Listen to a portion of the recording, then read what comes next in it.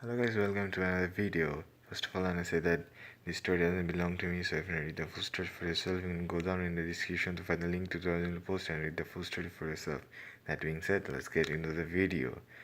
Today we are studying another what if. I know I am studying a lot of what ifs and not finishing them all, but don't worry, they're all gonna be finished once anytime soon. Today we are gonna start Naruto, the Ninjutsu Prodigy. This is part 0. This time I'm doing part 0 because it has synopsis. So I'm just gonna read them out, and from part 1, the full narration of the fanfiction will be uploaded.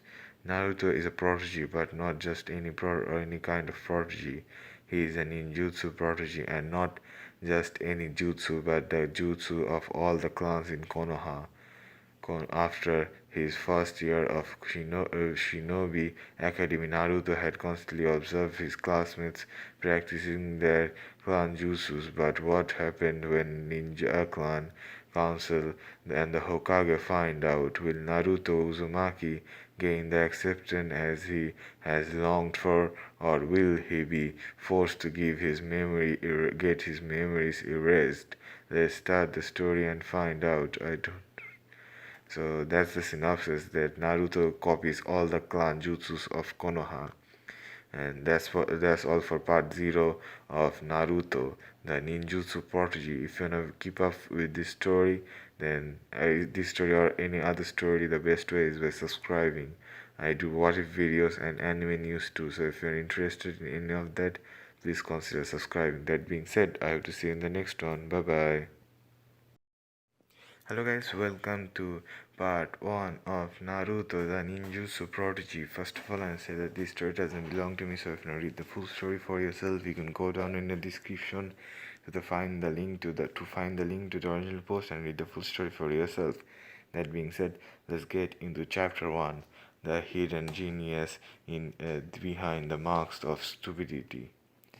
Naruto never showed it to anyone else, but he is actually quite smart than anyone gives him credit for. In fact, is so smart that within just 1 year of spying on his classmate training with their parents, he decided to give them a try himself, knowing that he had much larger chakra reserve than other and a tail beast inside of him. He was currently working on improving his secret skill by trying to use the Nara clan's signature shadow position jutsu. So far, he was having very little like without the hand seals, but that never stopped him before. Naruto then performed the rat hand seals and targeted a rabbit. He said, "Ninja art, shadow position, jutsu." Naruto succeeded and decided to go one step further and committed it with the connected with the combine it with the Yamanaka clan mind transform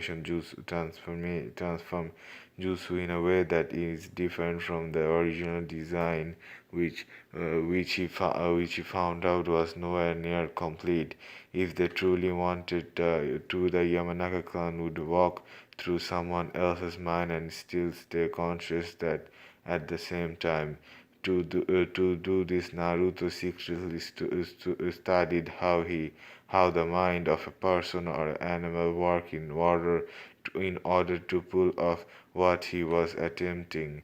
To his satisfaction, he actually succeeded and would use his classmate as test subjects. Currently he would only stay connected to someone or something with his shadows for an hour and a half and walk through a person's mind for about 30 minutes at a time before his chakra ran out and he had to use his nine tails chakra. Naruto had cancelled both of his jutsu in time before an Anbu Black Ops member showed up and said, Naruto Uzumaki, you are to come with us to meet the Hokage and Shinobi Council effective immediately. Naruto just shrugged his shoulder and said, "Alright, might as well get this over with. Not like I don't already know what this is about, but I will do as you say. Take me there." The dog masked Anbu then put his hands on Naruto's shoulders and used the body flicker technique, teleported to the village council cabin. Inside were the head of every clan, including the Uchiha clan head Fugaku and Mito Uchiha. Naruto then said with a bored expression on his face, "I'm already aware of the reason why you all called me here, so there's no point in asking, so I will just say it. Yes, I'm able to use every single clan technique. Yes, I have perfected them, and yes, I am still an academy student, but it's not how I am able to use your clan's technique. It is where I saw and learned them from. To put it simply, your children should be more aware of their surrounding before training with you in your clan's respective jutsu. I have learned and mastered them through observation. I know about being the host of the Nine Tails, and I have already made the connection between me and the fourth Hokage. Funny, since his monument and my looks are so similar. It's like looking in a mirror for me. But for people like you and the civilian council, you are too blinded by the hate of the Nine Tails. You fail to see the obvious truth in front of you. You have been lying to me for years now, old man, and old man, old man, and now I want what's rightfully mine, my inheritance, no council, no question, no issues. I want it in my hands, right here, right now. You at least owe me that much." And Hiruzen said, "So you are saying that you don't deny copying the technique of other people, people similar to the Uchiha clan's Sharingan eyes, and that you have fully mastered the basic of the technique? Would you like to explain how this is possible?" Naruto said, "Sorry, old man. All you people need to know is that I am not as dumb as you all wish to believe. I am also aware that at least one of the members of the Aburame clan and Yamanaka clan are part of the Root Anbu Black of organization still being run by Danzo Shimura behind your back. I'm surprised you haven't done anything about it yet. Isn't going against orders given by the Hokage direction to do something considered directed to do something considered treason? Huh?" Wow, Naruto is smart. And Hiruzen said, "Yeah, indeed it is. Naruto, Danzo, you are under arrest for going against direct orders from the Hokage to disband to Hokage of the Hokage to disband your Root Anbu Black of organization. Pray that there is no connection between you and the numerous assassination attempts on Naruto, or you will never be getting out of prison. Anbu, take him away. As for today, Danzo Shimura is stripped of his position and severe pervious on this council and his position as my advisor." Naruto then said, "Anyone else got any secrets they would like to explain now before I find them myself?" "No." "Okay, then I have." "Anyone else got any secret they would like to expose now before I find them myself?" "No." "Okay, then I just have one question for you, old man. And why are my godparents, and why aren't they taking care of me like my parents asked them before their death? and Hiruzen thought for himself, damn it all, if I tell him the truth, he will never trust me again. Jiraiya, Tsunade, you are in so much trouble for this. Hiruzen then said, Naruto, your godparents are Jiraiya and Tsunade of the Sanin. You are actually more closely related to Tsunade as her cousin. The Senju and the Uzumaki clans are always been decent, decently related since the time of the first Hokage, Hashirama Senju. I am sorry, Naruto, but your godmother swore never to return to the village, and your godfather runs a spy network. I have been in contact with Jiraiya. He should be she should be on his way back to the village by tomorrow. Here is everything your parents left you after their death. Bank account, family clan techniques and their house. You are able to leave here at any time. Just leave here at any time. Just keep the clan head up to date on your progress and training. It is bad enough you know their technique. It's even worse that you can actually use them through observation. Through observation, Naruto then said, "No problems, old man." Oh, and Lord Hiashi, don't think I am not aware that your clan elders are enslaving your own family. That cage bird seal is of Uzumaki clan design of Uzumaki clan design. I want it back as soon as possible, and you will remove all the cage bird seals from your branch family member unless you want me to do it for you. That is. And Hiyashi said, you are willing to threaten me and my clan with blackmail and association of thievery for another nearly extinct clan like yours. Watch where you watch where you go, Uzumaki. You just might have made an enemy of the Hyuga clan. Naruto said, highly unlikely, since I have seen Hinata use the taijutsu style in since I have seen Hinata use the gentle fist taijutsu style in taijutsu training at school enough times that I could do it blindfolded. Your threats are meaningless to me. Good day, everyone. Hiyashi then jumped out of his council seat in front of Naruto with his Byakugan flaring and said, then perhaps you wouldn't mind proving it right now. If you truly can use my clan's technique, then I would like to see just how effectively you are with it. And Naruto is sorry, but against someone like you, I would have to force it with my fuse it with my wind element. So unless you want me to shed all of the tenketsu in your body to pieces, no thanks. Just know that I could beat Neji Hyuga at my current level. Hiyashi didn't believe Naruto's claims and went in a palm strike to the chest, but what Naruto did next shocked him. Naruto then said, wind style, heavenly rotation. Hiyashi's eyes wide. Wind style? Nice.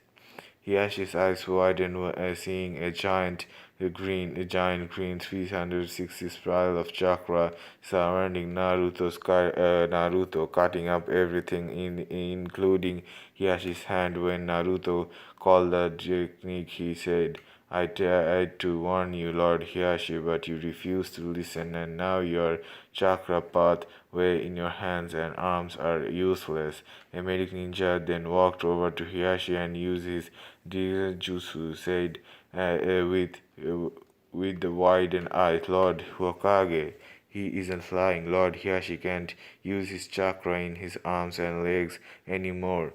They are completely cut off. It's like the wind chakra was thousands of minuscule blades that shredded up all of Lord Hiyashi's chakra, healing this the entire council. Hearing this, the entire council went wide-eyed, and now fronted with Naruto could do if they didn't watch their backs and begin to respect him once more. Lord Yamanaka, your mind transfer jutsu is incomplete. I have perfected it. It appears to the points I could stay conscious for about 30 minutes at a time in completion with the shadow position jutsu of your clan, Lord Nara, and your clan's body expression jutsu, Lord Akimichi. What takes the three of you do to individually, I can do all at once by myself constantly. Sadly, since I don't a have a hive of insects inside me, I cannot use the Aburame clan techniques. I have a fox for an element companion, and I can use the Inuzuka clan technique, Taijutsu style. And soon me Inuzuka said, "Okay, now this I gotta find out for myself. Let's go, brat, me and you, right here, right now." Naruto said, "Okay, Sumi, time to fight." Naruto then opened up his jacket and rolled out jumped. Naruto then opened up his jacket and out jumped a two-tailed fox. With the entire council was confused, and Sumi Inuzuka asked, what's that thing gonna do to Kuromosu?" Ha ha ha ha ha. That thing would be considered nothing more than a chew toy for him. Naruto said, "You were warned. Are you ready?" Kasumi nodded in approval and said, "Yes, master, let's do this." Naruto then got on all four of his legs, spreading apart, and said, tailed beast, fox stance, one tail." Hiruzen then watched as the nine-tailed chakra surrounded Naruto, and a single tail and ear of the chakra formed around his body. His appearance became more feral with the serpent Hiruzen, and most is that Naruto hasn't even lost control of the fox at all. Hiruzen then said, "Sumi, stand down." In that situation, Naruto will obviously certainly injure if cannot kill you. Injured if not kill you. Your orders are to stand down now. And Sumi Inuzuka said, "Sorry, Lord Hokage, but this isn't your business. It's a matter of the Inuzuka clan business. And as you're fallen under my jurisdiction, and as such falls under my jurisdiction." Hiruzen then noticed that the red chakra began swirling like crazy, and asked to himself, "So Naruto has a lightning element as well. Interesting. Maybe I should see how things go." He then said, "Very well, Naruto and Uzumaki versus Sumi Inuzuka begin." Naruto then said, "For lightning, fox style, fang over fang." Naruto then went flying through the Sumi and Kuromaru so fast that she barely had time to jump away. However, she didn't completely avoid the attack, as Naruto was able to graze her legs while paralyzing her, and watched as the electrified perform for Naruto, and compared turned back, kneeling up the same speed, and smashed into Kurumaru. Kurumaru was now out cold and unable to fight. Sumi was defenseless and with her left leg paralyzed, said, "All right, already, I give up. You win, you win." Naruto then cancelled the jutsu and said, "So you admit that I am better than all of you clan heads in your own technique."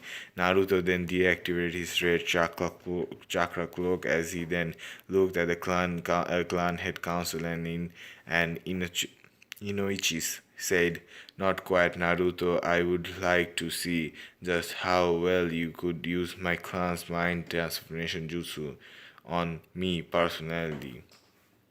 Now to say to the Shailgin, I already am using it on your mind, Inuichi-sama.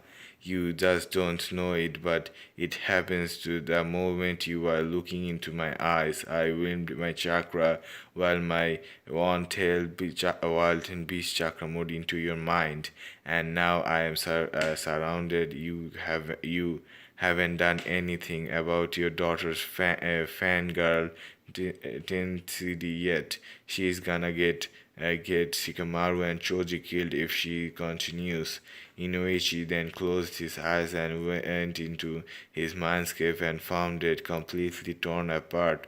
All of his memories of his daughter fangirls mentally exposed. Then he then looked at the figure behind him and realized it was Naruto Uzumaki, and that Naruto wasn't joking. His mind was inside of Inuichi's mind and mine, but he was still conscious on the outside. Naruto disappeared, indicating that the 30 minutes were up. Inuichi then explained his own mind and exited his own mind and said, "That is very impressive, Naruto. Not even I could do that at your age. How did you manage such a thing?" And Naruto said, "You have your secrets, and I have mine. Who I share them with is none of your concern. Just know that I am more powerful than all of you and your children put together. Put it simply, watch this shadow position in Jutsu." Naruto then captured Shikaku Nara and slapped himself Shikaku mockingly. The same thing as he then woke up and said, "Ouch, what the hell? Did he just use my own technique against me and woke me up? That's scary." And Naruto said, "Well, at least now I know why you are so lazy, Shikaku Nara. After leaving Inuichi's mind, I went through yours. Your intelligence and skill expect your experience as a genius strategist. You feel you only need to do the bare minimum because you find it troublesome to make any real effort and are constantly scolded by your wife because of it. Your marriage works both ways, Shikamaru Nara. Your marriage works both ways, Shukaku Nara. If she says to put more effort into something, you don't come up with excuses. You just do it and get it over with. You will be happier in the long run." And Shukaku Nara said, "My son was right about you. You are so troublesome this time. Maybe you're right. Fine, I will do it, but I'm not sure I will like it." Naruto said, "Would you rather challenge me to a battle of shadows? I know the one weakness of your clan. Your technique relies on shadows to connect with your opponent and their chakra. By cancelling the flow of your own chakra, I could escape your shadow position jutsu and attack you freely. I am pretty sure that this weakness of Nara's signature shadow position isn't it? Isn't it?" And Shukaku says, "Crap, how the hell did you know that?" Naruto then looked at the Uchiha clan head and said, "Oh, and Lord Fugaku, I know all about your dojutsu, the Sharingan, its weakness of overusing it. The longer you use it, the more exhausted you become. Take into consideration the Mongekyo Sharingan will make you go blind after overuses, and your various Jigenjutsu are useless. So long as I don't look in your eyes, I cannot be captured by your genjutsu abilities. I have also mastered your grand fireball jutsu." Now Mikoto and Fugaku had reason to be scared. Naruto just announced to the entire council the Sharingan's every weakness. Perhaps they were severely underestimating Naruto's intelligence. If they now had any clue, Naruto then said, knowledge is power. The more you know about a person and what they are capable of doing, and the safer you are and the better chances of success in staying alive you have on a mission. Well, I'm out of here. Jana, Zine, goodbye. Naruto then left the council room, crumbled with a stunned Hokage clan council far too speechless to say anything. Hiruzen saw Naruto had a laughing element, but what he doesn't know is that Naruto could use the Chidori and even bigger effective than Kakashi. If Kakashi only knew how careless he'd been with it usage, he would be aware struck at what Naruto could do. Fortunately for him, he was about to find out. That's all for part 1. If you want to be notified for future parts, the best way is by subscribing. That being said, I have to see you in the next one. Bye bye. Hello guys, welcome to part 2 of Naruto The Ninjutsu Prodigy. First of all, I say that this story doesn't belong to me, so if you read the full story for yourself, you can go down in the description to find the link to the original post and read the full story for yourself. That being said, let's get into the video. Chapter 2, Naruto reveals his true intelligence. Naruto was on his way to the house that his parents left him in his inheritance when suddenly he had an angry mob. Kakashi and Itachi had been trailing Naruto since he had left the council meeting upon Hiruzen's orders. Naruto, seeing the angry mob of shinobi and civilians, just stopped and said, I'm going to be nice to you people right now and kindly ask you to leave me alone unless you want to die. A random civilian then asked, Yeah, right, Demon Brat, there's no way you can beat us. We have got you outnumbered. What can you possibly do to us? And Naruto said, You do see what time of day it is right now, don't you? To put it simply, I may not be from the Nara clan, but I know how to use their technique, shadow possession jutsu. A random shinobi then said, What the hell is going on here? How can you use the same jutsu as the Nara clan if you are not one of them? And Naruto said, Oh, that's not all I can do. Tell me something. How much do you people know about the fourth Hokage's signature Hiraishin technique, or his last remaining student lightning jutsu, or his last remaining student lightning jutsu? If you knew anything, you would know that I am the fourth Hokage's son, and his last remaining student Anbu code name is Dog. The signature jutsu he uses is this one. The signature jutsu he uses is this one. Nice. Naruto then went through the proper hand seals and gather what looked to Kakashi and Itachi like yellow lightning and said, Yellow lightning style, Chidori flash. Naruto then vanished in a Hiraishin and used his yellow lightning style Chidori flash to cut down all of the people in the angry mob, not feeling wounded at all. Naruto then said, Assholes. They all should have listened to me the first time I warned them.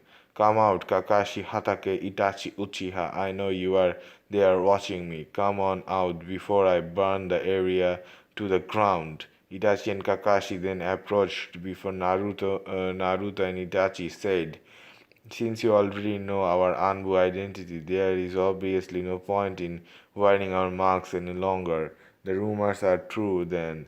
You really can use any jutsu after seeing it only once and then perform it. Kakashi Senpai, you have been careless in training with your Chidori. Apparently Naruto had seen you use it once and memorized the hand seal to perform it. Even more intelligently is his lightning is yellow. Interesting is his lightning is yellow, similar to the purple lightning you use. Naruto then said, "Unlike most people, I don't take pride in being a genius. I am still only an academy student. Could technically graduate early if I wanted to, but that would raise too much suspicion with the civilian council. I will clear this up early. First, fire style. Great fireball jutsu. Naruto then blew from his mouth and a fireball the size of a large two-story house which surrounded Itachi, and as he had never seen a fireball jutsu that big before. Surprised Itachi, not surrounded, surprised. It was so hot that he and Kakashi could feel the heat coming off of it, and needless to say, they were roasting underneath their unbu uniform. Naruto then cancelled the jutsu and said, "Okay, that was fun. Time to go home now. I need my sleep so I can get up early and train for the next simulation of the semester of the academy. Don't want to be too far behind everyone else. Plus, I need to catch up on my Fuing Jutsu studies." Well, Jane, Kakashi and Itachi just stood there dumbfounded at what they saw. Naruto had just used at least two A-rank jutsu and one B-rank jutsu of the Nara clan, and he was barely even tired at all. Kakashi then looked at Itachi and said, "Wait a minute. Itachi, should we be worried for Naruto's classmate that fireball was big enough to kill an entire army of bandits? I have never seen something so large before." And Itachi said, "Neither have I, Kakashi Senpai, neither have I. If my clan is not careful, especially Sasuke, he could wipe out the entire Uchiha clan within seconds of casting that jutsu. This is very troubling indeed. The heat that came off it was unbelievably strong, stronger than even my own." Then Kakashi gasped, saying, "Yeah, you are right. The same thing could be said for the version of my Chidori, and to combine it with his father Hiration, no less. I am beginning to think that he is hiding something. He could use Chidori without a Sharingan. The side effect of the jutsu itself causes the user to have tunnel vision, unless no, that isn't possible. He's mastered it. He has mastered it. He has mastered the Cubist chakra. That explains it. He channeled the nine tails chakra to his eyes to prevent him from getting tunnel vision. Very smart." And Itachi said, "We must report this to the Hokage immediately. We will want to know everything that just happened. He will want to know everything that just happened." And Kakashi said, "Right, let's get going. And the sooner the better." They then ran off to the Hokage's office to give Hiruzen their reports. And when they got there, Hiruzen said, "You need not to tell me anything about what just happened, Kakashi. Itachi, I am well aware of what the fact that Naruto could use your Chidori and your great fireball jutsu. My only guess is that he practices his chakra control in his spare time of school. This is very troubling. If the civilian council found out about this, there is going to be an uproar of complaint and calls of his execution as a demon. I am beginning to think that Naruto might have all five chakra element affinities, though I am not yet seen him use any water or earth element ninjutsu yet. I have plenty. I'm pretty sure he is able to, and hiding it from everyone, including me. And Kakashi said, "Lord Hokage, may I make a suggestion?" And Hiruzen said, "You may, Kakashi. What did you have in mind?" And Kakashi said, "If Naruto is smart enough to use high-level ninjutsu after only seeing it once, why not give him an IQ test to see if he could graduate early from the academy?" And Hiruzen said, "And what do you think Naruto's option of this is?" And Itachi said he is worried that it is going to raise too many suspicion within the civilian council. Perhaps we can make him Genin on record, but off the record he could be a part of the Anbu Black Ops. He certainly is a talented candidate for the position and could do quite well. I would even put in a recommendation for him to join in. What about you, Kakashi Senpai?" And Kakashi said, "I have no problems with Naruto joining in the Anbu Black Ops. And I agree with Itachi. Naruto has become far too talented to be a genin. He would be more useful as an Anbu operative." And Hiruzen said, "Very well, then I shall speak with him about it, and if he agrees to two of you, you will be his. If he agrees to it, if he agrees, the two of you will be his superior officers. He shall have the code name Yellow Lightning. Am I understood?" That is. Wait a minute. Is it? And Kakashi and Itachi said together, "Yes, Lord Hokage, as you wish."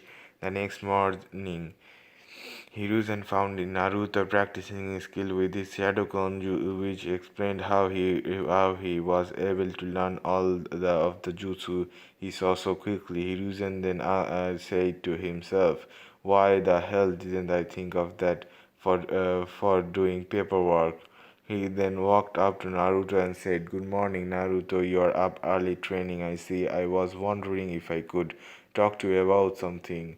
And Naruto said, "Of course I am, Ziji. Why wouldn't I be? I am, and sure I can take a break from training for a bit. What's up?" And Hiruzen said, "As you know, Naruto, you and I are both aware of you are far too smart to be at the academy any longer and far too powerful to be a genin.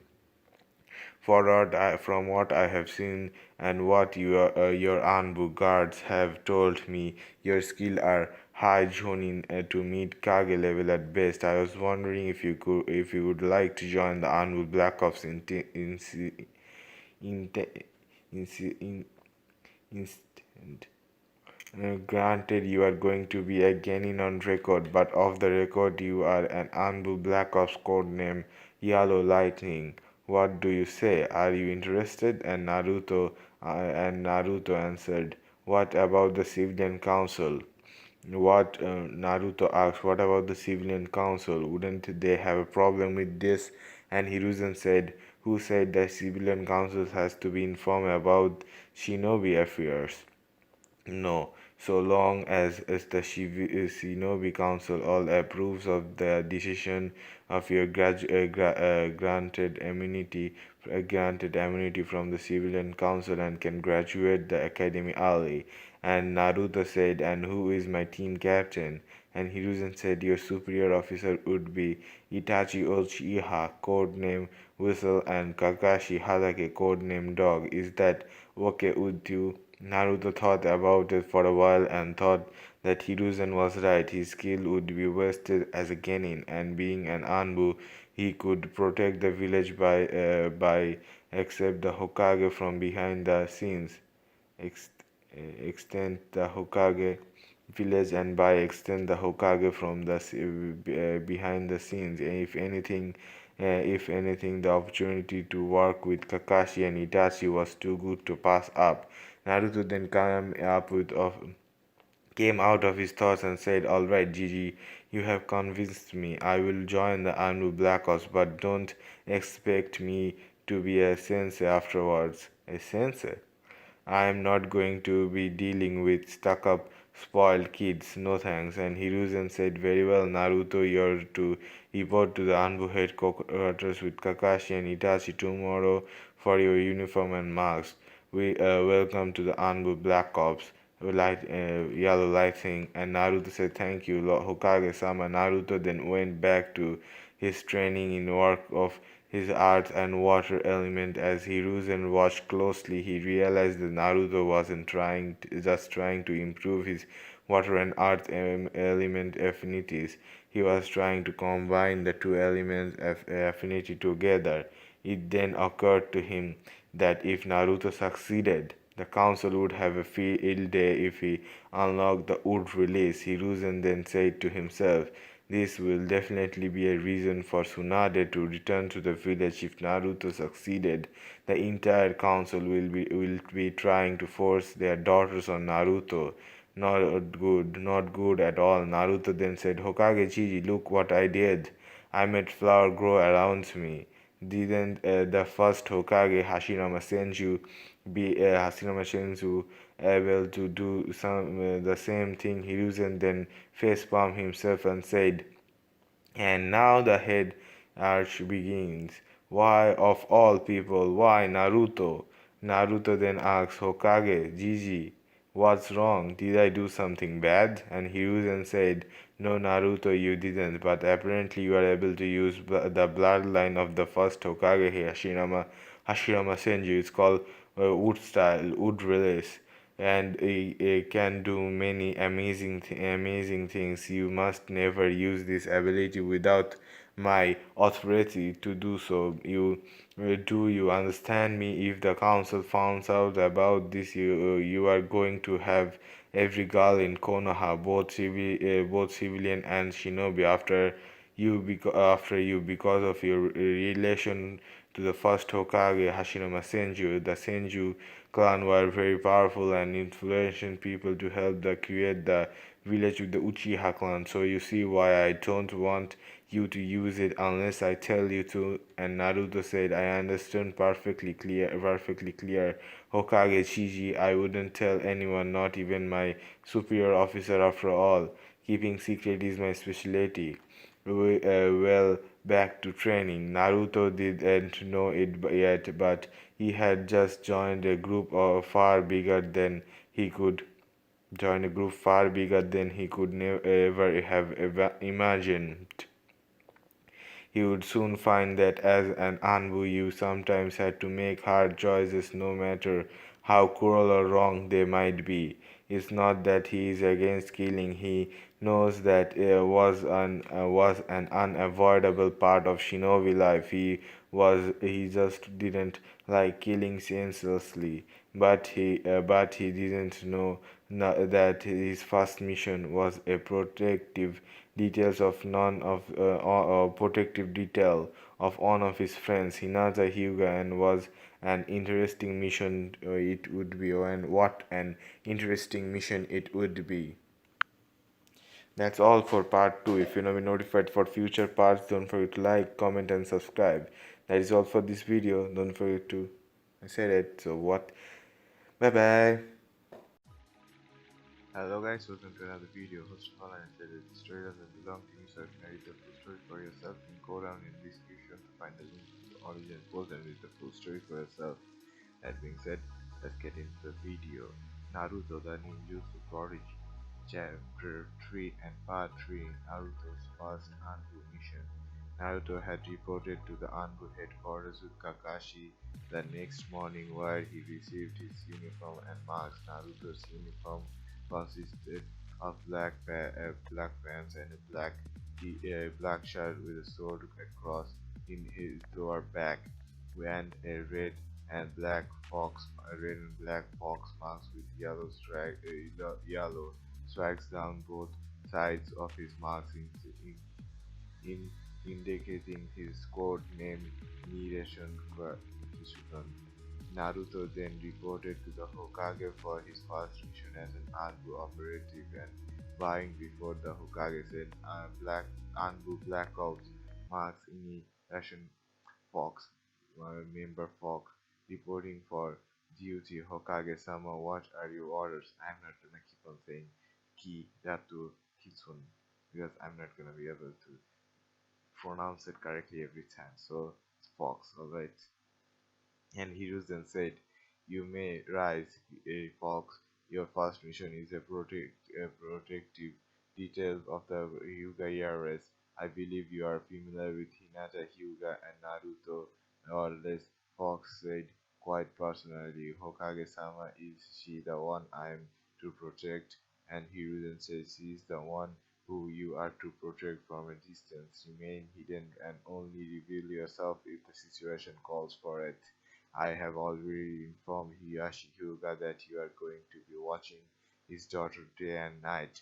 Under no circumstance do you show your true skills. It is only what's necessary. As for your lighting style, Chidori Flash, you only use the first level. Am I clear?" And the fox said, "You perfectly clear, Lord Hokage. I will be off now."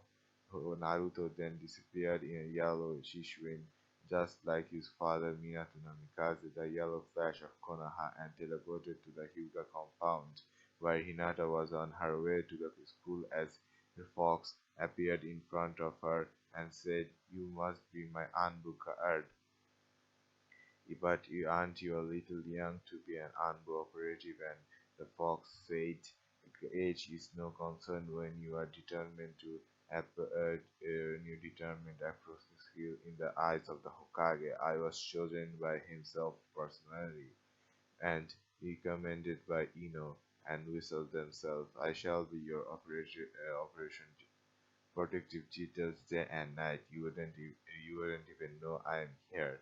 You're in good hands, trust me. I can handle myself." And Hinata said, "But what about Naruto-kun? He needs more protecting than me, doesn't he?" And Fox said, "He is in good hands. Now we just get you to school before you are late. I will be watching you from a distance." The fox then vanished into the shadows, keeping hidden out throughout the day and night. When his shift was over and there was no sign of any threats in Hinata's life, he started to head back home until remembering that Raikage was visiting for free talk with the Hokage. Then he said himself, "Perhaps I should keep watching for a little bit longer. If I leave now, anything could happen to Hinata, and I will have failed my mission." So that's exactly what he did. As as patrolled the entire compound all from the end to end and noticed a slight figure sneaking around the main house family near Hinata's room it then occurred to him that he was a kidnapping attempt to steal the Byakugan. Instead of talking about formal appearance, he took a more slightly approach and said, "Ninja arts, shadow position, jutsu." Without using any hands, Naruto captured the Kumo Shinobi with his shadows and said to himself, "Now let's see who you really are, the person pulling the strings in this kidnapping attempt. Ninja arts, mind transfer, jutsu." Once again, there was nothing the Kumo Shinobi could do since it was dark out and he never noticed the shadow capturing him, let alone his mind being invaded. Once inside the shinobi's mind, Naruto found the memories he was looking uh, for the for and extracted them from his reports to the Hokage. Whistle and Dog then showed up and said, "You Fox, why haven't you reported back to the..." Kakashi then realized what he was going on when he noticed that Fox had his shadow connected to the Kumo Shinobi and was spacing out as if holding his connection. Naruto then cancelled his vision of his mind and mind transfer jutsu and said, "Peace negotiations between the village are true, but apparently the Raikage's council had a hidden agenda. They decided to use the peace negotiation as a way to get the Byakugan without the Raikage or the Hokage's knowledge. Inform them at the that one of the shinobi of Kumo has attempted kidnapping the Lady Hinata. Tell the Hokage that he Fox has the suspect in custody and the Raikage is allowed to use any means to get answers. We also had a war on our hands. We almost had a war on our hands. Here is the report from the mind I have obtained." Fox then handed them a scroll which he knocked out the shinobi with a quick chop onto the base of the neck and cancelled his shadow pollution jutsu. He was able to use much less chakra this time because this was night time out, and that was when a Nara member shadow technique while at their most danger. He then tried up the shinobi and said, "You are so dead." When the Raikage finds out that the Kumoshi Council ordered to have the Hyuga clan heirs kidnapped without his knowledge, you are a loyalist to the Raikage's belief of obtaining power bloodline at any cost, aren't you? I hate people like you and your council. I hope Lord Raikage kills you himself. Let's go, Kumo's come. Fox then used his Shishuin technique and teleported back to the Anbu Black Ops headquarters where he threw the Kumo shinobi snooping around the Hyuga clan compound in a prison cell and waited for the Raikage to show up. Meanwhile, Hokage's office, Itachi and Kakashi appeared before the Hokage and the Raikage with the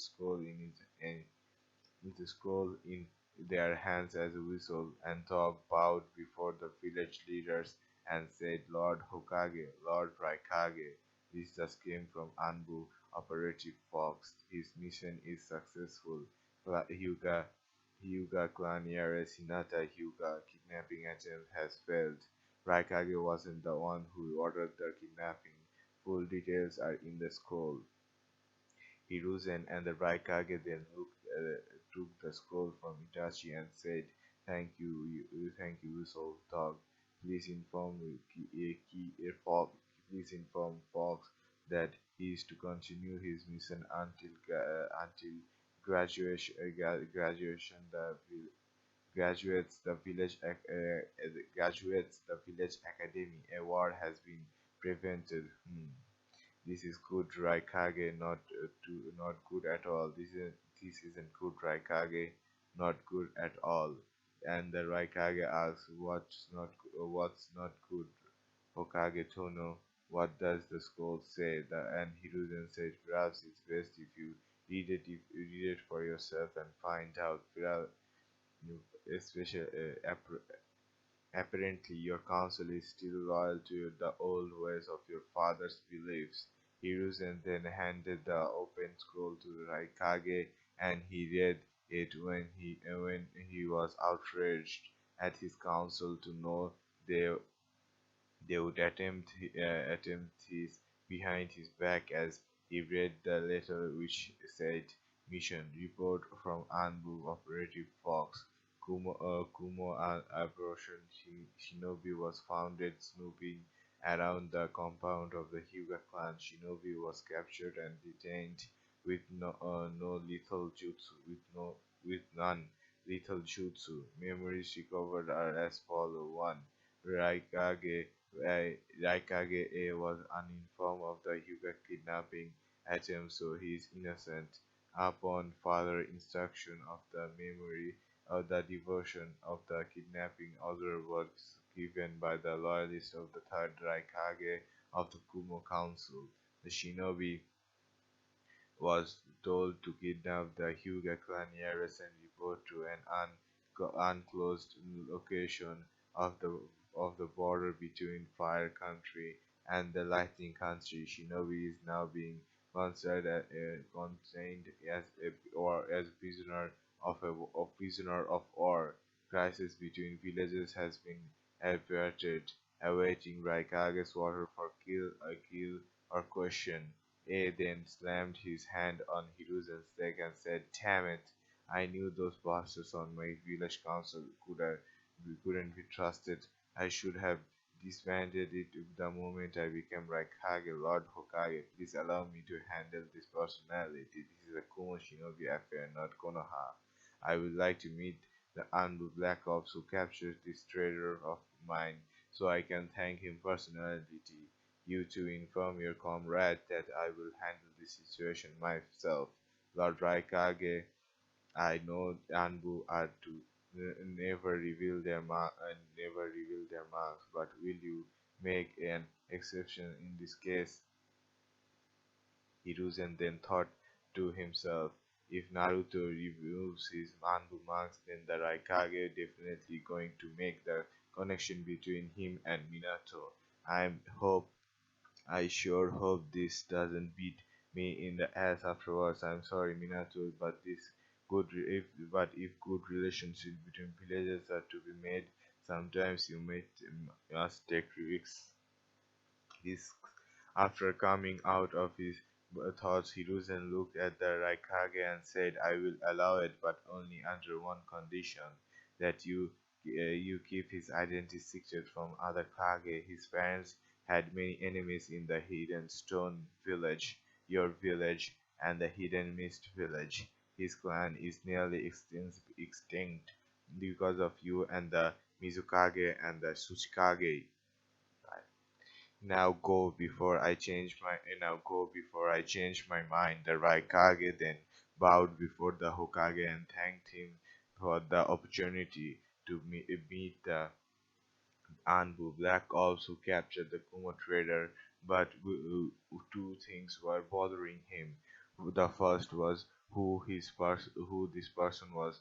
A person obviously was an Uzumaki clan member. The second thing is that he could think of only of one person who is ever had multiple encounters with him on the battlefield and a history with Kumo, the yellow flash of Konoha, Minato Namikaze, as he had his way to the prison cell where his shinobi was being guarded in the Anbu who captured him. He approached approached Fox and said, "At ease, please remove your mask so I can see your face.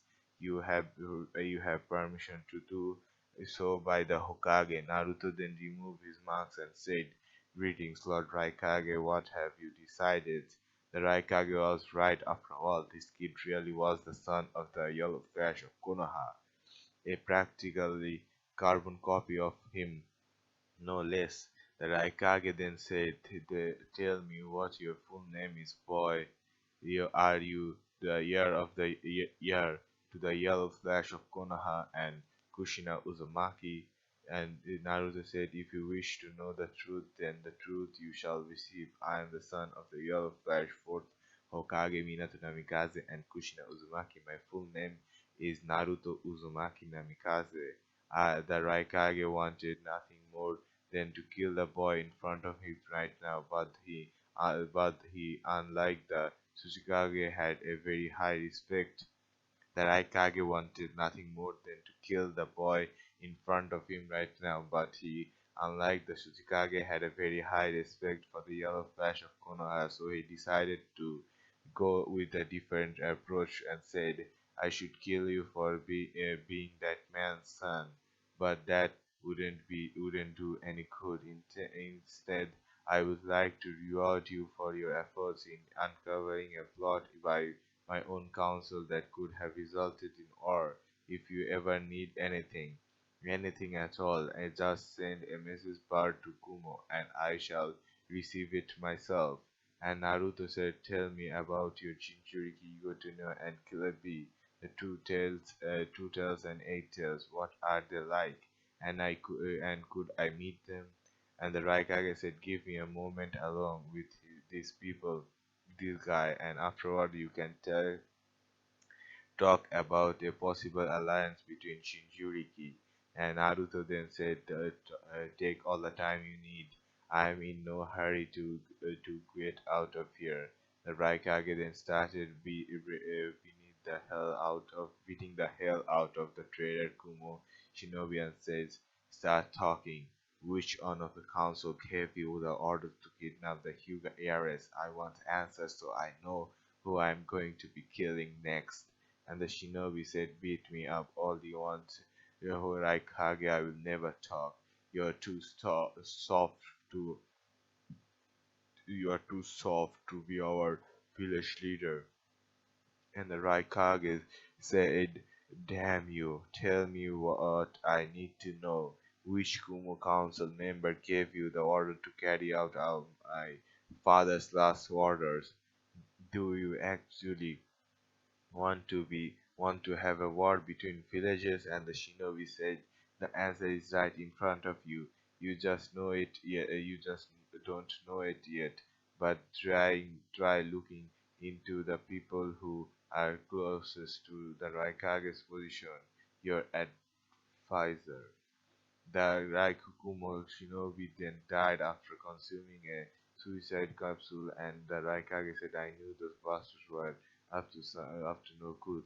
I will have their heads when I return." The Raikage then turned to Naruto and said, "Burn the body. Leave no trace of this incident ever happening. I have a few skull to break when I return to the village, hidden cloud village. Nobody goes behind my back and nearly cost Kumo an alliance over a bloodline of Konoha.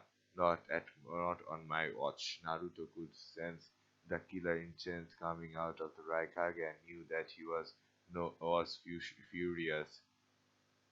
Naruto was just as equally angry and said, "With the Hokage permission, Lord Raikage, allow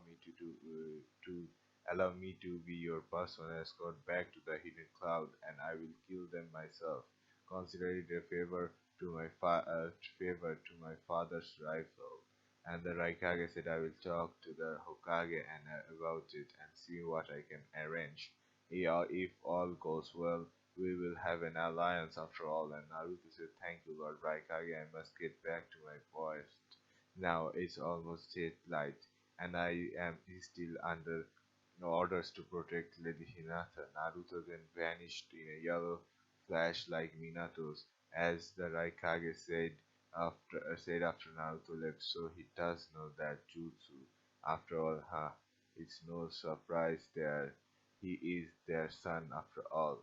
But now I have business with the Hokage to arrange." Naruto then approached before the Hyuga clan compound and waited for Hinata to be walking into the academy. Hinata constantly had been getting the best for her lately, and circumstances because they had been getting best for her lately and wanted to know who is behind the marks of her protector. So while Fox wasn't looking, he activated her Byakugan and and took a peek underneath behind his marks. The chakra signature was similar to Naruto. His looked even more so. She was confused. How could this Anu Black of member be her Naruto-kun if she is been seeing Naruto in class every day now? What made her even more confused is her father was correct in what he told her. Naruto had a powerful wind element and that could shred chakra but was like a knife through butter. Her father current condition being a prime example of that. She also heard from her father that Naruto was very observative and mastered her clan's technique, which she didn't mind really, but she knew this well all signature of nature born genius. But she knew these were all signs of a natural born genius. Even Shikamaru admitted to her that he believed Naruto was much smarter than he let someone believe. Either way, She was glad to have her crush for her protector. But how long would he be her protector remain to be seen, knowing full well that Anbu's identity was always to remain secret at all times. She swore not to mention it to anyone else in her clan or among her classmates. This was her secret and only hers. Once Hinata got into class E, Fox decided to patrol the perimeter around the academy. Now some would say that Naruto took his job as Anbu Black Ops seriously. Others in Anbu would say that he was all a lot like Kakashi when he was younger, making the success of his mission first priority. Kakashi and Itachi tried telling him that sometimes you need to bend the rules bend rules a little in order to be successful. Sometimes Naruto obviously never considered until now. Naruto had realized that the more time around Hinata he spent, the more attracted to her he became, almost as if they were destined to be together. But he didn't believe in fate or destiny. He believed that a person wrote their own destiny that a person wrote their own destiny and carved their path to success with hard work and determination. Sadly, he still couldn't deny his feeling for Hinata that were obviously very strong. Just her beauty alone him made him lose focus for time to time. He would soon find out that emotions aren't always such a bad thing to have. If anything, they were what would make him stronger. Naruto had seen Kiba Inuzuka over the past few days, trying to get down Hinata's pants. However, this time was different as he saw Kiba's hand reaching towards Hinata's chest, cop a feeling, if you will, a cop a feel, if you will. Naruto put Kiba in his place at that moment and threw a kunai at his hand. Naruto then created a shadow clone behind Kiba and said, "Try that again, and next time I will aim for your genitals. Do you understand? Do you understand each other?" Kiba reached between his legs and said, consciously reached between his leg and said, Sure, yeah, sure. Sorry about that, Hinata. I wouldn't ever. It wouldn't have ever happened again." Hinata just giggled at Kiba's scared expression and said, "Oh, Kiba, if you only knew who that Anbu guarding me was, you would be looking over your shoulder every day. That is fox, yellow lightning, and oh, Kirashun means yellow lightning. I've been saying fox. Eh, the same. And he isn't the kind of person who takes things like what you try doing too lightly. Be like him, be lucky. He is under orders by the Hokage to protect me from you and any other person he deems a threat to me. Otherwise, he would be dead right now." Sasuke Uchiha was watching everything from his seat, was quite curious as who the hell Yellow Lightning person was. Fox sounds better. All he knew was that he was a very talented shinobi with an IQ higher than Shikamaru and faster than an Inuzuka hound. He wasn't sure how powerful this person was, but if he tried doing something to Hinata, he would find out. Naruto then dispelled the clone and looking over the classroom saw Sasuke Uchiha and said to himself, "So that's Itachi Senpai's brother, huh? He seems pretty weak, certainly not worth my time. But if he tries anything around Hinata, I might just have to hurt him a little." Class then let out for lunch and Sasuke Uchiha kept looking around for an Anbu he saw, so he decided that if Anbu weren't shown himself, that if the Anbu wouldn't show himself, he would have to provoke the Anbu a little bit by attacking Hinata. Sasuke then said, "Hey, Hinata, which female dog, where's your knight in black shining armor?" Knight in black? I bet he's too scared to face an Uchiha like me. And Hinata said, you best watch what you're saying to me, Uchiha. You may just regret it afterwards. All you need to know is that he's always watching me, and he's never far away from where he can see and hear everything. You could say that if he wanted to, he would put a kunai in the back of your head right now. And sure enough, there was a kunai pointing at the back of Sasuke's head. If the fox, fox then said, Yellow Lightning then said, "You will take back the last more comment about Lady Hinata, or I will kill you right now.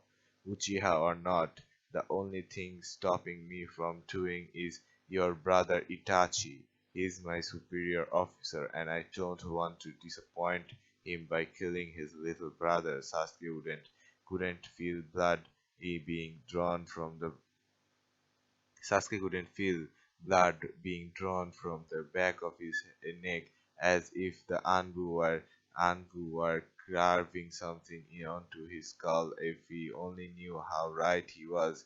Hitler was carved the Irashin seal into Sasuke's neck, as if he was being rebranded with an irre-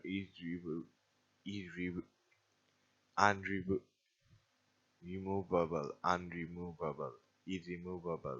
mark. Sasuke then said, who the hell are you really? How are you this strong? I want to know. I demand you tell me right now." Yellow Lightning then said, "You want the spirit of my power? You want to see what I am truly capable of doing to enemies? Okay, I will show you what I can do. Then you will know why nobody insults Lady Hinata on my watch.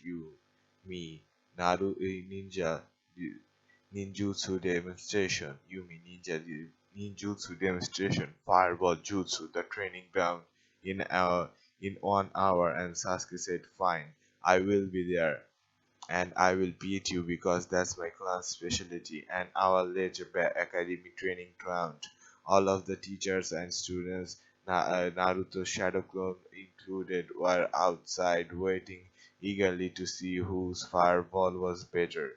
Naruto Naturally, Sasuke's fangirls were cheering for him on to beat this person, but Sasuke knew definitely and said, "Ah man, this is so." Shikamaru knew definitely and said, "Ah man, this is so troublesome. If that's who I think it is behind that mask, then Sasuke is way out of his league." And Yamanaka said, "What are you talking about, Shikamaru? Are you telling me that you know who's behind the Anbu monks? Who is it, and why is he called Yellow Lightning?" And Shikamaru said, "Just shut up and watch, you blonde, troublesome blonde." Decided to give up and just watch the show as both competitors stood in front of the wooden post, and key narration and Yellow Lightning said, "I will let you go first, so oh mighty Uchiha Sasuke." And Sasuke said, "Yeah, whatever, this will be an easy win for me. Fire style, great fireball jutsu." And Sasuke blew out of his mouth a fireball of the size of a medium-sized house, and when he finished, the entire post had scorch mark all over it. Yellow Lightning then said, "Not bad. Now let me show you how to do a real fireball jutsu. Fire style, great fireball jutsu." Yellow lightning then blew out a fireball the size of academy as all the students and the teacher who were watching were amazed at how huge it was. This fireball had to be at least 3 feet wide and 8 feet high. The Sasuke couldn't literally feel the heat coming off the fireball blowing in his face, and he could then stop sweating like a pig when the jutsu was over. If Yellow Lightning said, "Ha, I guess I'm still doing it. I'm still overdoing it with the amount of chakra I use. Funny, I seems I don't even feel tired." When the smoke cleared, there was nothing left after a created with scratch crater filled with scorched earth and piles of ashes while the training post once stood. Yellow Lightning then said, "Well, that was amusing. Better luck next time, Uchiha. If you ever want to be as strong as your brother, gotta need it. You're gonna need it. Remember everyone, there's no shortcut to great strength. There's no shortcut to greater strength. And no matter how bo- uh, bro- borrowed power, and no matter of borrowed power will make you strong. You must work hard constantly and continuously to become strong than you are now." Yellow Lightning then vanished back into shadow to watch over Hinata until the day was over. Sasuke then said, "Well, looks like I was right this whole time. The Naruto we see in class isn't the real thing. It's a shadow clone." Shikamaru then said, sorry, not Sasuke. It then hit Ino and Sasakura that what they just saw was in no way possible, that it could be Naruto. The entire time they had known Naruto could have would always be an idiot. Could they be mistaken? Sakura then said, "Wait a minute, Shikamaru, are you saying that Anbu operating Hinata that Anbu protecting Hinata and who just burned half of the academy training ground was Naruto Uzumaki? How how's he that strong? How is he that strong?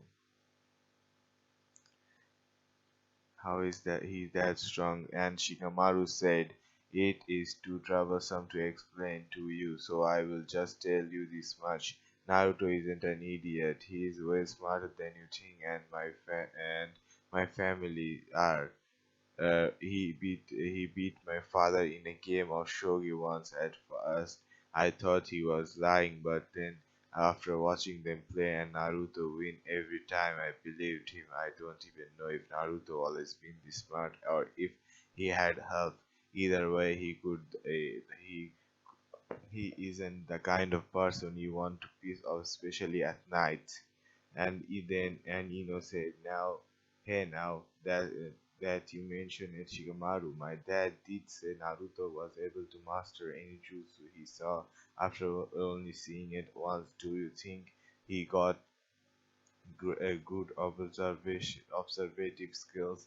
And Shigemaru said, "I'm not sure, but I have been hearing rumors that he is going to be the Raikage's personal escort back to the hidden cloud. If that's the case, then we definitely have been underestimating Naruto's intellect." The day came to the end, and Hinata made her way safe and sound within a reasonable time, thanks to Naruto being her protector and all. But she was very disappointed that he is leaving the village with the Raikage to escort him back to the hidden cloud and wouldn't see him for a while. But she knew it wasn't forever, so she would wait as long as it took. That's all for part 3 of Naruto the Ninjutsu Prodigy. If you wanna be notified for future parts, the best way is by subscribing. That's all for this video. Don't forget to like, comment, and subscribe. Bye bye. Hello guys, welcome to another video. First of all, I said that this story doesn't belong to me, so if you read the full story for yourself, you can go down in the description, find a link to the original post and read the full story for yourself. That being said, let's get into the video. Naruto The Ninjutsu Prodigy, Part 4, Chapter 4. The Raikage's return to the hidden cloud. Naruto's second mission. It was finally a day that the law of the fourth Raikage was was returning to the hidden cloud village, and by some miracle Naruto was his personal armed escort. They had just left the village and were already halfway to the borders of the fire country. The Raikage decided that now was a good time to rest and get better acquainted with the son of his rival and said, "So you asked me to tell you about my Jinchuriki, Yugito Ni, and Killer Bee, right? Well then, you wouldn't be disappointed. They are both very powerful and have full control over their tailed beast. Killer Bee is my adopted brother. Yugito is a daughter to me. You could say that I see them as my own family. Your father was a very strong and powerful shinobi when I met him on the battlefield. He was actually the first person to ever be able to outrun me. So you have a lot to live up to. Your parents were great people. Their sacrifice weren't in vain. They did what they did what was necessary to protect the village and you from the most powerful tailed beast, which you now contained, the nine-tailed fox. With enough training, you could probably master its power. We should take a break for now. I will take the first watch for while you set up the campsite. After setting up the campsite, Naruto then looked at the Raikage and said, "You know, never had an easy life growing up because of the nine tails sealed inside me. Everyone treated me like I was the Kyuubi in, incarnate. But because you are always around, I bet that your Jinchuriki, Yogiti, Ni, and Killer Bee were practically praised like heroes for containing their tail feast. They weren't treated like a weapon for the village or talked down to like garbage." The Raikage then said, "Did everyone in Konoha treat you like that, or just the villagers?" And Naruto said, "Just the villagers mostly, and maybe a few shinobi, but not all of the shop owners were bad. There is this ramen place called Ichiraku's Ramen. They were the first people to treat me like a person, aside of the Hokage that is." And the Raikage said, "So nobody in Konoha, aside of you, the Hokage, and the Sanin Joraya and Tsunade, and the Council of Shinobi and Civilian Council know who your parents are." And that old fool Hokage refused to tell anyone because of me, the hidden stone and the hidden mist. Was he really that paranoid? Was he really that paranoid? And Naruto said, "Apparently he was still is to the point that it was made an triple S rank secret. Nobody's children were supposed to know I contained the nine tails, not even me. I found out on my own. Found out everything on my own. I don't feel like I have any trust left to give to the Hokage anymore, except for his skills, that is, with Danzo Shimura gone, he's taken back most of the civilian council." The Raikage felt sad for Naruto, knowing full well that he's got no family to call his own and no clan to fall back on because his present kill them off. The Raikage then had a thought and said, "What if I told you that not all of the Uzumaki clan were destroyed, and some actually survived their clan destruction?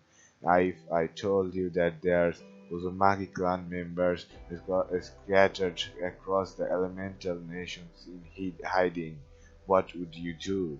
And how would you find them?" And Naruto said, "That's a pretty good question. First, I would have to know what to look for and where to find them if they are even still alive, and then I would have to convince them to come with me to the Hidden Leaf Village. Not an easy thing to do.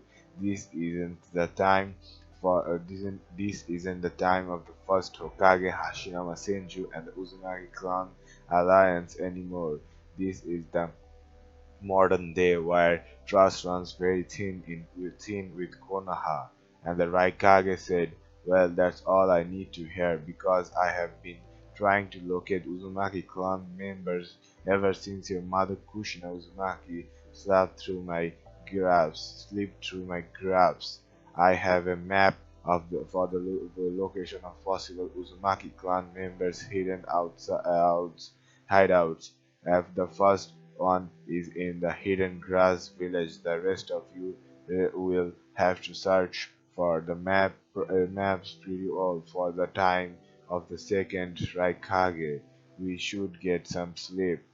Then Naruto went into his tent and put out the campfire so nobody would spot their location. After a good night's rest, Naruto and the Raikage woke up and continued their journey back to the hidden cloud.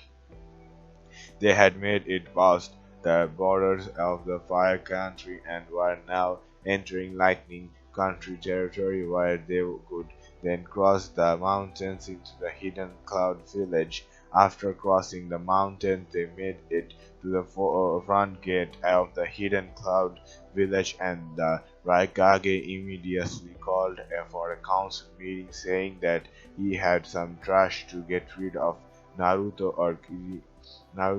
or Fox moved back to the shadows and waited, following the Raikage to his village council chambers. Once inside, the council meeting was called to order and only entrance or exit sealed shut. The Raikage then said, "Now, I am sure you all wondering what's happened in Konoha during the talk about peace negotiation. Well, I can assume you that I don't know what you people were thinking, but nobody on this council could have ruined our alliance with Konoha. Could have ruined our alliance with Nobody on this council could ruin. Nice. They did have an alliance. Nice. The Raikage already knew he was responsible. They were sitting right next to him for Kami's God's sake. One of the council members then asked, "Lord Raikage, where is the Emperor Shinobi we sent with you? Did something happen to him?" Then the Raikage said, "That's a good question. Tell me something. How many people here are still loyal to my father's cause for gaining the Byakugan from Konoha?" At least half of the council on the Shinobi and civilian side raised their hands, and the Raikage was disappointed in them. It seems like he has a lot of trash to take care of. The Raikage then asked, "And how many of you are actually foolish enough to think that you would succeed behind my back and not risk another war between Konoha and Kumo?" Again, the same number of people raised their hands, and the Raikage said as he pushed out the scroll from the Hokage. "This is a scroll with details of the event that happened during my talk with the Hokage for peace. Apparently, someone here gave the ambassador orders to kidnap the heiress of the Hyuga clan, not knowing that she had an 24/7 handbook guarding her at all hours of the day and night. Tell me, how many of you have heard of the Fox?" At hearing that name, Ration Kusen, the Raikage's council went silent, and his advisors shook with fear, writing all over their faces as one of the advisors slowly backed towards the door and said, "No, no, that's not possible.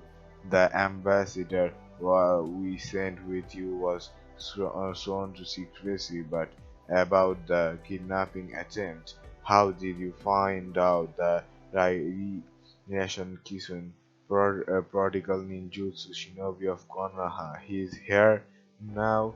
Somebody do something. We have to call for our Shinjuki to save us.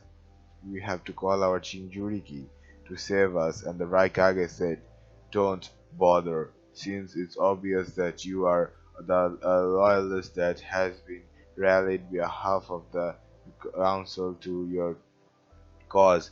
The penalty for this is death.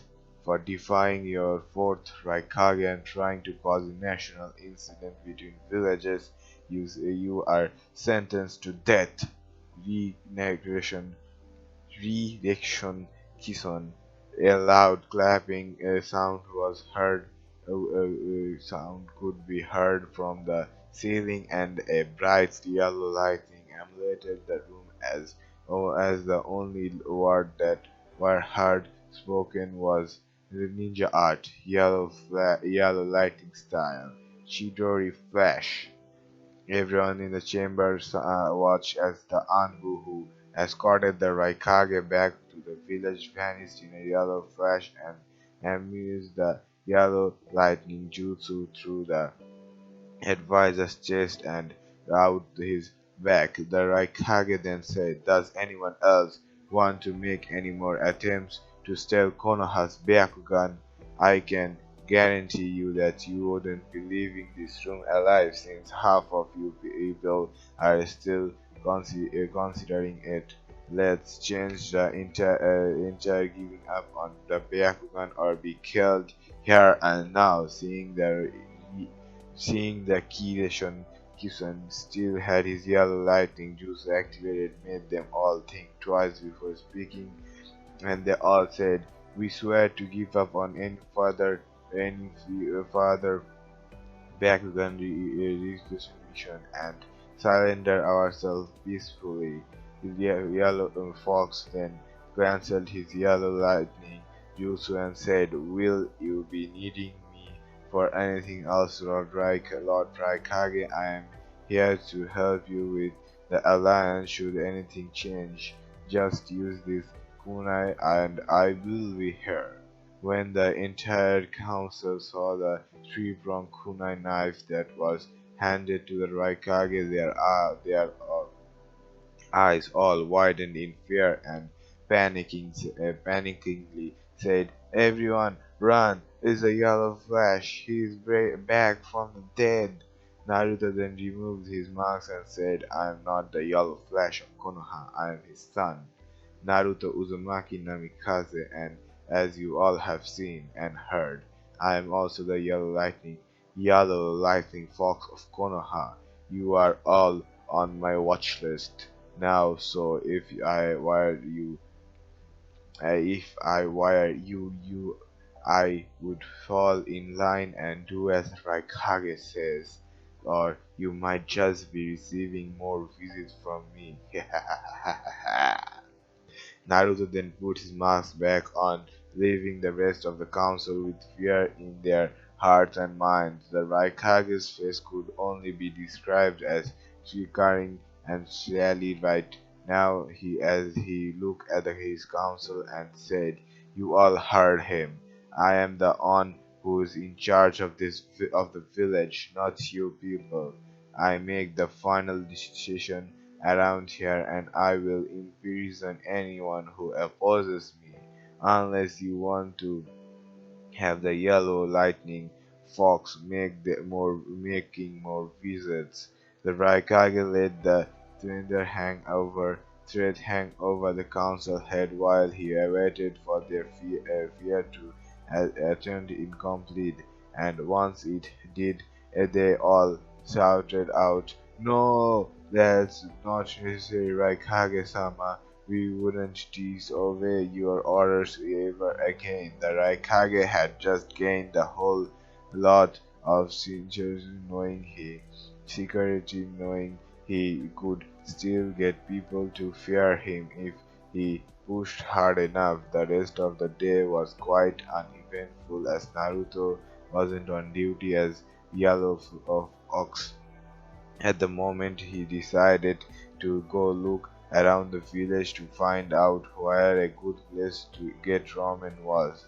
To his delight, he found one and ordered 10 bowls of ramen. Meanwhile, sitting across from Naruto was a beautiful blonde woman with her hair in a long ponytail, dressed in a blue kimono-style black jacket with black mesh armor and shirt underneath, wearing black sandals and stockings that came up to her knee.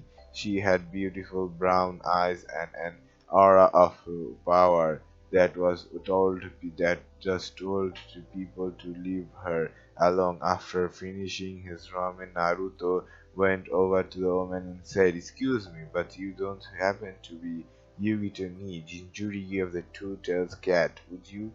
More commonly known as the Ice Cat of Kumo." And Yugito said, "It depends on who's asking and who wants to know. Just who exactly are you?" Inside the seal, Nibi was screaming at Yugito, saying, "Be careful around this guy, kitten. He is like you and Killer Bee. He is a Jinchuriki of the Nine Tails. I don't, I don't would know that powerful chakra anywhere. But how's that possible? Last I heard, he was sealed by the fourth Hokage on his own. No, kitten, we got to get away from him." And Yugi to say, "Why is that, newbie? Who is this guy anyways? And who do you what do you know mean he's a Jinchurigan of the did you just say nine tails? Oh crap." And the Navy said, "Be careful with how you talk to him, kitten. He's got a every high fire elemental. He's got a high he's got a very high fire element and a strong lightning element as well as wind and water. I'm sensing a slight oh crap, kitten. This guy has all five chakra natures." And Yugito asks, "How's that even possible? Maybe there's no way anyone that skilled at ninjutsu.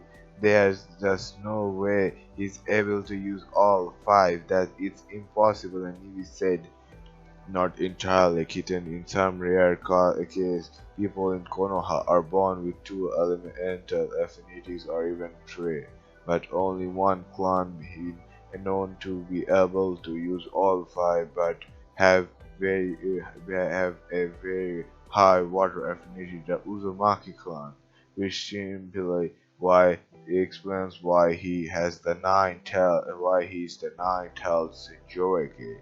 And Yugito said, "We are both dead if I don't say the right things." And he polite towards him, "Aren't we, Newbie?" And then he said, "Yes, kitten. Yes, we are. He is walking away. You better go after him and apologize." Yuito then ran after Naruto and tried to catch up with him, but because he was so damn fast, it's like they were playing a game of cat and mouse, quite literally, since Naruto was the mouse and Yugi was the host of the Two-Tailed Cat. She then realized that Naruto had stopped at the training ground in the mountains and decided to watch what he was doing, and what she saw amazed her as she heard Naruto say "Yellow Lightning style, Raikiri slash." Naruto then channeled towards his mountain wall, remaining his ramming his hand into it, completely destroying it with a single strike. Yuito and Navy both shrugged in cringe in fear as they felt sorry for the person who got hit with that, but then realized from this shock when Yugito felt a tap on her shoulder and looking behind her. Naruto said, "Why are you and the Navy spying on me? If you want to know how I found you so quickly, just look on your shoulder sleeve. I placed an Hirashin shield on your shoulder back at the food stand, trying to leave me as far as possible, and I will come right to you by focusing on that seal. It's what made my father so famous." You to realize now that she is not going to be escaping for a while, so she just jumped off and landed she and Naruto were on and said, "So Nibi was right. You are the son of the Yellow Flash of Konoha and you're definitely an Uzumaki. But I'm curious, how much mastery of the tailed-based power do you have?" Naruto then said, "At the moment, 6 steps of power before I lose control. Any more than that and Kurama would take over my body." And Yugito said, "So Nibi was right. Cause I'm curious though, how can you possess all 5 chakra natures and at once?" And Naruto said, "Being the ninth health Jinchuriki has its benefits. That's all I can tell you." And Yugito said, "So what brings you to Kumo? I saw you with the Raikage coming back into the village and towards the council chambers.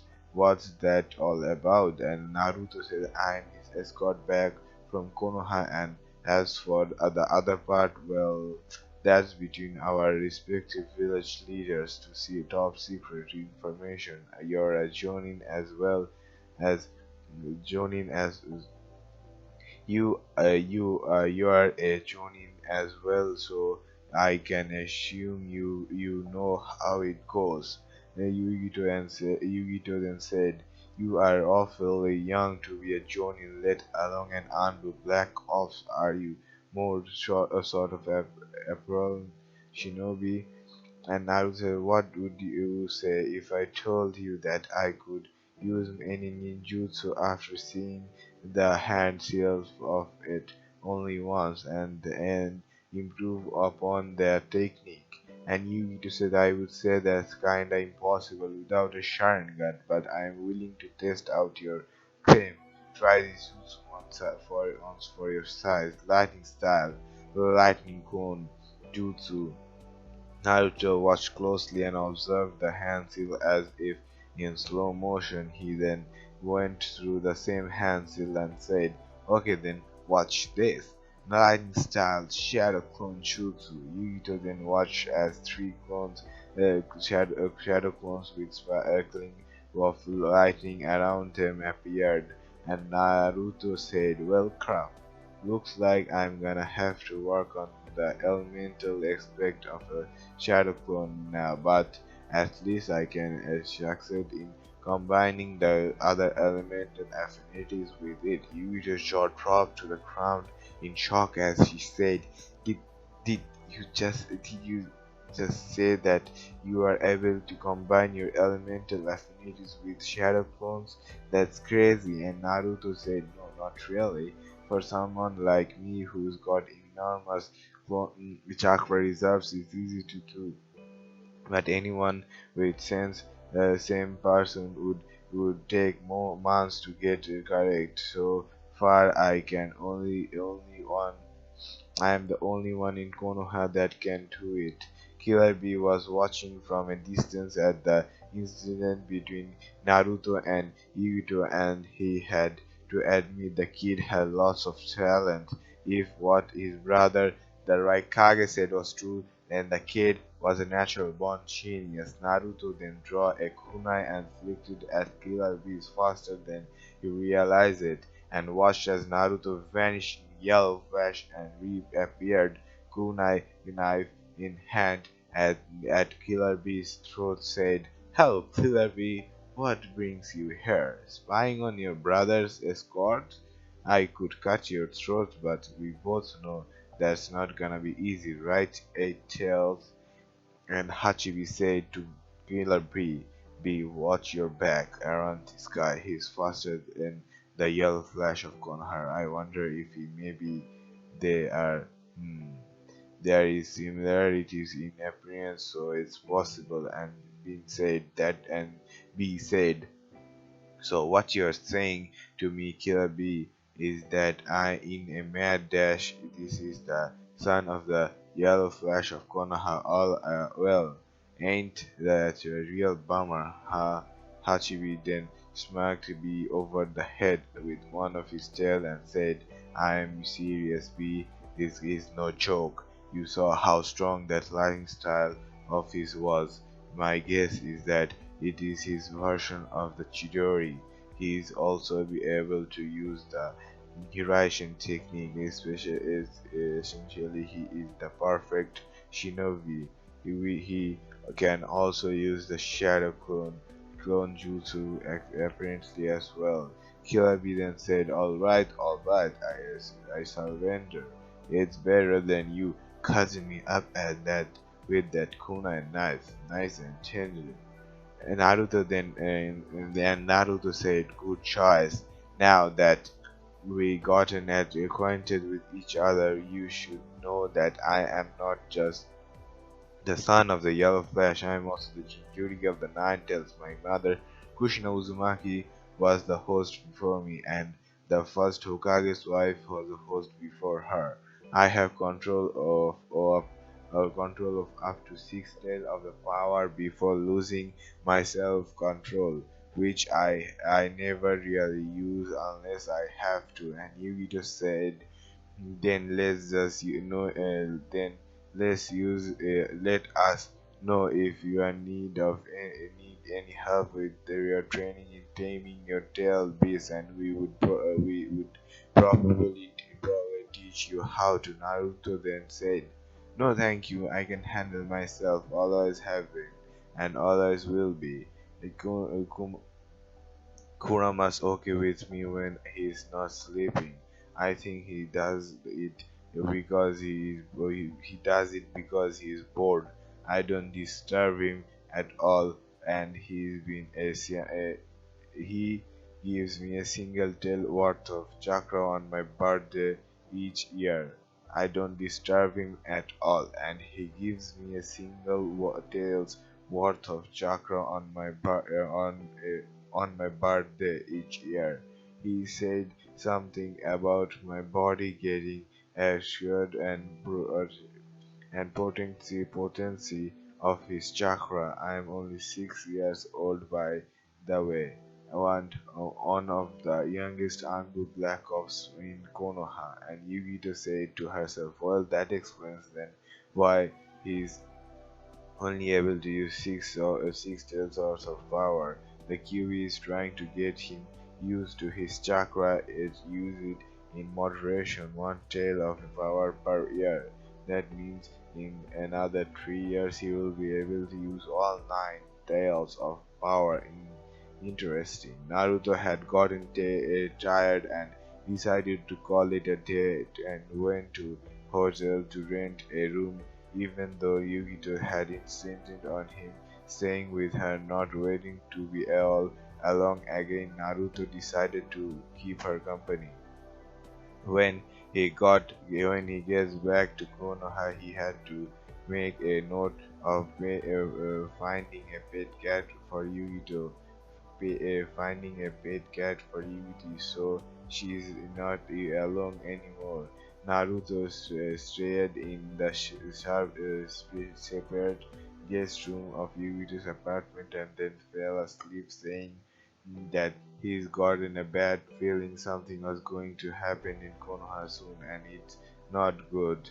Naruto would soon wake up next day, teleporting back to Konoha only to find out that his bad feeling was about to come true. So what is that bad feeling? If you wanna know what that bad feeling of Naruto was, then the best way is by subscribing, because by subscribing you will be able to be the first one to know when the next part of this what if is released. That is all for this video. I hope to see you in the next one. Don't forget to like, comment, and subscribe. Bye bye. Hello guys, welcome to part 5 and chapter 5 of Naruto The Ninjutsu Prodigy.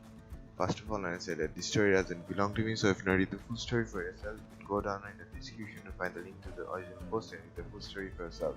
That being said, let's get into the video. Chapter 5, The Uchiha Clan Massacre. Itachi's why Naruto had a bad feeling that something was going to happen that would forever impact the hidden Leaf village, and he was right. The moment he got back from the Hidden Cloud village, he was called to the Hokage's office once there. Hiruzen said, Yellow Fox, your mission is to observe and report the happening of the Uchiha clan. I suspect that the Uchiha clan, are planning to overthrow the village. I have been negotiating with them, but what they want I couldn't give them. And Naruto asks, let me guess, they want to be reinstated into society and sovereignty over the rest of the council. They want the other clans to bow before them, and I am more than likely to going to be the one to kill them, right? And I am more than likely going to be the one to kill them, right? Hiruzen just chuckled and said, once again, you intelligent and perceptiveness expected your response. Yes, I am afraid I can't believe I can't have Itachi Uchiha do it. His loyalty lies with the Leaf village, but his blood ties are not to the Uchiha, are still to the sorry, his loyalty lies with the village, but his blood ties are still to the Uchiha clan. It would raise too much suspicion with the rest of the village. No, it's better if you did it and became your because you are uncle. Nobody would ever be able to link it back to you since you have no clan. Listen, currently that is. Currently, that is, the Raikage informed me that you have half a map of the land of Whirlpool.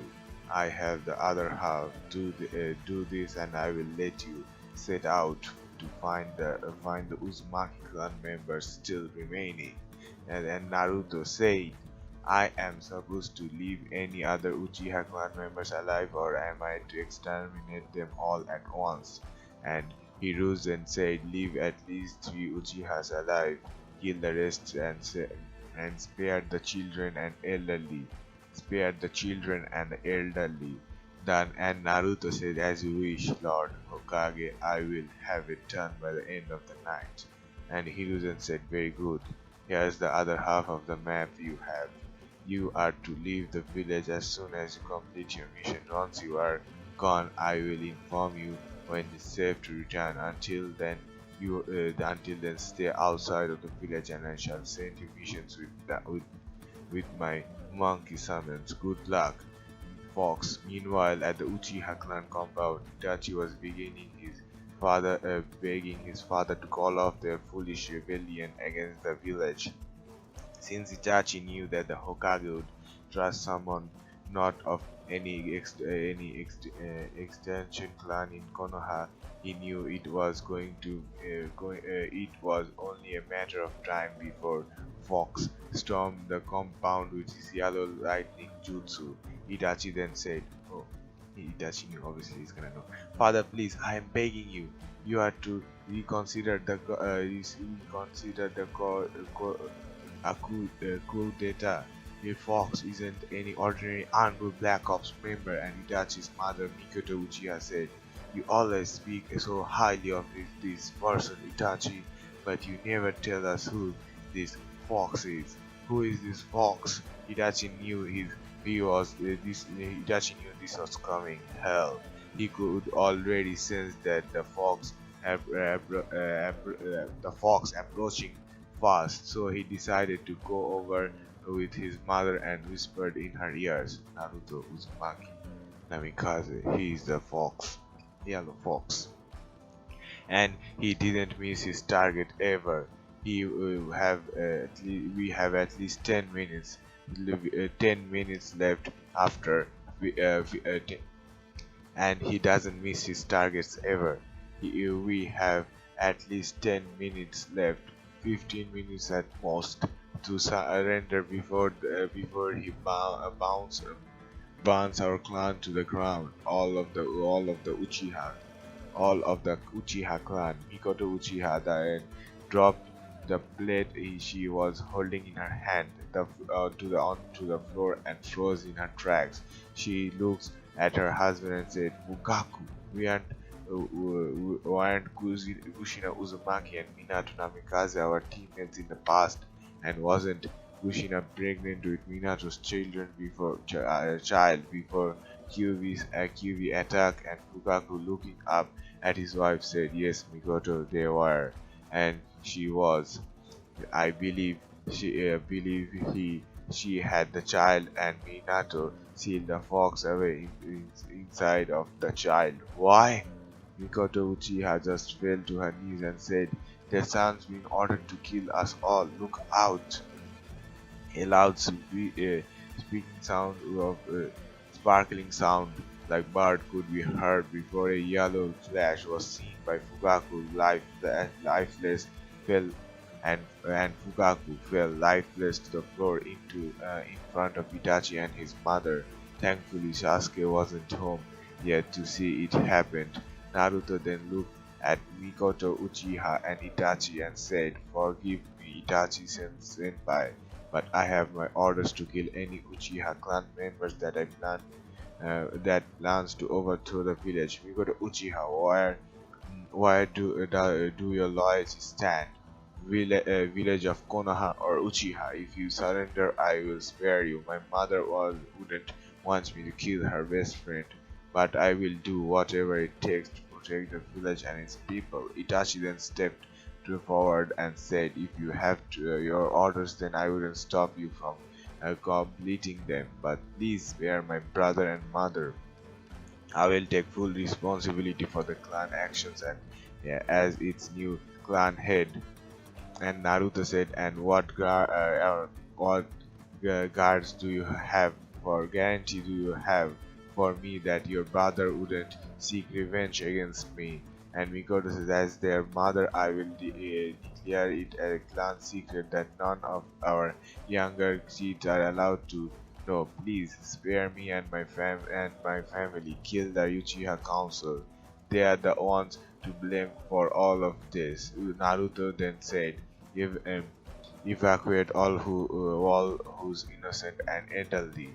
Keep Sasuke away from here until I am done. Itachi, keep Hinata-chan safe or I will know, and you wouldn't like me when I am angry at people.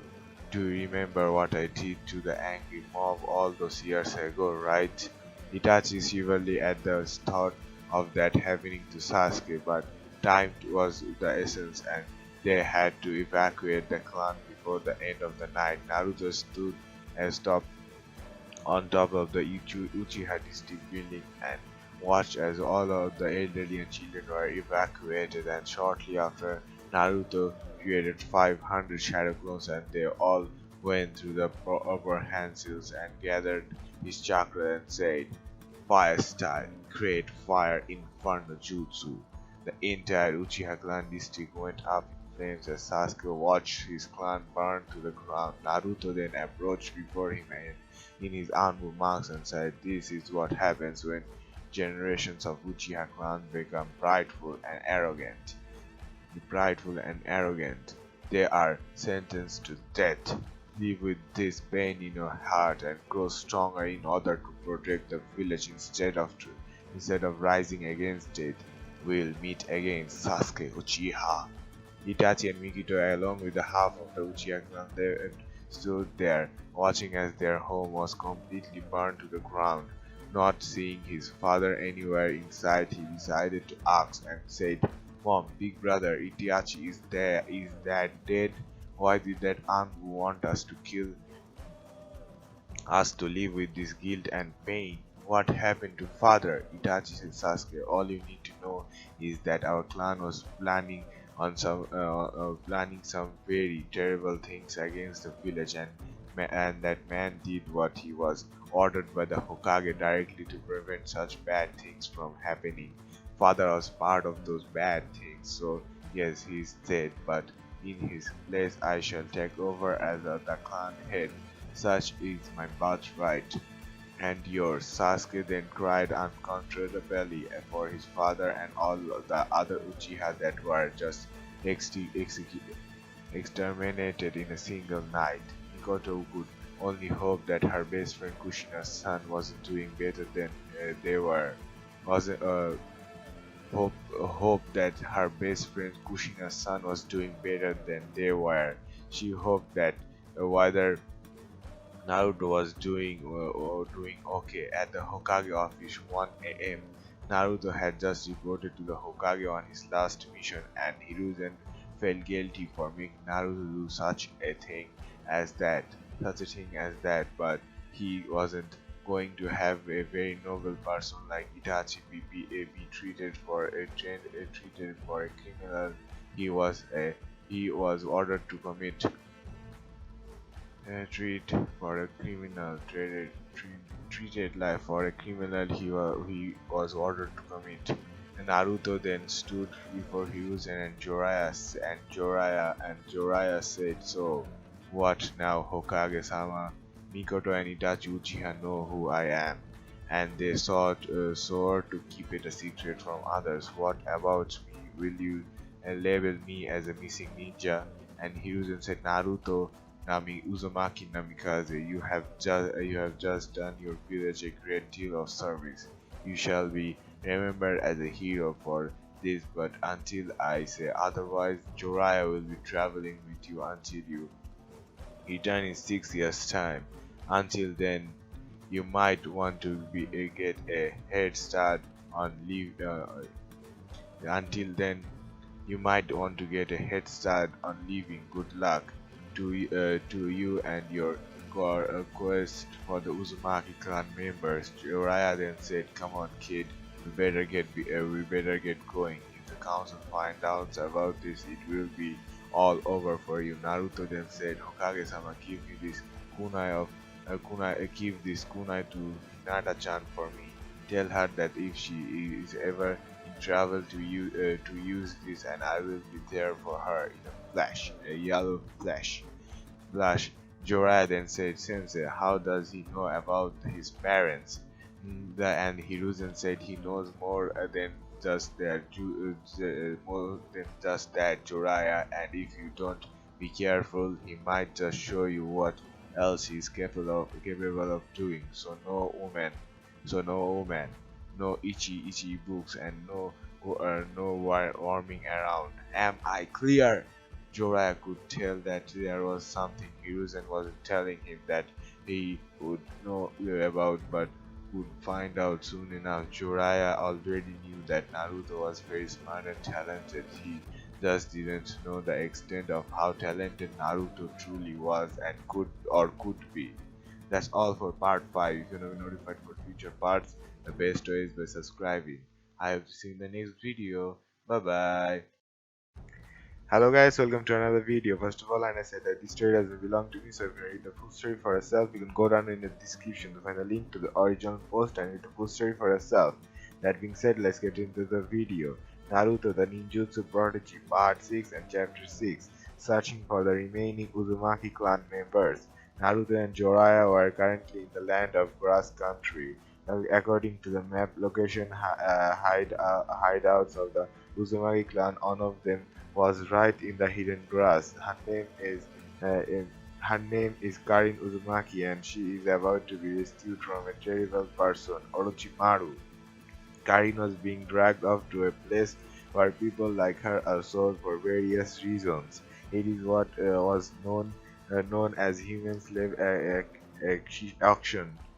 Just before Orochimaru could save Karin with his snake, a fox the size of a German Shepherd appeared to protect her from the greedy man.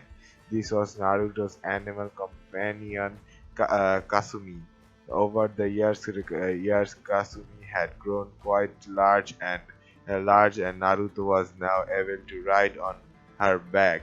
The last thing Karin heard before passing out from shock was a man in a black and golden mask that said "Yellow Lightning Style, Dual Chidori Flash." The masked man then charged towards the greedy man and rammed the lightning style technique through their chest. Jiraiya then showed up and said, "If you want to live before even going if you want to live before even bigger trouble shows up, come with us and we will explain everything to you.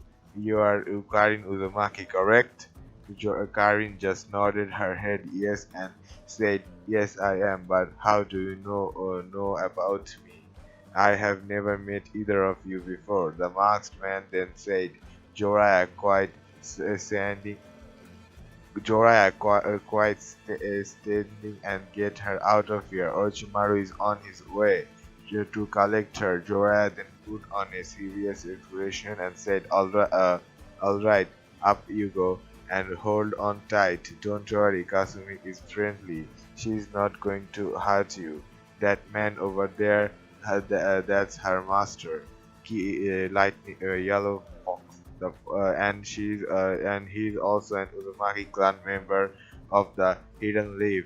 Well, half Uzumaki, Kasumi. Get her as far away from here as possible. We'll catch up with you later using the Hiraishin technique. Kasumi nodded and in a burst of speed leapt onto the rooftops and over the walls of the village. Orochimaru then showed up moments later, just as Jiraiya was about to leave with Naruto. Sadly, Naruto had no time to mess around with the Snake Sanin and grabbed Jiraiya using the Hiraishin technique teleported out of the village. Orochimaru had missed his opportunity to gain an Uzumaki clan member from his village. He then cursed whatever god was protecting the Uzumaki clan members that remained and Sean sure he would find out who that masked man with Jiraiya was. So, Orochimaru then said to himself, "Curse you, Jiraiya, and your untimely luck. I am not sure who that man with you was, but he shall suffer my wrath as well. I always get what I want, and I want that Uzumaki girl for my village." Meanwhile, with Karin and Kasumi had stopped when she felt that they were far enough out of the village, and Orochimaru thus reached to take a break and wait for Naruto and Jiraiya. Naruto and Jiraiya then appeared in a yellow flash as Jiraiya fell to the ground vomiting for the first time in so many years. He couldn't remember the last time he had that technique used on him with Minato, though he was surprised how much farther Naruto could teleport than his father was able to. Naruto then removed his marks and said, "Oh, get over it, Jiraiya. Hey, you are a Sanin and you have been through far worse. Hello, Karin. I am Naruto Uzumaki Namikaze, and my mother was Kushina Uzumaki, the princess of the Uzumaki clan royal family, and you are my cousin, Karin. I am making you an offer to join Konoha and help me find the rest of our clan using this map I have. If you know anyone else of our clan in hiding, please let me know and show me on this map." And Karin said, "Just how exactly do you expect me to believe you are an Uzumaki if you don't have our clan signature red hair?" And Naruto said, that's a trait I inherit. Sadly, that's a trait I inherited from my father, the fourth Hokage Minato Namikaze. But if you want proof, then perhaps these are enough to convince you." Naruto then performed the ram hand seal and process his chakra into his bag. Jiraiya then watched as 9 solid chakra chains erupted from Naruto's back, but unlike the usual golden or gold color, his chains were red, indicating that he would from them he who he that he could from them either with his natural chakra or the nine-tailed chakra. Joraya then said, well, what the hell, kid? You never told me that you had your mother's bloodline ability. Why not? Naruto said, as I have told everyone to on the Konoha Council and the Hokage, you have never see, you have your secrets and I have mine. Last, I don't seem it didn't seem irrelevant at that time, but now was as good as a time as any. So now, do you believe me, Karin? Karin just nodded her head yes, yes, and hugged her new family and said, "I will help you in any way I can to bring our clan from our clan's former glory. The Uzumaki clan shall rise from the ashes of ruin and be reborn in the hidden leaf stronger than ever before." It then occurred to Joraiya that he remembered training an Uzumaki clan member with the Renegan once. Joraiya then went over to Naruto and said, "Hey, Naruto, don't kill me over this, but I just remembered that, well, I trained an Uzumaki before you from the Hidden Drain village. His name was Nagato Uzumaki." Naruto then activated his chakra chains and grabbed Jiraiya, squeezing him tightly, said in a tone of voice that promised extreme pain, you know that this whole time, and I didn't think it was important to tell me at all. He passed by the village. We passed by that village on our way here. Why didn't you say something then? And Joraiya said, because he is a part of the Akatsuki organization, a group of S-rank missing ninja that are after the tailed beast. He got the Renegan, the eyes of the Sage of Six Path. Could you obviously tell me you can beat someone like that? You are even crazier than your mother was. Naruto then said, names and bloodline abilities only get you so far in life. Only through hard work and determination can true success be obtained. Jiraiya could believe just how wise Naruto was. Couldn't believe just how wise Naruto was. It is as if he was acting like a sage, but that would have to mean that he had some from the sage training. So, being very curious, Jiraiya asked, "Hey, Naruto, how would you like to sign the Toad summoning contract?" And Naruto said, "Sorry, I have already got two summons more useful than the Toad's slugs or Spartans snakes. I have the limbo and the fox limpard and the fox contract. The limpard clan contract belonged to my father. The fox contract I was given by the Nine Tails when we first met. Limpard, Limopard. And now Jiraiya knew Naruto was keeping secrets from him. Jiraiya then asked, just how many different ninjutsu can you use, kid? I am beginning to think I know nothing about you at all. And Naruto said, well, perhaps maybe you should have stuck around to care for me like my parents wanted you to. But look where that has gotten you, and where it has gotten me. I was doing well without you before, and I'm sure even With you looking over my shoulders, I should still manage to kill Orochimaru myself. But I am not on his skill level yet. Until I get stronger, all I can do is find the remaining Uzumaki clan members before he does. They then traveled back towards the hidden drain in the hopes of getting Nagato Uzumaki to come to the hidden leaf village. They made it to the village within a week's time. Naruto wanted to use the Hiraishin technique and get there faster, but Jiraiya said he could stop being so reliant on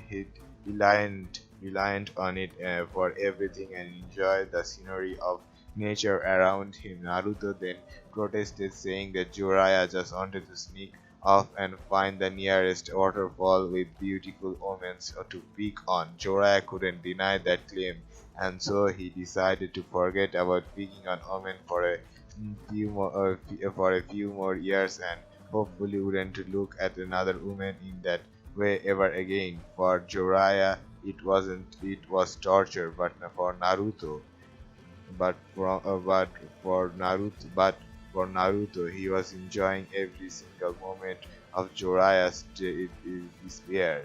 If 5 more years would go by before Naruto and Jiraiya returned to the Hidden Leaf village, by which point all of Naruto's classmates will have graduated the academy and replaced on Genin teams. Naruto, as smart and strong as he was beyond Genin level in skill and knowledge. He was what some would consider a lone long wolf, or in his case, fox. Once the Uzumaki clan was re-established in the Konoha, Naruto would go back to promoting the village, protecting. Naruto would go back to protecting the village from the shadows. He loved his village, the people who lived in there, even lived in it even more. But he still couldn't come to terms with the fact that he killed half of the entire Uchiha clan to protect the village from one of their own evil. Since that day, he constantly had nightmares that the Kyuubi and Jiraiya had to help him through. It was a long process and one where he wished he had a Yamanaka clan member to help him more easily. The sight and sounds of blood burning alive, and people screaming out in pain through the night haunted him for the last year. He always told Jiraiya that it was just a bad dream, but Jiraiya was anything but stupid. He and knew that Naruto needed help. The Kyuubi could only do so much in suppressing the memories, and Jiraiya could only say so much to comfort Naruto from being before Naruto would go back to sleep and actually be awake enough the next morning to continue traveling. As they walked through the hidden drain village, they realized that everything was quiet, a little too quiet, and Jiraiya knew exactly why. Hanzo the salamander was dead, killed by Nagato himself, and made himself the new village leader. Once they got to the tower entrance, Naruto walked up to one of the guards and said, "I wish to speak with your leader about the Uzumaki clan. I can assure you that I have no ill intention for harming your village." One of the guards then said, you must hand over any weapons you possess before we allow you to enter. Please hand over your sword and kunai so you can enter." And Naruto said, "I'm sorry, but I'm afraid that I can't do that. These kunais are special. This sword I created myself and is very unique. It will kill anyone not from the Uzumaki clan bloodline. The kunais are essentially my father's, though does the name Yellow Flash ring any bell to you? It should. Otherwise, you could know that I am not any ordinary shinobi. I am his son. I am the Nine-Tailed Jinchuriki. Now I will ask you again. May I speak to your leader Nagato Uzumaki about the Uzumaki clan?" The guard then stepped aside in fear of the masked shinobi. and let him pass. Jiraiya, however, wasn't so lucky. Jiraiya was forced to hand over all his weapons and was then allowed to pass through. They then went up to the highest point of the tower and made a figure, stable to a machine, strapped to a machine that was obviously keeping him alive with chakra rods in his back. Naruto knew that this was the real Nagato, and that the one that at the desk was just one of the six parts of pain. A woman with fair white blue hair, white skin, blue hair, dried in a Chinese bun, with an origami flower, wearing a red cloak with red clouds on it, stood before Nagato. This was the origami mistress, Conan, more commonly known to the village of the more commonly known to the village of the Hidden Drain as Lady Angel. Naruto then removed his mask and said, Greetings, Nagato Uzumaki. Be, be, behave from be aware of the Rinnegan eyes. I am Uzumaki Namikaze, son of Minato Namikaze and Kushina Uzumaki. I have come here to ask if you would consider joining Konoha and give up on obtaining the tailed beast. If you do, collect and capture them all, you will be receiving a monster of unimaginable power beyond even your control. Then the ten tails must never resurface. Our ancestor, the sage of six paths, divided up the ten tails into nine-tailed beasts so that it would never destroy the world ever again. You are playing right into Madara Uchiha's hand. Once he's got your Renegan, nothing will stop him. You can change the world with those eyes of yours, yes, but what good will that bring if nothing else but fear? Peace can be achieved without the use of fear to obtain it. Nagato said, You speak of peace, yet all that a pursuit of peace brings is war, and war breeds hatred, which in return breeds the lust for power. You say peace can be obtained without making people fear you. But what I see when I look at you, look into your eyes was fear of was not fear of dying or regret for something you did to protect your village. You know what I saw was pity, sadness, and loneliness. You say you want to reunite our clan. How can you do that with my help in my current condition? And Naruto said, I can heal you with my tailed beast chakra if you use the ability to absorb a constant amount of it into your body. I guarantee your body will begin to heal itself. Do you trust me? Nagato was then unhooked from the machine, holding him in place and taking Naruto's hand. Said, "Once you activate your tail beast chakra mode, I will use my ability to absorb the chakra into my body. Let's begin."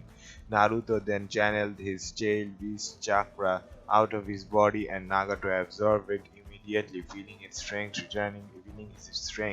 returning to him. His scrawny figure began to regain their natural and his skin no longer a skinny white color. He felt like he could fight an entire army all over again and then celebrate with his friends.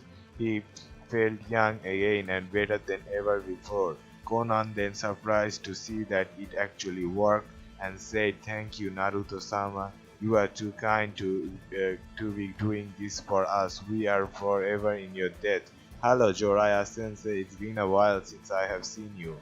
How is Tsunade doing? And Orochimaru, I believe, is still alive." And Jiraiya said, "It's good to see you both as well, Conan, Nagato.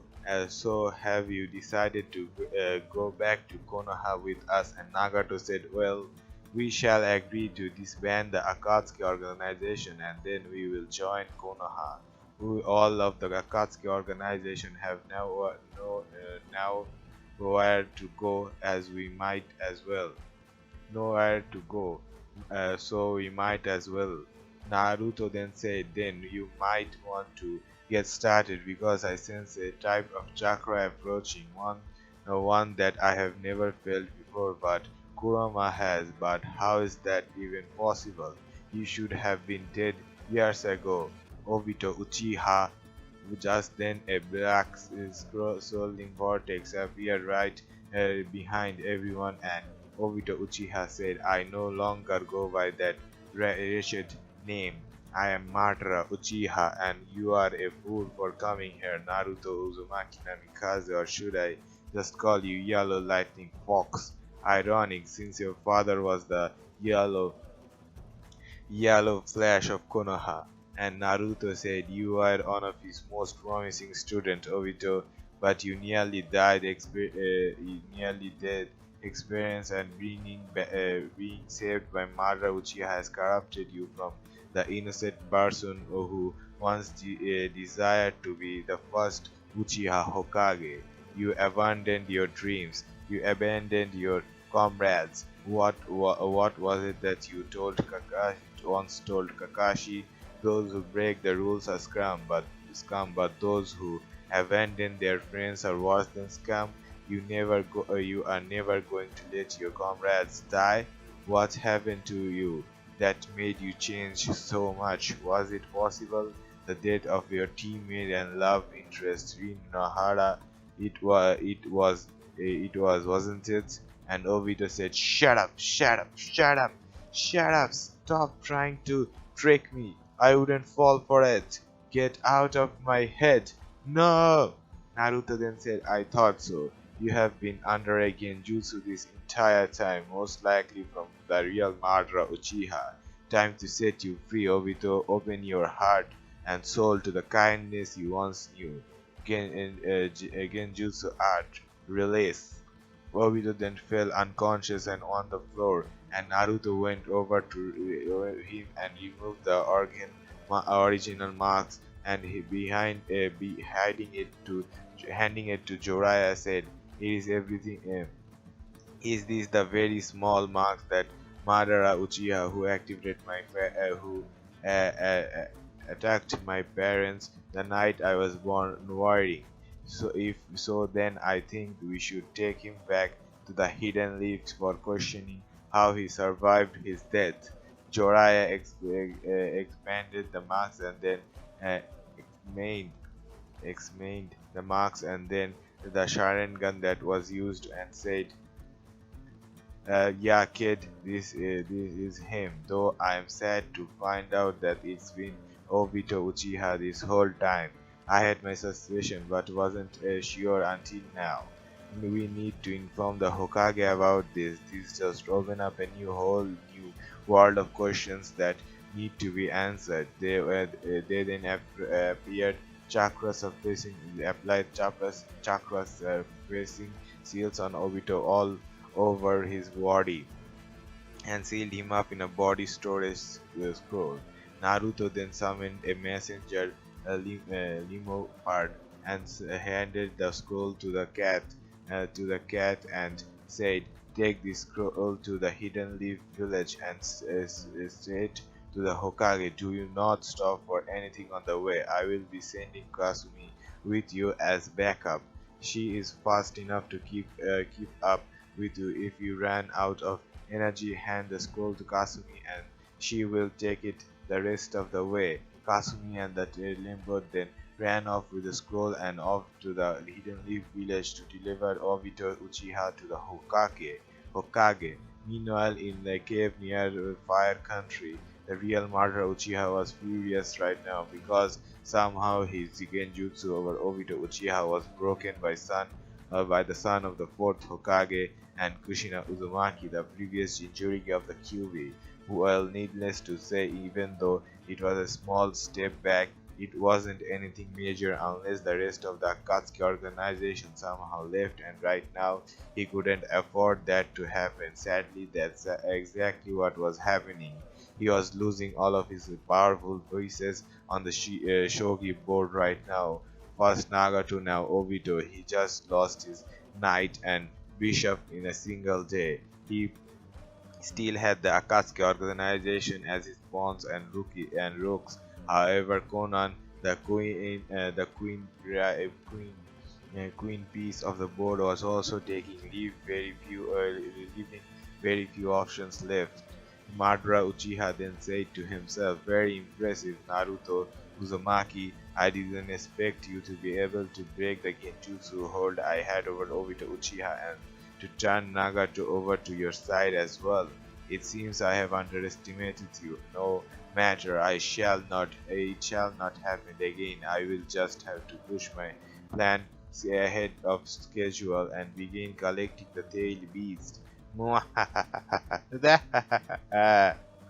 Naruto got a sad feeling again, just like when he was ordered to kill the Uchiha clan. However, this feeling was more ominous than forbidding, as if the event were about to unfold could change everything. Naruto had no idea how right he was. That's all for Part 6 of Naruto The Ninjutsu Prodigy. If you wanna be notified for any other fanfiction reading and anime news, then the best way is by subscribing. That's all for this video. I have to see the next one. Bye bye. Hello guys, welcome to another video. First of all, I said that this story doesn't belong to me, so if you read the full story for yourself, you can go down in the description, find the link to the original post and read the full story for yourself. That being said, let's get into the video. Naruto The Ninjutsu Prodigy, Chapter 7 and Part 7, The Wave Mission. 5 years have passed now since Naruto and Jiraiya and the remaining Uzumaki clan members returned to the Hidden Leaf, and surprisingly, one of them was Naruto's mother. Apparently, Kushina had survived the sealing ritual and thought Naruto had died with Minato, so she used a blood clone jutsu and faked her death and went into hiding, not telling anyone, including the Hokage and the council. When Naruto told his mother that he graduated from the Hidden Leaf Academy at age 6 and was too smart and talented in the eyes of the Hokage to be a genin and was put straight in the Anbu, she couldn't have been more proud. But when Naruto told her that Hiruzen ordered him to kill Fugaku Uchiha and half of the Uchiha clan as a child, that was where she drew the line. She knew what that must have been doing to Naruto mentally. Hell, she's been through that same at some point also. She knew he must have a sleepless night and regrets. During their journey, Jiraiya and Naruto had also found another half Uzumaki named Tayuya, and she was very good with genjutsu, which most Uzumaki clan members weren't. Making back to the village, Naruto immediately received a mission scroll from the Hokage Team 7 to gain backup. Apparently, Kakashi screwed up while protecting his genin team, which consisted of Sasuke Uchiha, Hinata Hyuga, and Sakura Haruno. They were assigned to a C rank protection details mission to escort a bridge builder named Tazuna back to his home in the Wave Country, which then became an A-rank mission. Naruto then said, "So, Kakashi Senpai is still overconfident in his skills. Sometimes I think that implanted Sharingan eye of his makes him more arrogant than any other Uchiha without a Sharingan. Well, looks like I will have to bail him out of trouble again. Damn Erobaka Kakashi Senpai. You never learn, do you? This wouldn't take long." Naruto then focused on the Hiraishi kunai that Hinata obviously kept with her as a reminder that her protector was always with her. He then reappeared in a yellow flash next to Kakashi, wondering why he had something that was given to Hinata, and said, "Hello, Kakashi Senpai. Mind telling me what you are doing with the Hiraishi kunai that I had given to and left Hinata as a gift, and what makes you think that the Uchiha is more entitled than your other students to be taught more than them. Kakashi just clapped and dropped the Hiraishi kunai that he had borrowed from Hinata's weapon pouch when really he actually took it from her during the bell test and forgot to give it back to her. Kakashi then gulped in fear as he turned around and said, "Hey there, yellow fox. How long have you been standing there? And don't do you what do you mean it was a gift?" And Naruto said, "Before I left the village with Jiraiya after my mission to kill the Uchiha clan, I left two Hiraishi kunais with the Hokage, one for him and the other for Hinata's safety, only to find out that you are in possession of the kunai that I gave her. Why?"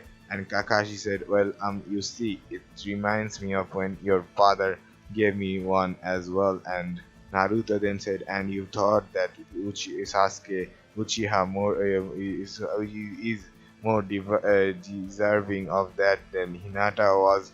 You thought that if you tried to teach him how to use the Hiraishi technique with the kunai, he could become more powerful. You do know that only three people in the history of the Hidden Leaf could ever use that jutsu, right? The first was the second Hokage, the second was my father, and finally me. No Uchiha in the history of the Hidden Leaf has ever had the knowledge of how to understand the art of seal to use that jutsu. Hand it over now." Kakashi then shakingly handed the kunai back to Naruto, who then removed his mark and looking at Hinata said, "Here, Hinata-chan, I believe I left this with you, not Sasuke.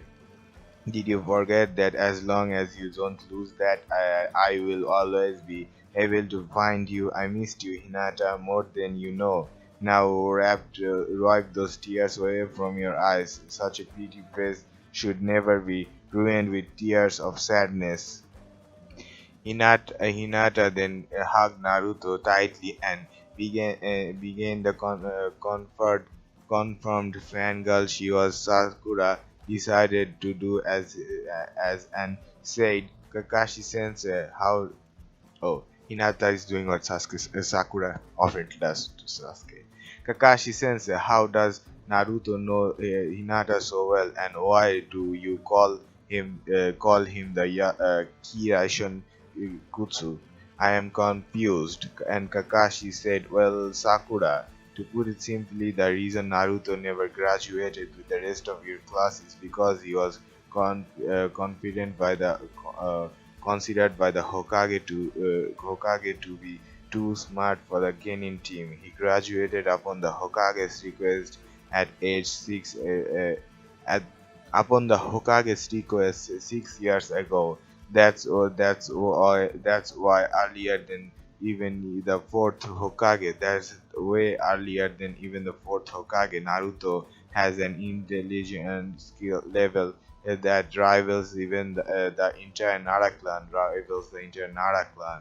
He can use and perfect any ninjutsu, taijutsu, kenjutsu, fuinjutsu, or genjutsu. After observing it only once, my own original jutsu, the Chidori, he has taken to a whole new level, a level, even a level that I can't obtain. Also, also be warned. He has mastered all five chakra natures and can even combine them together to create sub-elemental affinities. Now Sakura was more than shocked. She was speechless. How could she not even notice this about Naruto so early on during his first year of the academy? And to put it straight and to be put straight into the Anbu at age 6, no less. Sakura mind had to shut down at that point, and she painted knowing that Naruto was smarter than her. Fainted knowing that Naruto was smarter than her. Naruto then walked over to Kakashi and asked, "So, how much trouble we talking about here, senpai? Who's the person you ran into before requesting backup?" And Kakashi said, after defeating the demon brothers of the Hidden Mist, we ran into a A-rank missing ninja Jabuza Momochi, one of the seven swordsmen of the Hidden Mist. He and I fought near a near standstill before I could kill him. He had an accomplice waiting to step in and saved him. He probably going to take close to 2 weeks to recover. Sadly, I'm injured as well and burned through my chakra using my Sharingan, so I was overconfident again, I know. But wouldn't you have done the same thing as me? And Naruto said, "No, you idiot. I would have waited until the time was right to use that damn eye of Zabuza. Damn eye on Zabuza. You know that since you aren't an Uchiha, your blood isn't fully accustomed to using it for long periods of time. I am taking over Sakura and Hinata's training from here. Since you enjoy favoring that Uchiha so much, you teach him yourself. Come on, girls. We have training to do." Naruto, Sakura, and Hinata then walked out of the house and up to an empty field clearing as Naruto looked at the girls and said, "Okay, girls, today I'm going to be teaching you the tree climbing and water walking chakra control exercise. After that, we can move on to the next one, which is kunai balancing and elemental affinities." And Hinata said, "But Naruto-kun, isn't that a bit advanced for us? Those are tuning level exercises." And Sakura said, "She is right, Naruto. We might. What makes you think we could pull it off?" And Naruto said, "Sakura, as a civilian shinobi, you're naturally gifted with the perfect chakra control to the point you could be entered a genjutsu specialist like Kuronai or be a medic ninja like Tsunade. Which one you choose is up to you. Just know what I am providing is protecting is both." And Hinata, for you, the gentle fist taijutsu style be more effective and length in it requires perfect chakra control as well. So this exercise benefits both of you.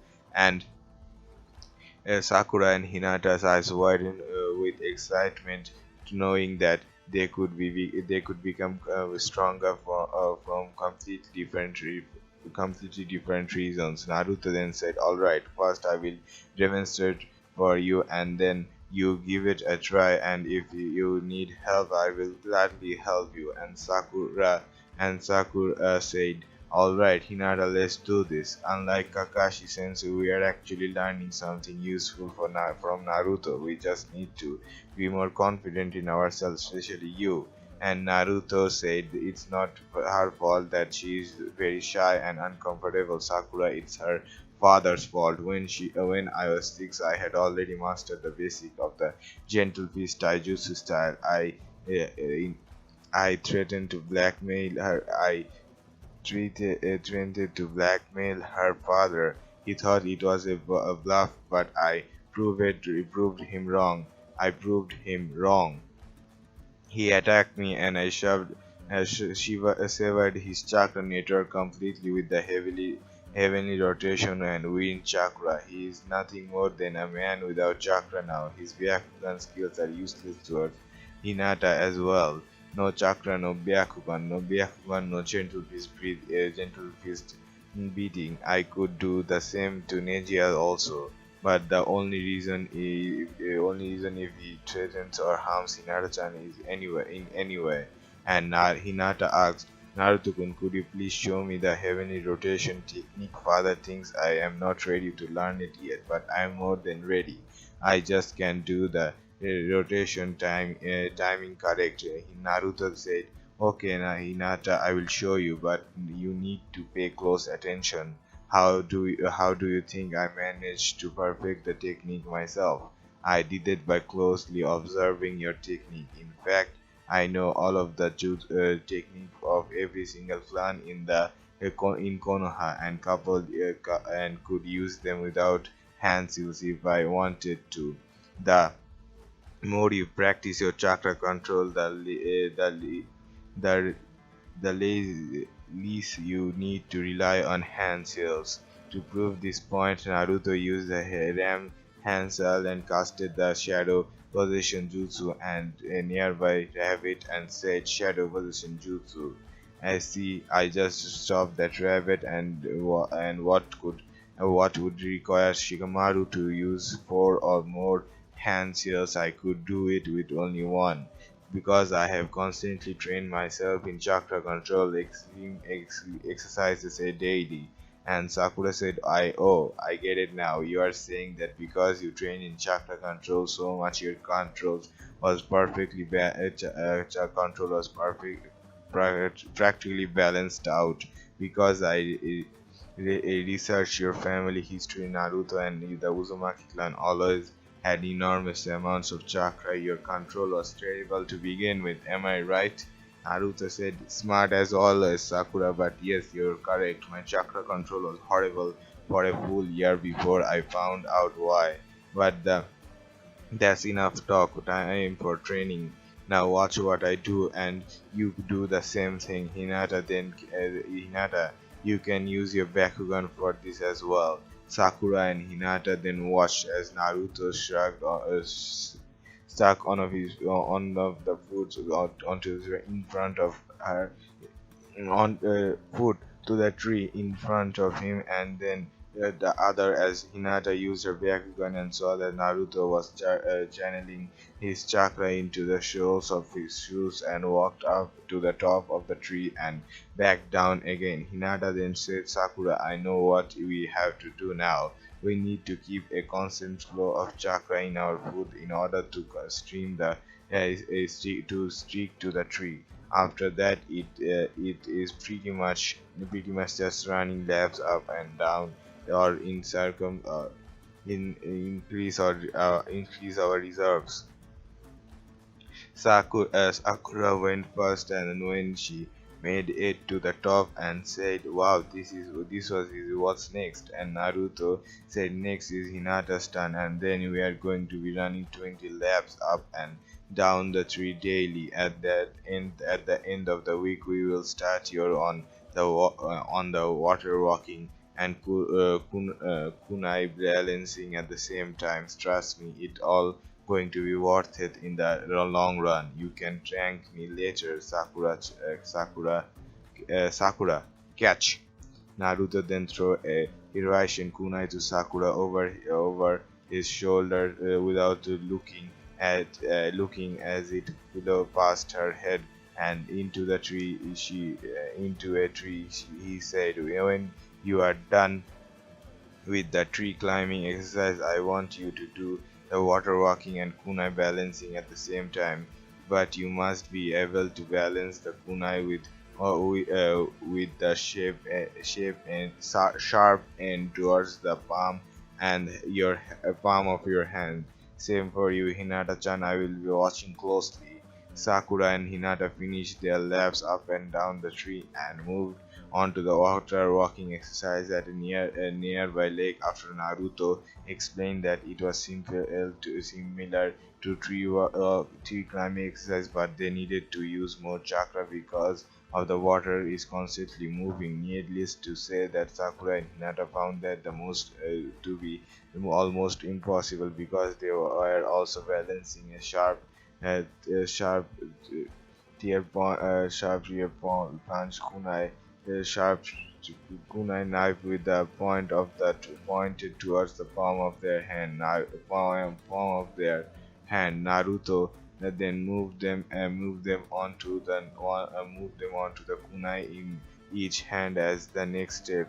After fully mastering the exercise of the chakra control, Naruto moved them on to finding out their elemental affinities. He then handed them a piece of paper and said, this is chakra paper. When you add your chakra to it, it tells you what your chakra nature is. Let's start with you first, Hinata. Hinata channeled her chakra into the paper and to her surprise had a water element. Naruto then said, "Well, I guess I was right about your chakra nature, Hinata.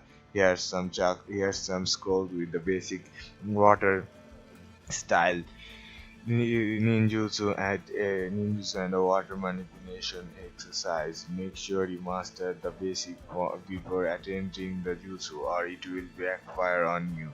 Now it's your turn, Sakura." Sakura then added her chakra to the paper, and what surprised Naruto was that Sakura had two elemental affinities which were rare but not uncommon for people in Konoha. Now, Naruto then said, "Congratulations, Sakura. Apparently, your chakra natures are earth and fire. With enough practice, you could combine the two of them and make the lava release. Take these scrolls on earth and fire manipulation. When you have finished, start practicing the basic fire style great fireball jutsu that Sasuke is so proud of. Then try to use the earth style earth wall and earth style mud wave jutsu. Those are basic jutsu. I am going to recommend you start with the water wall and water bullet jutsu first, Hinata." The girls both nodded their heads and said, "Yes, Sensei, we understand and thank you for your help." And Naruto said, "Don't mention it, really. Don't mention this to the Hokage or your parents. Nobody must know that you are trained by an inactive Anbu Black Ops member, by an inactive." Listen, don't mention it. Really, don't mention it. This to the Hokage or your parents. Nobody must know that you are trained by an inactive Anbu Black Ops member. Let everyone think that Kakashi taught you all of this while I train the two of you behind the scenes. Kakashi is smart and knows what he's doing sometimes, but most times he's going against his own ninja way. I probably never had my own ninja way. From me, it was always trying to learn something new or complete the next mission. Naturally, I have always succeeded by leaps and bounds that the Hokages never even seen my father the fourth and his students. Well, I will be there in the shade meditating if you need me for anything." Naruto then sat under a shady tree in the most lotus position and focused on his meditation and deep breath exercise. Sakura and Hinata were curious as to what Naruto was practicing that would require him to meditate and needed in immense concentration. But whenever it is when whatever it is, it could wait. They had to train to do the only 1 week left to do it. Naruto was practicing his Fox Sage mode training with the Kyuubi's help. He was managing quite easily. He was able to take in natural energy but control it without becoming a full-blown fox was the difficult part. He would already mastered his levels Lamport Sage more training and he was faster than any shinobi, even faster than the Raikage himself, which reminded him he still needed to work on his yellow lightning armor jutsu and perfect that as well. The Raikage gave him a few lightning scrolls from his personal favorite techniques, including the lightning lariat and the lightning armor jutsu. He's mastered the lariat and the lightning dragon jutsu. He just needed to control the output of the amount of chakra he used. For him, lightning was a very tricky element to master. Naruto began entering Sage mode and he could already sense the chakra in his change in chakra and knew that he was close to mastering it. Once he had it figured out and he was satisfied with his current progress, he exited Sage mode and went to check on Sakura and Hinata. To his great pleasure, they had made amazing progress. Hinata was able to create at least four water bullets and a 3-foot water wall Sakura was able to make an earth wall that was 2 feet and a half feet tall and could create a medium-sized fireball jutsu with minimum effort. Seeing all of this from a distance, Kakashi wondered if he wondered if he's even worth being a sensei at all, or even what he was doing. Sasuke then said, Kakashi sensei, what are we doing? Forget about those losers. You're supposed to train me to unlock my Sharingan eye, aren't you? Kakashi then snapped back to reality and said, did you say something, Sasuke? I was busy paying attention to Sakura and Hinata's training from the fox over there. If you are his canon, he would settle out that you would straighten out the spoiled attitude of your instant. And if you train to try to question his authority, well, let's just say that you wouldn't be able to train for a month after recovering from the beating he would give you. Don't you ever wonder why Itachi spoke so highly of Yellow Fox? It's because all of the unruled black cops in Konoha. Lightning Fox was drafted straight out of the academy at age 6, a year younger than Itachi, and Itachi when he became a genin. What the, what does that tell you about him? Sasuke said. So what made him so special that he is able to join the Anbu straight from the academy? I demand to know. And Kakashi said, if I told you about half of his mission he's been on and tried to forget about, you would want to run away as well. He's got a he's a very unique jutsu that even I myself can figure out how to do. He calls it Chidori Flash, similar to my own Chidori, only more deadlier, another of able to pierce through anything, even metal. Believe me, I have seen it before, and you don't need to. And I have seen it before, and you don't even want to be in the receiving end of it. Sasuke said, then teach me how to use it, sensei, so I can become stronger than him. I want you to teach me how to use the Chidori Flash. Naruto then appeared next to Sasuke and Kakashi and said, he can teach you how to do the Chidori Flash because I designed it and I along decide who learns it. It's an assassination jutsu, one that requires high levels of chakra to perform. Cause chakra levels that you don't have, Uchiha, you are weak. Your body wouldn't be able to handle the strain it puts on your chakra coil. You are more likely to kill yourself before you killed anyone else with it. Kakashi, if I so much as found you tried to teach him my Chidori Flash or Aikiri Slash, I will rip that Sharingan off your eye socket and return it to its rightful owner. On my travels, I found your supposed dead teammate Obito Uchiha. He is in Konoha maximum security prison with Sakura suppression seals all over his body and his CL on his cell. Kakashi went wide-eyed. Obito Uchiha is alive? How? But how? I watched him getting crushed by himself. How did he survive? Kakashi and Naruto said the real Madara Uchiha, the only Madara Uchiha from the real Madara Uchiha, the only Madara Uchiha from the time of the founding of the Hidden Leaf, and the first Hokage Hashirama Senju is still alive, or was just alive, or was still alive. What? Let me just read that again.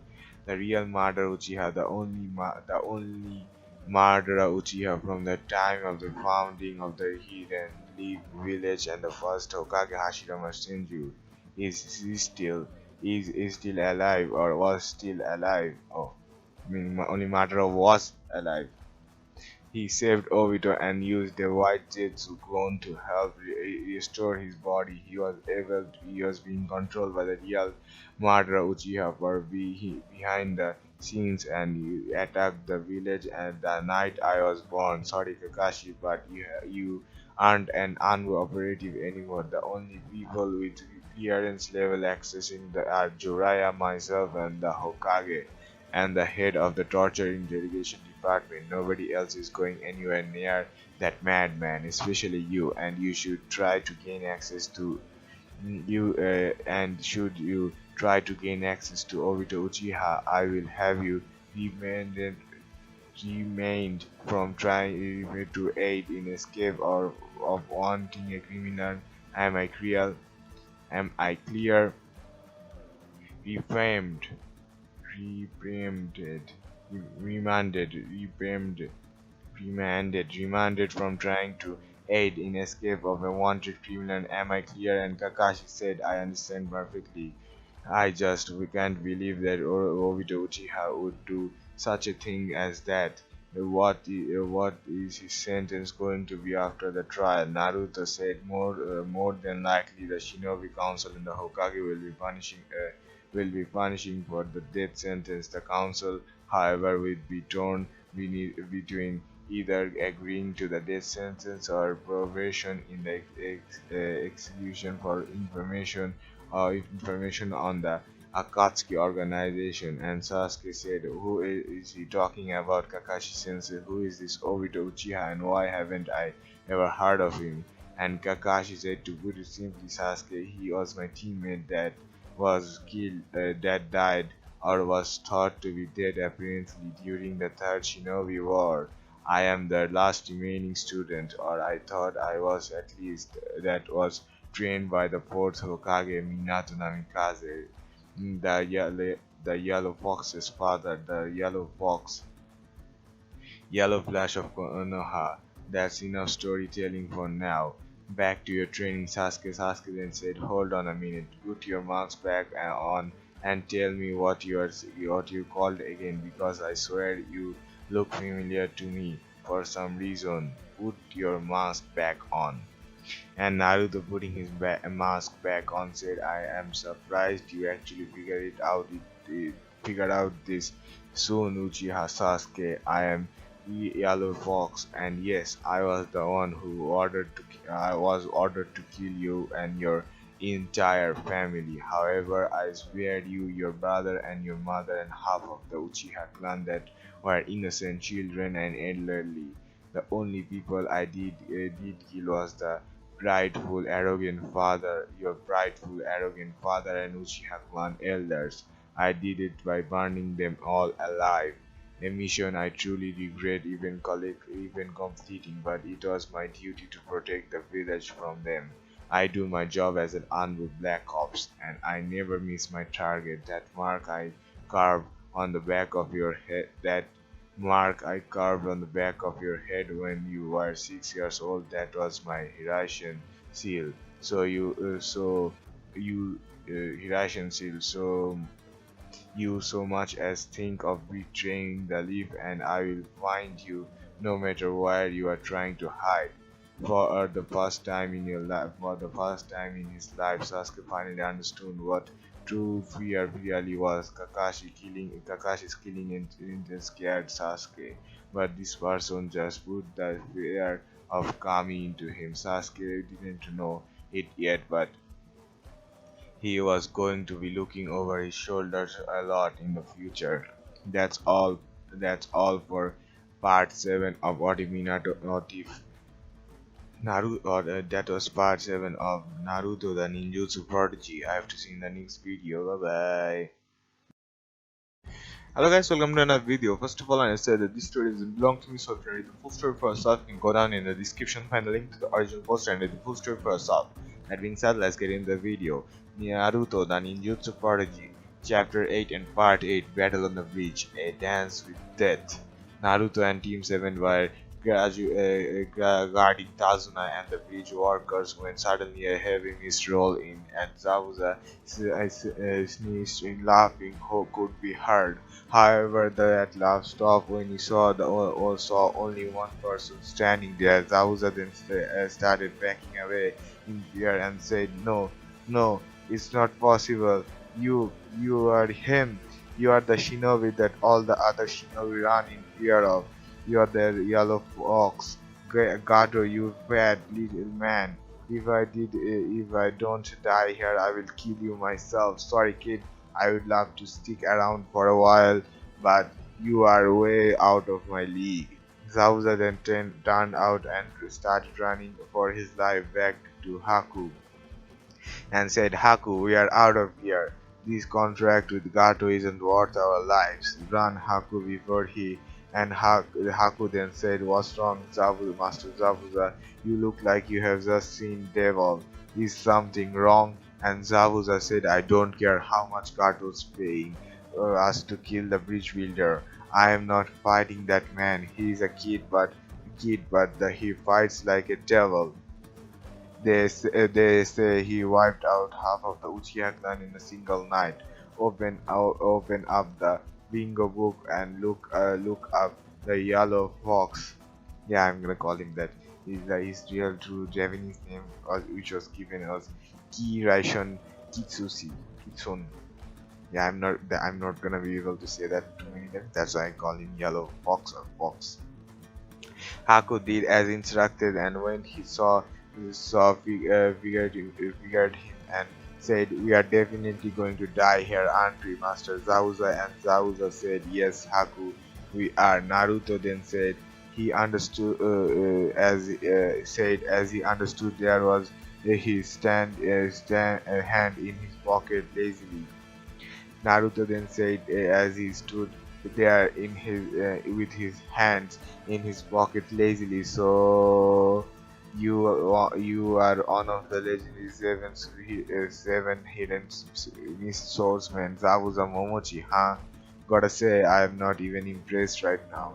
If you run at the side of a kid, and who is this with you?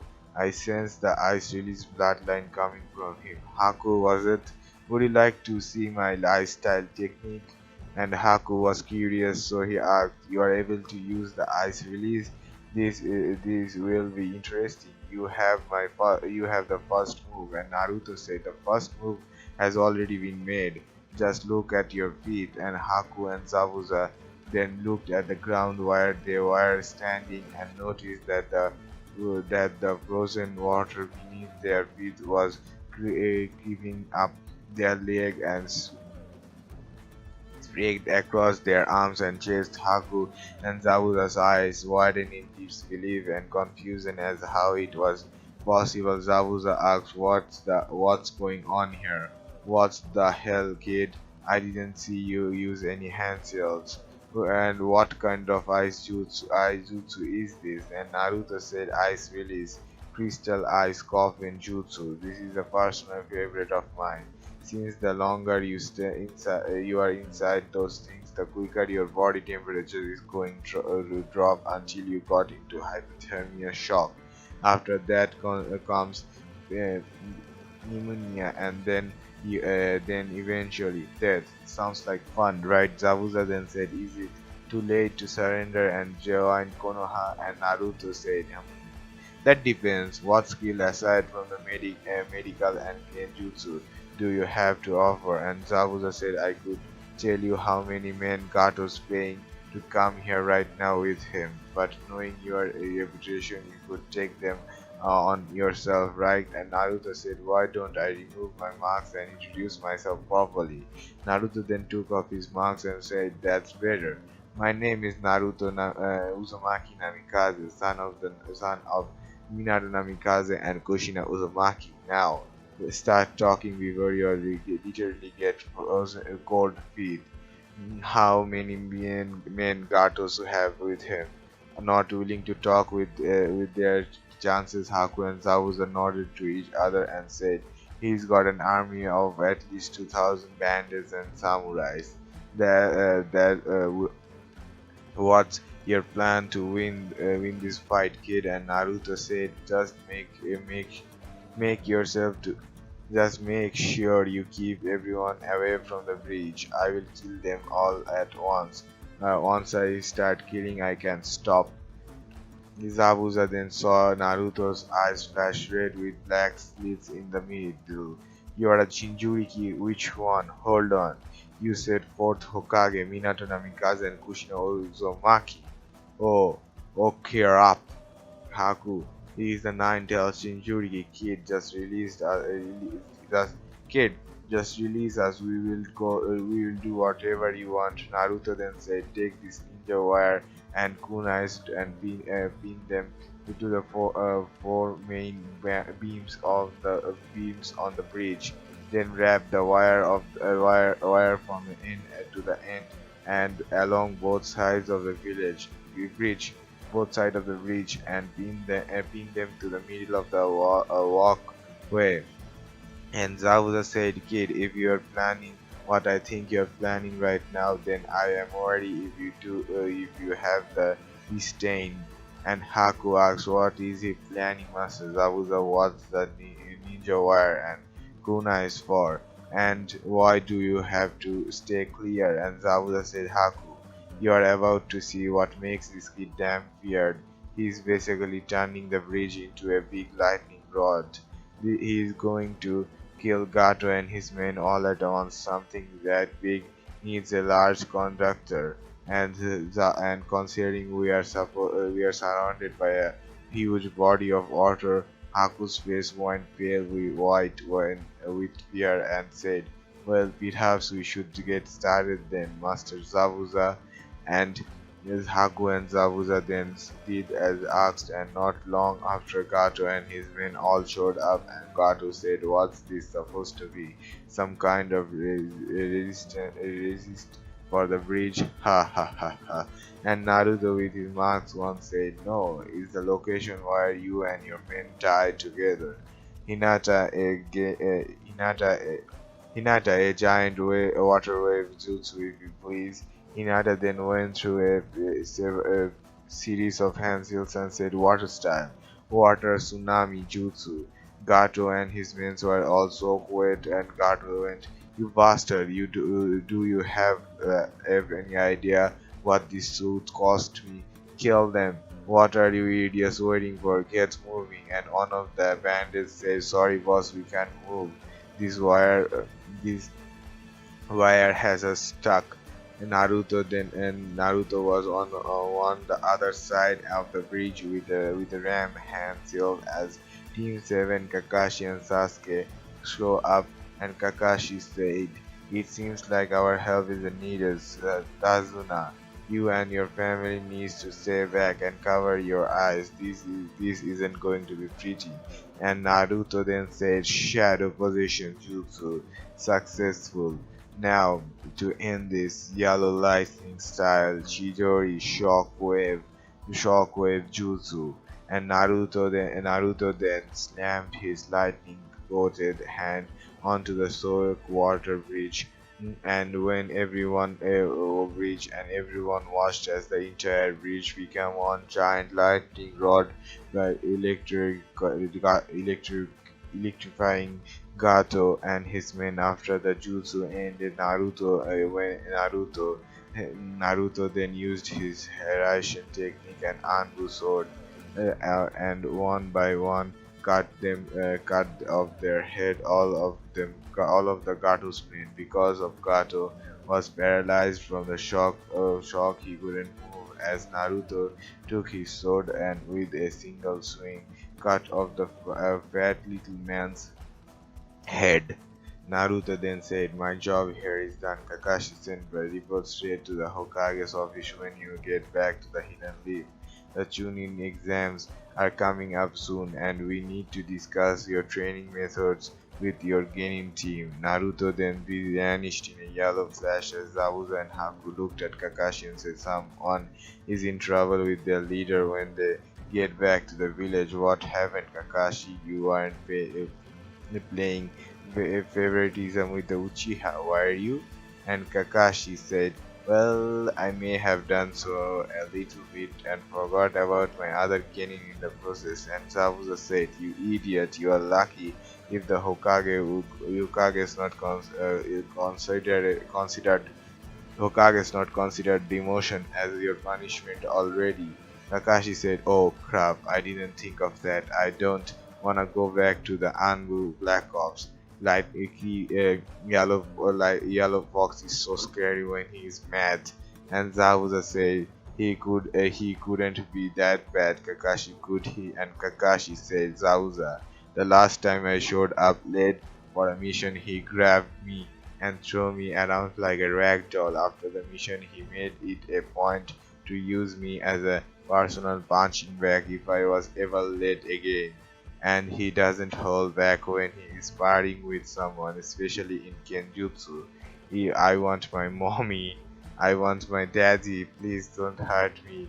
Yellow Fox Sama, I will never be late again." Really, Kakashi is asking for his mom and dad. Really, rest in peace, Kakashi's soul. Kakashi then curled up in the fetal position, sucking his thumb like a scared 5-year-old. Like a scared 5-year-old, Zabuza found it both hilarious and embarrassing at the same time. To think that a 12-year-old Anbu could put the fear of Kami into a veteran shinobi like Kakashi. But after what he just witnessed, he began to doubt even himself. One thing was certain: Kakashi was getting the third-degree burn when they got back the hidden belief, and not in a sunshine kind of way either. Kakashi would be getting kicked off where the sun wouldn't shine at all. Wow, really. I still can't believe Kakashi. God damn it, Naruto is overpowered. Really overpowered. God damn it. That being said, that's all for this video. I hope you enjoyed it. That being said, I have to see you in the next one. Bye bye. Hello guys, welcome to another video. First of all, I said that this trade doesn't belong to me, so if you read the full story for yourself, you can go down in the description to find the link to the original post and read the full story for yourself. That being said, let's get into the video. Naruto The Ninjutsu Prodigy Chapter 9 and Part 9, the Uzumaki Clan Task Force. Ever since Naruto had become an Anbu Black Ops, he's always wanted to run his own team of people, essentially since he killed half of the Uchiha police force. That left room for a new task force to be created, the Uzumaki Clan Task Force. Which considered of Naruto as the leader, Tayuya, Karin, Kushina, Nagato, and Konan. Since she was welcomed into the clan by Kushina herself, the Uzumaki task force had a different purpose though. Unlike the Uchiha, who were tasked with keeping the people of the village safe from each other, the Uzumaki clan task force was responsible for maintain of the village barrier defense and the security maneuver. They rarely ever fought in a battle, purported to be a secret task force answer to an address by the Hokage himself. At first, Uchiha clan grew jealous of the idea of another task force in the village beside themselves, but Itachi assured them that they were two separate clan trials. Thus, they were two separate task forces. Shishui Uchiha then stepped forward and said, "Itachi, are you certain it's a good idea to allow the Uzumaki clan to have their own task force? This could cause a conflict of interest with our own among the people of the Hidden Leaf." And Itachi said, believe it, and or not, Shishui. I am confident that unlike my father, whose pride and arrogance overwhelmed his own senses and duty to protect the village, I will not make that same mistake. Unless you want to go against the Yellow Fox, your Sharingan is unique in a way that is different from my other Monkey Sharingan eyes. Yokoto Amatsukame Genjutsu makes people think what they are seeing is really there. Yellow lightning could kill you before you even activated it.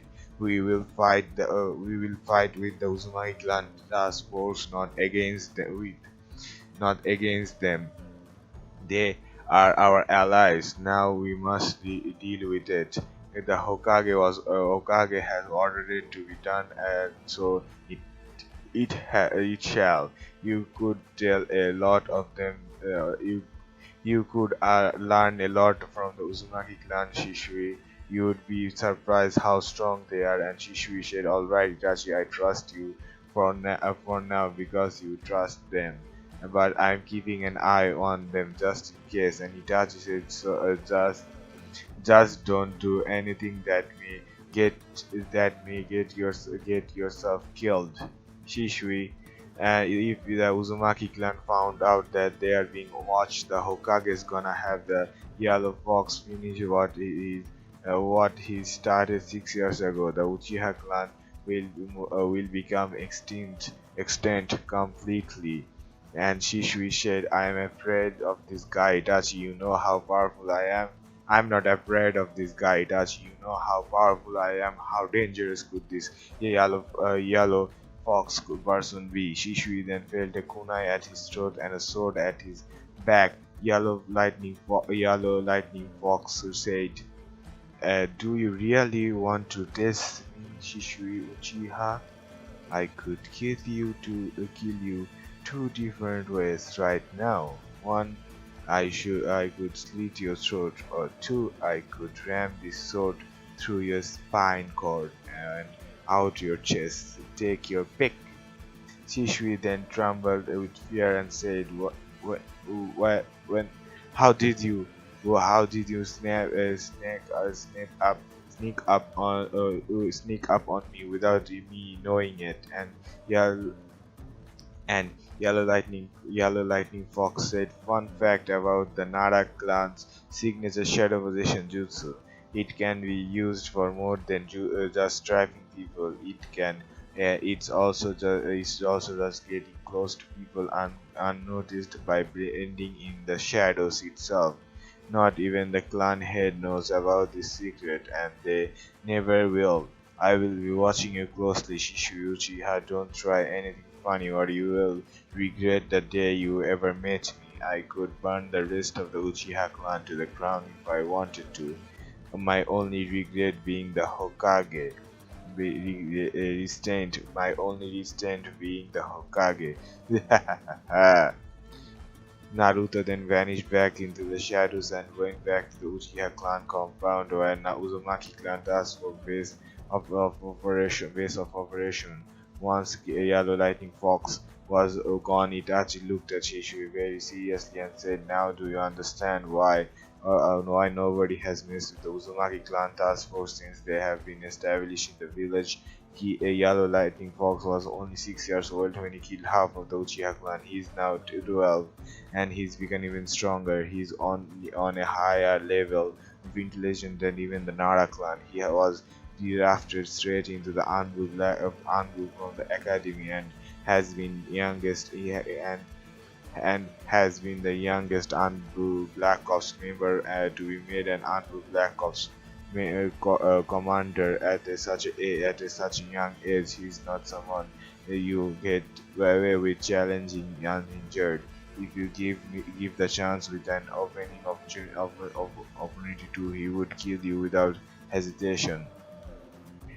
If you give the chance with an opportunity to kill you without hesitation. Shishui was speechless. How could someone so young kill so easily without feeling guilty at all? Without feeling guilty at all, he had to save some kind of moral code, didn't he?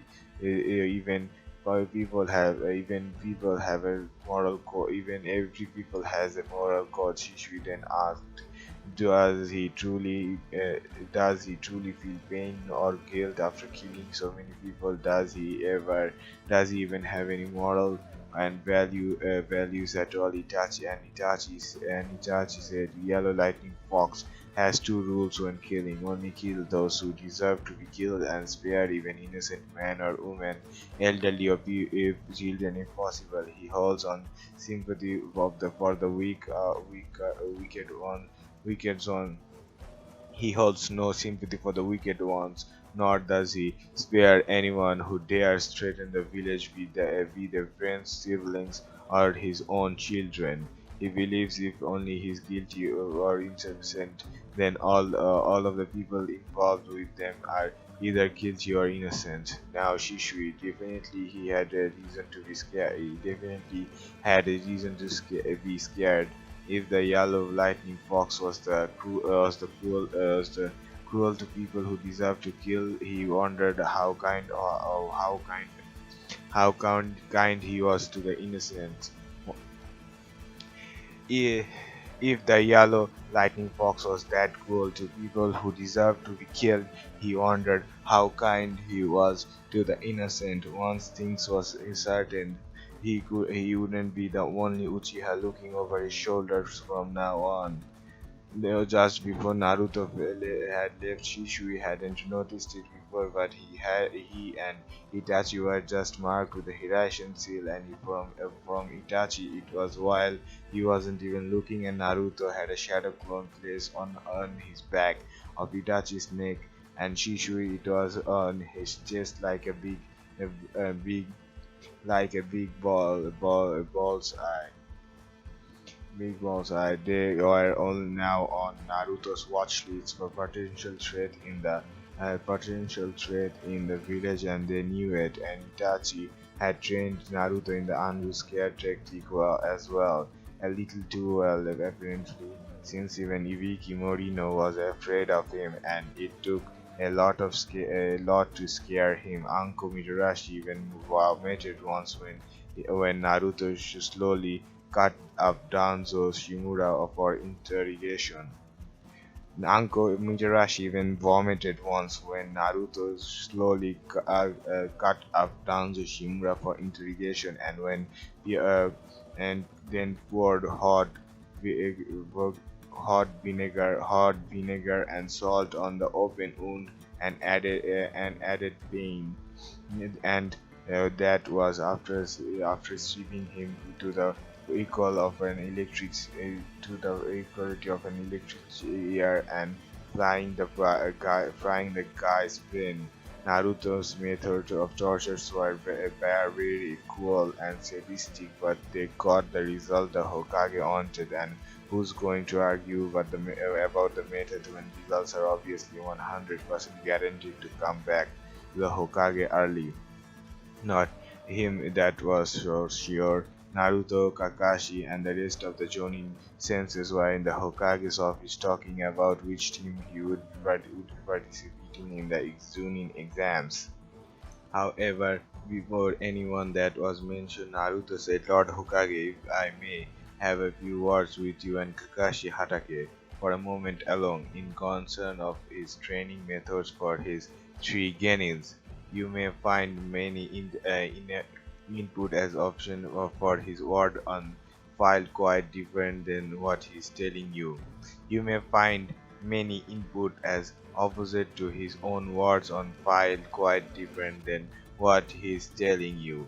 Kakashi knew this wasn't going to be an easy explanation, but he figured it was going to be brought up sooner or later in the meeting. He just didn't think it was this soon. Kakashi then said, Naruto, we didn't have to bring this up with the Hokage now, do we? Do we? It's not like I'm favoring one of them over the others now, is it? Because that would mean I would be breaking the golden rule of a sensei, never playing favoritism among students. And Naruto said, I highly recommend you listen to what I have to say about his methods, Lord Hokage. You might just find he is just unworthy person to be a sensei in the history of the Hidden Leaf Village. Should be have his father should he have his father should he have still lived would have made a better sensei than Kakashi. Now Kakashi knew he couldn't feel he could feel bad for himself if Naruto was comparing him to his father. Sorry, I need to read that again. He would have made a better sense than Kakashi. Now Kakashi knew he would start feeling bad for him if Naruto was comparing him to his father, the White Fang of the Hidden Leaf Shakumo Hatake. Kakashi bowed his head in shame and sat down in the chair across from the Hokage and said, "I guess we are going to skip this torture. We are Lord Hokage. We are not going to skip this topic, are we?" Lord Hokage and Hiruzen said, "No, Kakashi, we aren't going to be skipping this topic. Please continue, Naruto." And Naruto, and from your sake, Kakashi, he better have good things to say about your method. And for your sake, Kakashi, he better have good things to say about your methods, or it's starting to back. It's straight back to the Anbu Black Ops for you, with Naruto as your superior officer. He is, after all, the commander of the Anbu Black Ops headquarters. Ironic, isn't it? You would be taking orders from a 12-year-old, and no matter how ridiculous they were, you would have to follow them.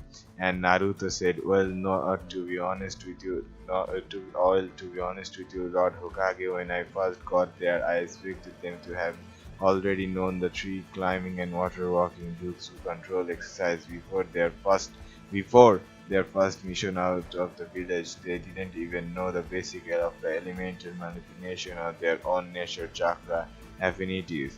I had to teach Sakura and Hinata all of this while Kakashi focused solely on Uchiha.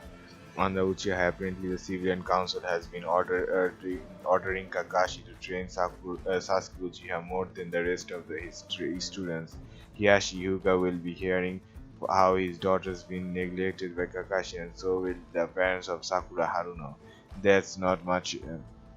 That's not much Ieyashi is able to do as a shinobi anymore since my wind chakra severed his chakra paths to pieces. Kakashi then growled and said, "So, just how bad of a punishment are we talking about here, Hokage-sama?"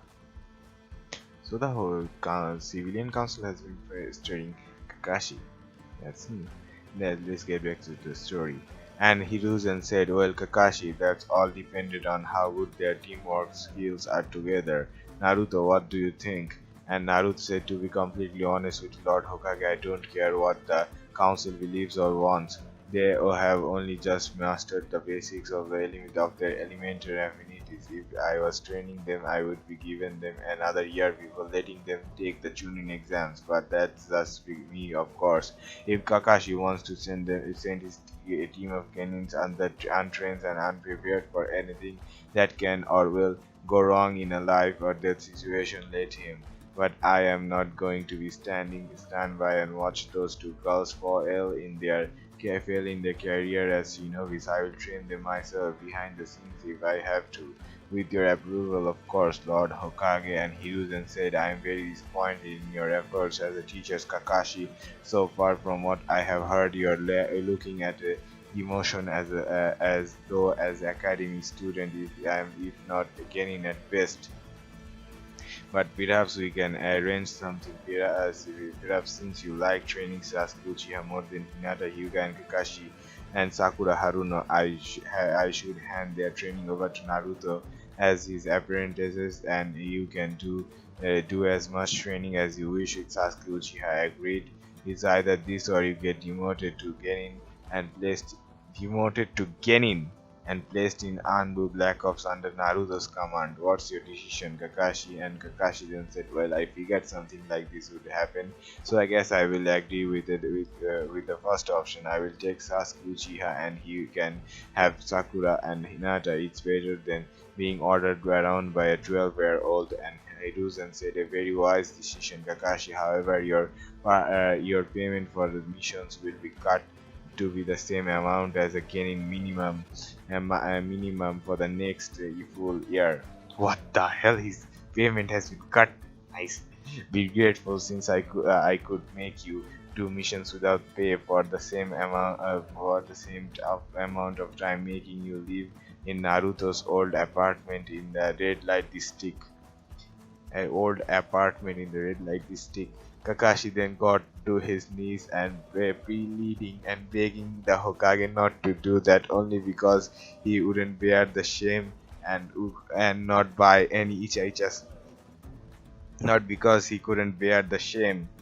Kakashi then got to his knees, pleaded and begged the Hokage not to do that, only because he wouldn't bear the shame, and not by he couldn't bear the shame and not buy any Icha books for a whole year. Hiruzen then said, also Jorai will be revoking your Icha book membership status from platinum to bronze. Wow, that's harsh. Also, Jorai will be revoking your Icha book membership status from platinum to bronze. That's just below gold, but close to silver. You are dismissed. That's just below gold, but close to silver status. You are dismissed. Kakashi then said underneath his breath, thanks a lot, Naruto. Now what am I supposed to do with my spare time? And Naruto said, I heard that, Kakashi Hatake. You better be on time for training tomorrow morning, or I will have my mother come find you and Kasumi drag you to the training ground by your neck. Kakashi just reached towards the back of his neck and remembering the last time that actually happened and still had the bite marks to prove it. It was not a pleasant thing. If anything, the pain stuck with him for months. Naruto then said, "Well, I'm heading home. See you at 500 hours sharp tomorrow morning. Kakashi, get as much sleep as you can because you will definitely need it." Kakashi then said to Hiruzen, "Sometimes I hate how cruel or sadistic he could be at times." Well, I guess I better inform the girls who's going to be training them, Jane, to the Lord Hokage. Kakashi then disappeared in a puff of smoke, and Hiruzen said, so do I, Kakashi, so do I. But he knows how to get results on my desk in a far less time also. Thanks to Kami, he told me about his shadow clone jutsu. Thanks to Kami, I still hate you for not warning me about this influx of papers, intraper stuff. The Tobirama sensei, so do I, but he knows how to get results on my desk in a far results on my desk and in a far less time also. Thanks Kami, he told me about the shadow clone for the paperwork. I still hate you for not warning me about this infernal stuff. Tobirama sensei, Hiruzen was glad that what is this last 6 years since he discovered the secret to breathe paperwork, he could actually focus more on the village and his Icha collection. But mostly his Icha collection. He, an old man, could dream, couldn't he? If only he would know about it before becoming Hokage. Boy, would his sensei be for areas, especially with the first Hokage's wife Mito Uzumaki still around at that time. To think that would happen if Tsunade had actually become a pervert instead of Jiraiya, and Jiraiya become the compulsive gambling drunk. He surrendered at the thought of that. What Mito Uzumaki would have done had that actually happened. One thing he knew for certain was that there's been some uneasy thrust between the two task force groups. The Uchiha clan feels left out and Uzumaki clan trying their best to get along. It was just a good thing that Naruto always stopped things from getting out of hands quickly. A simple irration sealed on to the back of their heads and simple ideal traits such made a big difference. Minato could only be laughing in the grave at how Naruto was using his Hiraishin technique in a way even he didn't imagine. Since mastering his technique, he had placed it all of the civilian council members to keep a much closer watch on them, and to even heroes and benefit. He enjoyed watching his old teammates, the council, looking over their shoulder every 10 minutes, knowing even when or not knowing when or where the yellow lightning fox would appear next. Naruto had gotten home in time for dinner as he saw that Nagato's fiance Conan was cooking dinner, and the gods that thank God for that, since Tayuya was horrible at it, and his mother only knew how to cook one thing. Ironically, the one thing Naruto ever ate growing up, ramen. For the first time Naruto had Conan cooking, he was amazed at how great her actually was. It was like taking a long trip down memory lane. Every single flavor was specially designed, delicious and satisfying and delicious. Naruto couldn't help but approach or ap- yeah, sorry, approve of Conan and Nagato's relationship. Naruto then said, "Wow, Conan, I can see why Nagato loves you so much. Anyone who's able to cook this well couldn't shouldn't deserve to be a single couldn't deserve to be single forever. I'm sure you guys will be happy together." Nagato then said, "And what about you, Naruto? Is there anyone in the village that has caught your interest? Perhaps the Hyuga clan heiress Hinata Hyuga, or maybe the Yamanaka clan heiress Ino Yamanaka, or that pink-haired girl Sakura Haruno, maybe." And Naruto said, all of the other eyes of the women's were on him. I'm not really such excellent. Then again, I grew up not knowing what true love really is, or what it is like to be in love with someone else in the first place. But hey, there's always family, right? Everyone else couldn't believe it. Was Naruto really that tense to the girls around him that he never once noticed any of them as a possible love interest? Kushina and the girls all went slack jawed as Naruto's. Oh, what did I say something wrong? Is there something on my face? Conan then spoke up, and the others said, "Naruto, perhaps you may want to pay a little more close attention around you when you are around these girls. You may just notice something different about how they act around you." And Naruto said, "I will keep that in mind, Conan. Thank you for your advice. I am meeting them tomorrow for training anyways. Good night." Naruto then went to bed, for as everyone said good night, Naruto. Kushina then turned to the others and said, "All right, so far what I have gathered from this conversation is that Naruto is obviously to the girl's feeling oblivious to the girl's feeling for him. I suggest talking with each of the girl's parents and find out their opinion on the matter. I will go get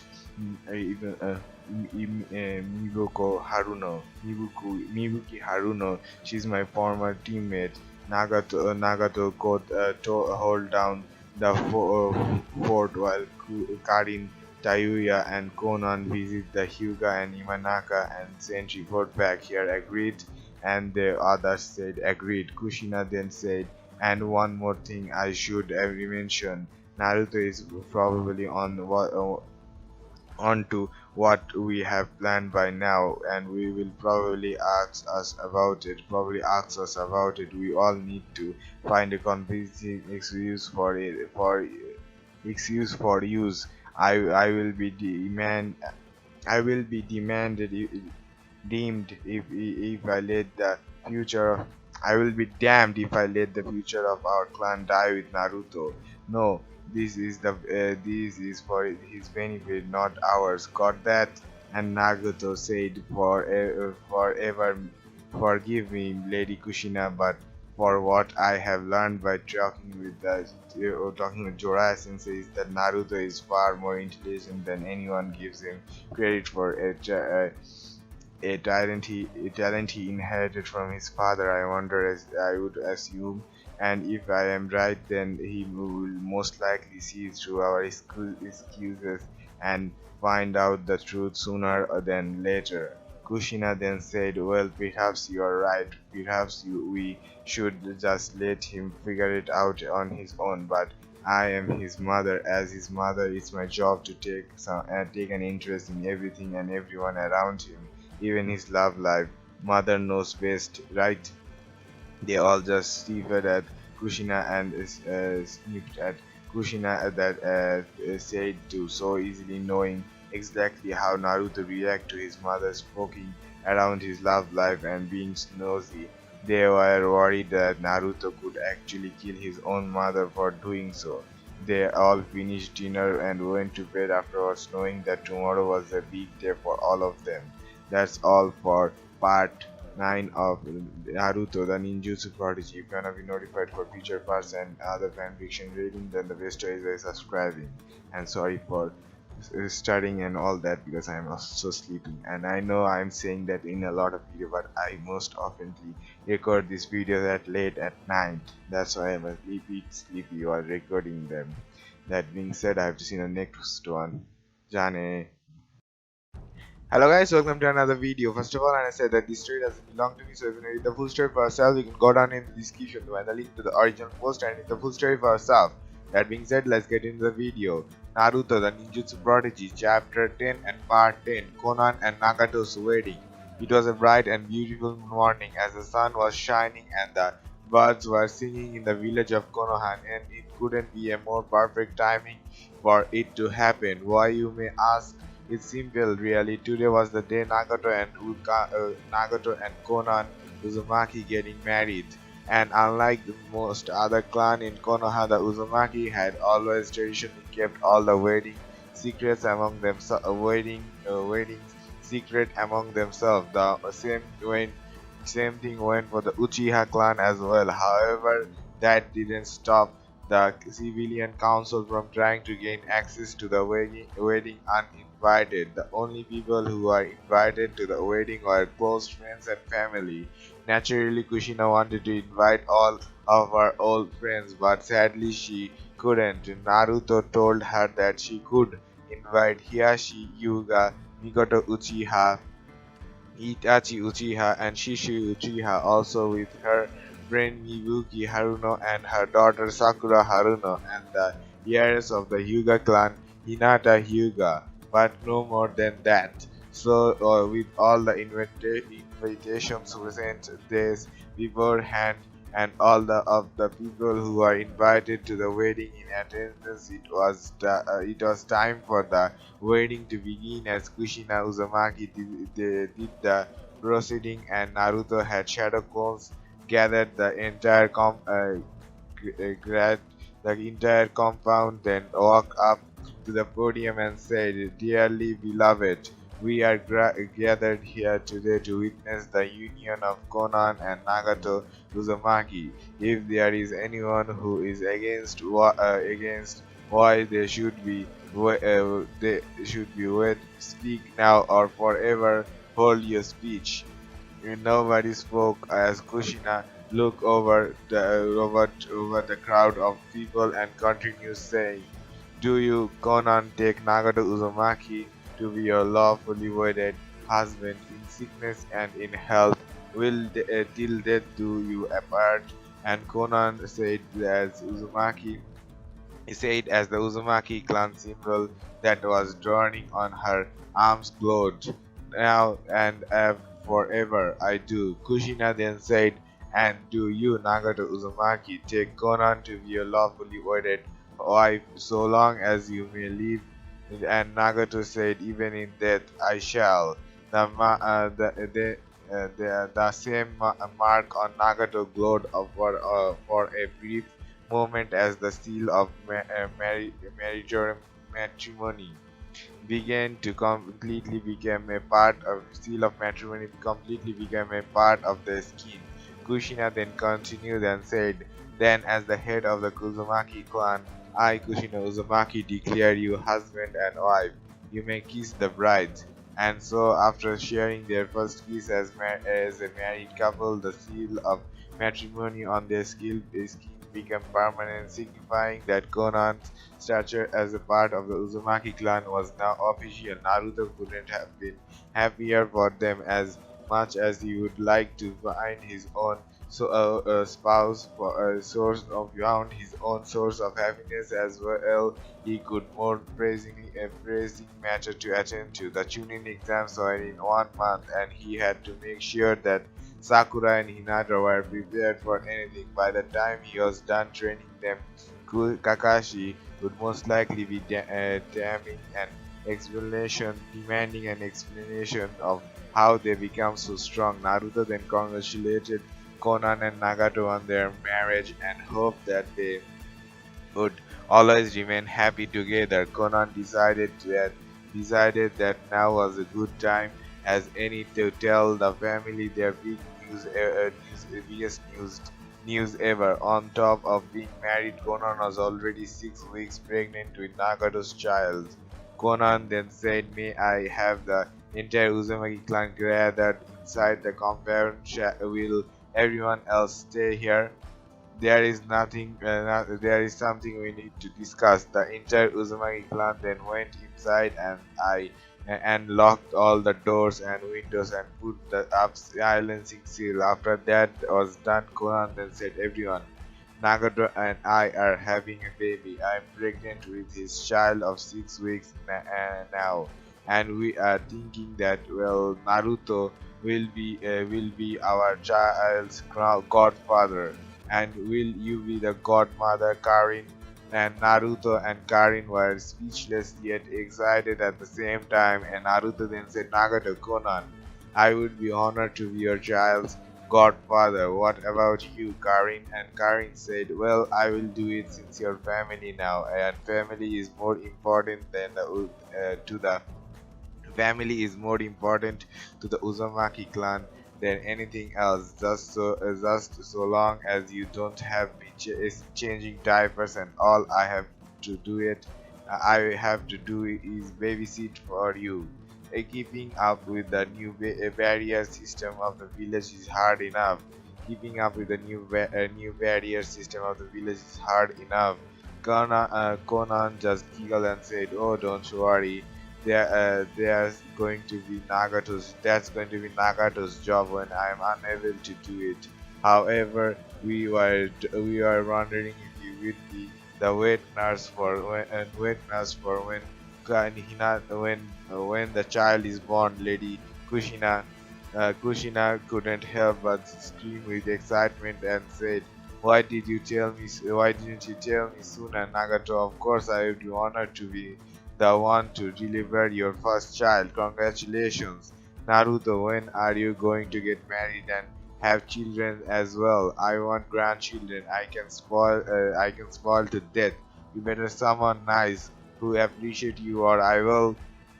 Naruto wasn't listening. He just got up before using the Hiraishin technique. I am well aware of what you want me to do, mother, and perhaps I shall consider it later on the future. But now is just too early in my life for such trivial things. With the tuning exams coming up next month, I am well aware of your conversation you all had last night about me and my love life. Please let me find the right person for me on my own. I don't want to be with someone who is only interested in the idea because it was arranged as soon as such. I enjoy being an aunt with Black Ops. I also enjoy helping Jiraiya with his spy network outside of the village. But I am just too young to be falling in love right now. I'm sorry, maybe next time." And Nagato said, With all due respect, Naruto, you are never too young, and it's never too early to fall in love with someone. You just don't know that you are already fallen in love with someone until it's too late. Isn't that right, Conan, my dear? And Conan said, "It's true. Well, we will all help in Naruto the same way you helped us, even if you don't want us to pass to you. You know we will anyways. I have seen the way the Hyuga Yaris looks at you. She's got that same look you got when Nagato mentioned her your last night. Mentioned her to you last night. Sai but determined to prove yourself, quiet and perceptive, but still carrying enough to know how you feel about her. I'm guessing it was something before you left the village with Jiraiya Sensei to find the other Uzumaki clan members, wasn't it? And Naruto said we should get back to the festivities. People are probably wondering what's going on. Besides, I have a special gift in store for the both of you. It's a surprise, so don't bother asking. And Nagato said, "Very well then, let's head back. The festivities and we will talk about it more later. I can't wait to see what the surprise is." Everyone went back outside to rejoin the party, and when they did, Naruto went over to a piano and sat down in front of it. They all wondered if Naruto knew how to play the piano at all, and to everyone's especially Hinata's surprise, he played it beautifully. The song he played was called "Without You" by Ashim Rimin. Kushina then said, "Oh yeah, it's a real song. So if you know hear it, just search it up on YouTube. Without You by Ashes Remain. Alright, and the link, if I remember to put it, the link should be in the description too. And now, if the new lovely couple would like to have their first dance together, the music shall be played by my own son Naruto Uzumaki. Naruto Uzumaki Namikaze. Naruto, whenever you are ready, Kushina said. Wow. Naruto then nodded to his mother and started playing the piano, and Nagato and Conan had to admit it was a beautiful surprise indeed. As much the music kept playing, more and more people began to join in and on the dance floor, and it was most beautiful sight you could ever imagine. The only people who wished they knew the same kind of happiness wasn't just Naruto but also Hinata. Naruto had replaced himself with a shadow clone to keep playing the song, but when Hinata asked him to dance, he said he didn't know how to. Hinata then said, "Well, think of it as a way of using the gentle fist style. Each movement is a set of flexible, fluid motions.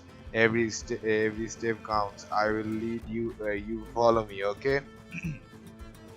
And sure enough, that's what happened. Naruto let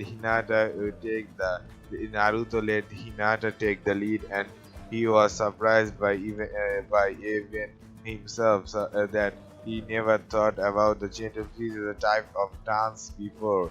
From the outside of the dance floor, Nagato and Conan could notice Naruto and Hinata were dancing together, and Conan said, "You know, Nagato, sometimes for as smart as Naruto is, he doubts himself too much and worries about every little detail, even though he knows he shouldn't. Looks like he's having a good time with the Hyuga clan heirs, wouldn't you say?" And Nagar says, "Indeed, he is, Conan. Indeed, he is. It wouldn't surprise me if she is confessed her feelings to him right now. It's a perfect time and a perfect place for it." Naruto and Hinata's eyes never left each other's even after the music stopped. They kept dancing, and Naruto said, "You look beautiful today, Hinata-chan. I wished we could be like this all the time, but the junior exams are coming up soon. We need to get get to training later today. I'm just disappointed Sasuke would choose training over a wedding and a dance with his most devoted fangirl." and his most devoted fan girl. I sense mention from others, and I could tell that Sakura's love for Sasuke is real. I am always so focused on happiness of other. I never make time for my own. But now with you, I am beginning to feel happier than I have ever been in my entire life. After all, I will always be here to protect you, Hinata-chan. I am certain you are aware of this by now, but I was in the Anbu that always protected you. I was the Anbu that always protected you during the days at the academies. Remember when Kiba Inuzuka tried to touch you and your Anbu guard saved you and threatened to cut off his genitals? That was me. Over many times as your Anbu guard, I sadly became more and more attached to you. I guess that's what I'm saying. What I'm saying is that Hinata then said as he kissed him on the lips, "You don't have to say anything else. I have always known. My Byakugan lets me see through your mask, both my Anbu and the marks of fake emotion. I know you love me, Naruto, because I love you too." Naruto was speechless. This was the second time his heart beat faster than normal. He didn't know why until now, but he was actually in love with Hinata. He wasn't sure, but he didn't want the feeling to end. On the other side of the dance floor, watching from the sidelines, Conan and Nagato looked at Kushina and said, "It seems like Naruto has found his true love, and knowing what being in love feels like after all, you might just get your wish, Lady Kushina. Keep praying and it might just happen in a couple of years." The festives ended and everyone left to go to home and head back to their everyday lives. But one thing Naruto knew was certain: he would never forget the moment he just shared with Hinata. Naruto changed into his standard Shinobi Anbu uniform minus his marks, but kept it with him since he could be called upon by the Hokage at moment's notice. He then went to the training ground to begin training Sakura and Hinata for the Chunin exams. The training he had them doing is wave country doing in the wave country was easy, but for the next month they were going to be put through the most in, uh, incu- included training of their lives. That's all for part 10 and chapter 10 of Naruto the Ninjutsu Prodigy. Conan's and Nagato's wedding. I have to see the next video. Bye bye. Hello guys, welcome to another video. First of all, I said that this story doesn't belong to me, so when you read the full story for yourself, you can go down in the description to find the link to the original post and read the full story for yourself. That being said, let's get into the video. Naruto the Ninjutsu Prodigy, Chapter 11 and Part 11, Training with Naruto Sensei. Sakura and Hinata were currently in a training run preparing for their training before the Chunin exam. Thinking it was going to be something easy like last time, they were eager to see what they were learning next. They soon regretted it after Naruto hanged them 5 pound training weight and had them put on each arm and leg. Naruto then said, "Since you girls aren't that knowledgeable in the art of seals, I am going to hold off on that until I think you are ready. Seals are a very tricky and complex art to master. Even my clan, who are very adept at the art of seals, must train to learn how to do it." Now, you probably think, what do seals have to do with your training, right? Sakura and Hinata nodded their head yes, and Naruto continued and said, "Well, the reason it is one of the most complex and difficult shinobi arts to master even at a beginner level. Level is because they are not considered a form of ninjutsu that requires hand seals and ultimately, not even the Uchiha clan is able to use the art of sealing because there's no hand seal required. The technique themselves cannot be copied. The only person besides Uraya who is a seal master that was classified as a seal expert would be the fourth Hokage, my father Minato Namikaze. The seal used to contain the the seal used to contain the nine tails inside of me was a forbidden technique designed by the Uzumaki clan known as the Reaper Death Seal. The name is what it is. A type of sealing technique that summons the death god to assist you in any way, but at a very high cost. And Sakura asks, "What cost is that, Sensei? I mean, if this technique is so dangerous, why create it to begin with?" And Naruto said, "Because only one being of divine power can weaken or, in some cases, destroy another. The tailed beasts were created by the Sage of Six Paths. They are essentially massive being of pure raw chakra. Chakra cannot be destroyed as its spiritual energy. It can only become that which exists all around us and reform itself over time. Unfortunately, a tailed beast only weakens when it is tailed beast only weakens its weakness is being sealed inside what are known as injury keys. There's nine of us. I'm the host of the Nine Tails, the most powerful tailed beast. Anyways, the type of seal I would have given you is what is known as a gravity seal. In a matter of speaking, it's like those training weight you are wearing. The more your body adjusts to the added gravity, the higher the level the seal would increase. This is how I train myself every day to give you an idea of how strong I am. The highest level of gravity seal I have mastered is 20. I could go higher than that, but that's just an example. The gravity seals help praise my natural speed and strength. Watch. And Naruto then went through a series of hand seals and said, "Uzumaki sealing art, gravity seal level 1, release." And Naruto and Sakura and Hinata then watched as Naruto's chakra jumped 10 times what they were before. Naruto then walked over to a large boulder and punched it, turning it into dust. Hinata and Sakura jaws dropped. They couldn't believe Naruto had that kind of power.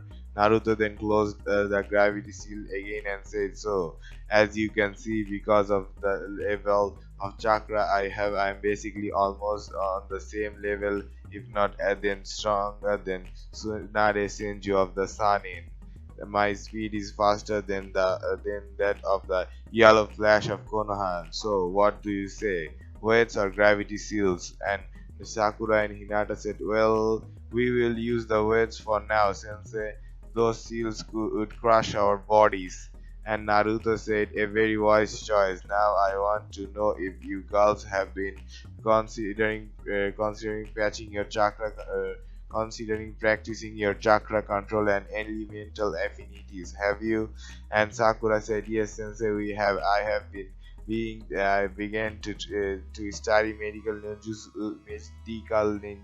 and genjutsu like you recommended. Kuronai Sensei has begun helping me with genjutsu, and Hinata has been learning a lot about medical ninjutsu as well. I have also managed to combine my earth and fire manipulation to create the lava release."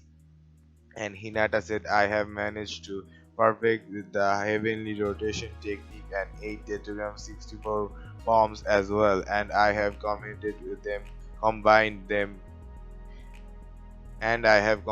them with my water elemental affinity. I have also mastered water style water.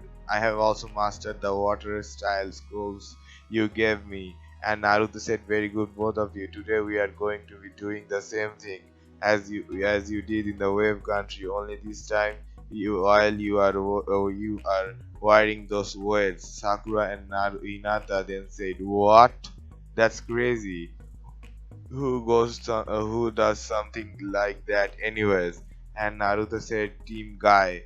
They do it on a daily basis, and I can say without a doubt it's gotten them all great results. I have done it before, and it was not as easy as it looks. A full year it took me to be on their level.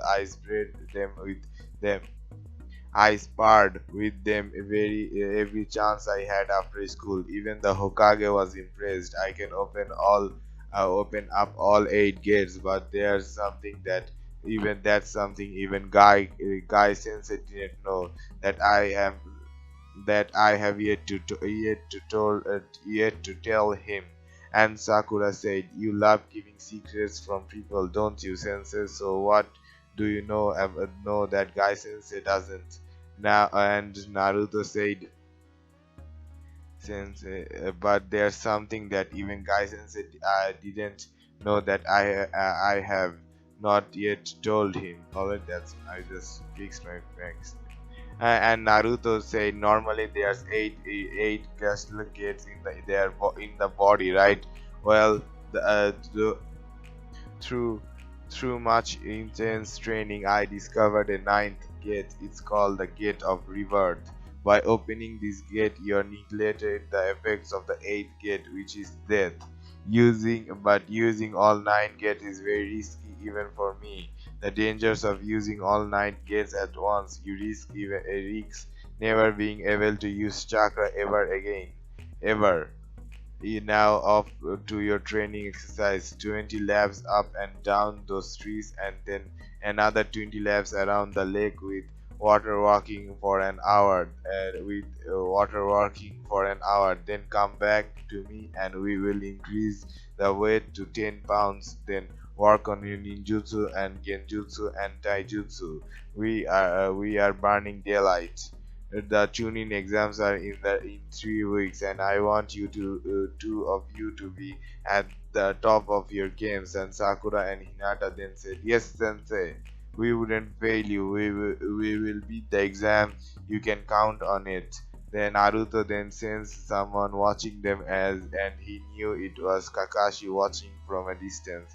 Naruto then said, "You could come out of hiding, Kakashi. I know you are watching me and my training methods, and think Sasuke Uchiha deserves the same thing, but he doesn't, because his body isn't fully prepared for the pain he would be in afterwards. I have my methods, you have yours. Now leave before I report you to the Hokage for abandoning your student." And Kakashi said, "Tell me something, Naruto. How did you do it? How did you manage to unlock the ninth gate, the gate of rebirth? That was only supposed to be a legend among taijutsu users." And Naruto said, days of endless training and meditating, Kakashi. Days of endless training and meditating. You should try it out sometime. I'm certain you could benefit from it. Kakashi then walked away and went back to training Sasuke Uchiha for the Chunin exams. Sakura and Hinata had just finished their 20 laps around the lake and came back to Naruto. Naruto then increased the weight to 10 pounds and said, "Okay, now that I have increased the weight, let's have a sparring session in Taijutsu. The first person to lay a hit on me gets to sign one of my summoning contracts." Sakura got into the Academy Taijutsu stance and Hinata got into the Gentle Fist Taijutsu stance. Naruto got into his Fox Taijutsu stance, which surprised both Hinata and Sakura because this was a taijutsu neither of them had seen before. Hinata activated her Byakugan and the girls rushed in after Naruto. Hinata went for a gentle fist strike to Naruto's shoulders, but she overestimated her reach and Naruto grabbed her wrist and hit the pressure point in her arm with his chakra. Hinata's arm went completely numb and she didn't know why until she used her Byakugan to notice that the pressure points in her arms were completely closed off, which meant she was temporarily unable to use chakra in that arm. It scared her to know that Naruto didn't need to have the Byakugan to use the gentle style. He was able to use it even if he didn't have a Byakugan. Using her free hand, Hinata opened her the reopened the pressure points in her arms and felt her chakra returning to her arm. Sakura then decided to go for a haymaker to Naruto's chest, but she early stepped forward the hit and tripped Sakura off her feet. He he easily sidestepped the hit and trapped Sakura off her feet. Naruto then said, "Come on, girls! If you want to beat me to sign the summoning contract, you need to come at me with the intent to kill. Otherwise, it's no fun." Hinata and Sakura could tell that Naruto was taking pleasure in all of this. That increasing the weight would slow them down, but he also knows that if they applied chakra to their muscles, they would overcome the added weight. Sakura then got back up and went for a leg swipe to knock Naruto off balance, but it didn't work as he simply jumped over it and backflipped away from Sakura. Sakura and Hinata then both came after Naruto as a team and he had some difficulty, but not a lot because of his unbooked lack of training. His senses and reflexes were faster and more alert. Sakura and Hinata were finally managed to get a decent hit on Naruto, only to find out that it was a shadow clone after it pooped out of existence. Naruto then came walking up behind Hinata and Sakura and said, "That was excellent teamwork you girls used. Now we are going to start on ninjutsu training. As same as before, hit me and you are one step closer to signing one of my summoning contract.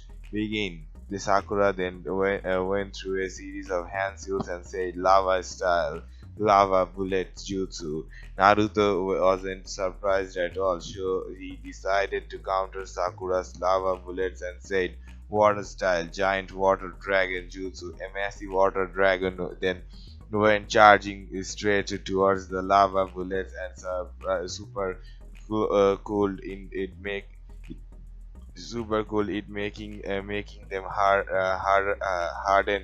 harden on impact. Naruto then used his wind style gale palm to clear the steam and said, "The well, that was a impressive. That was impressive, Sakura.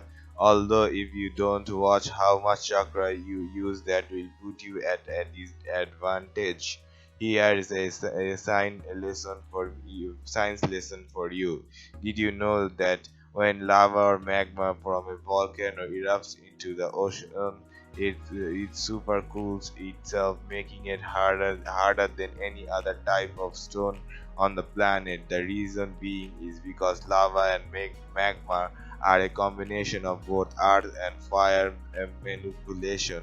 However, making it too hot and eventually you will be able to dissolve any water style jutsu into steam.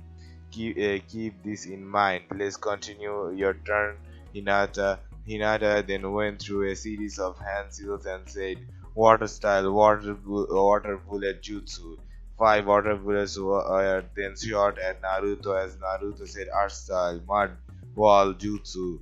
The water bullets were then absorbed by the mud wall as Naruto cancelled his jutsu and said, "That's very impressive, Hinata. You both greatly improved. Both have greatly improved since I last trained you. You are able to make two more water bullets than last time. I think you girls are ready to learn the Shadow Clone Jutsu." Sakura and Hinata's eyes widened and Sakura said, "But since I thought only you could use that technique, what makes you think we are gonna be able to make even the three clones?"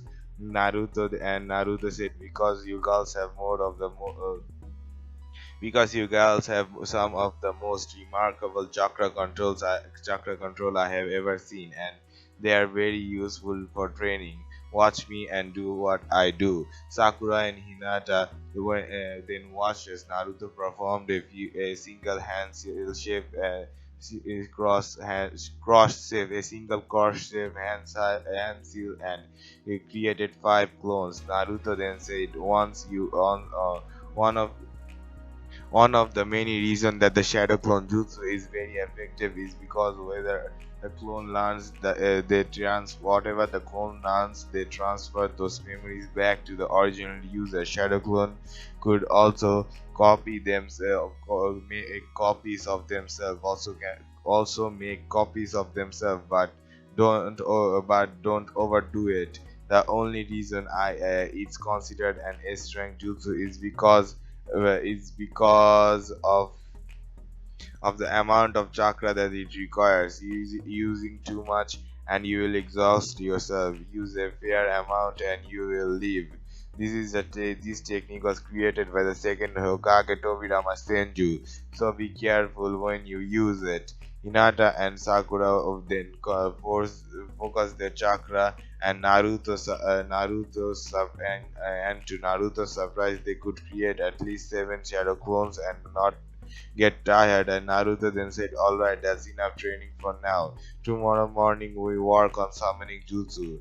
First, I will let you decide between the two contracts. The first contract is Limpert contract, and the other one is a Fox contract. The Fox are very useful for things like battle and spying mission, even sending messages. The Limpert can run long distances and send messages to allies much faster than any most other summons, and are nearly invincible in battle because of their speed and strike as stealth skill. So, who wants the Fox contract and who wants the Limpert clan contract?" And Hinata said, "I will sign the Fox contract. The boss summons cannot be that. The boss summons cannot be that bad, could he?" Naruto signified at Hinata's question and said, let's hold off on you meeting him at the moment. He is never happy if he's woken up from waking up during a nap. Sakura then said, "Who is the boss of the Fox summons anyways, Naruto Sensei?" And Naruto said, "Well, remember how I told you that I contained the line tells.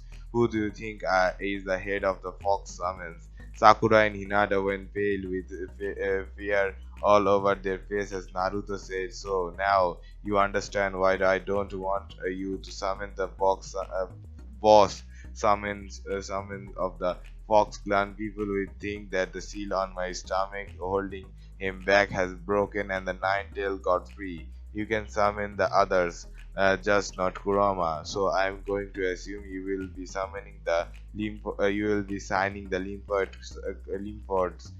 Sakura said, "I guess so, and we will find out tomorrow what their taste is,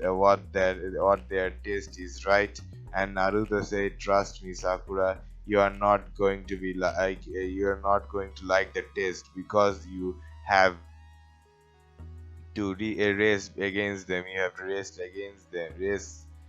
against them. Well, I will see you girls tomorrow." Naruto then disappeared in a yellow flash and back home.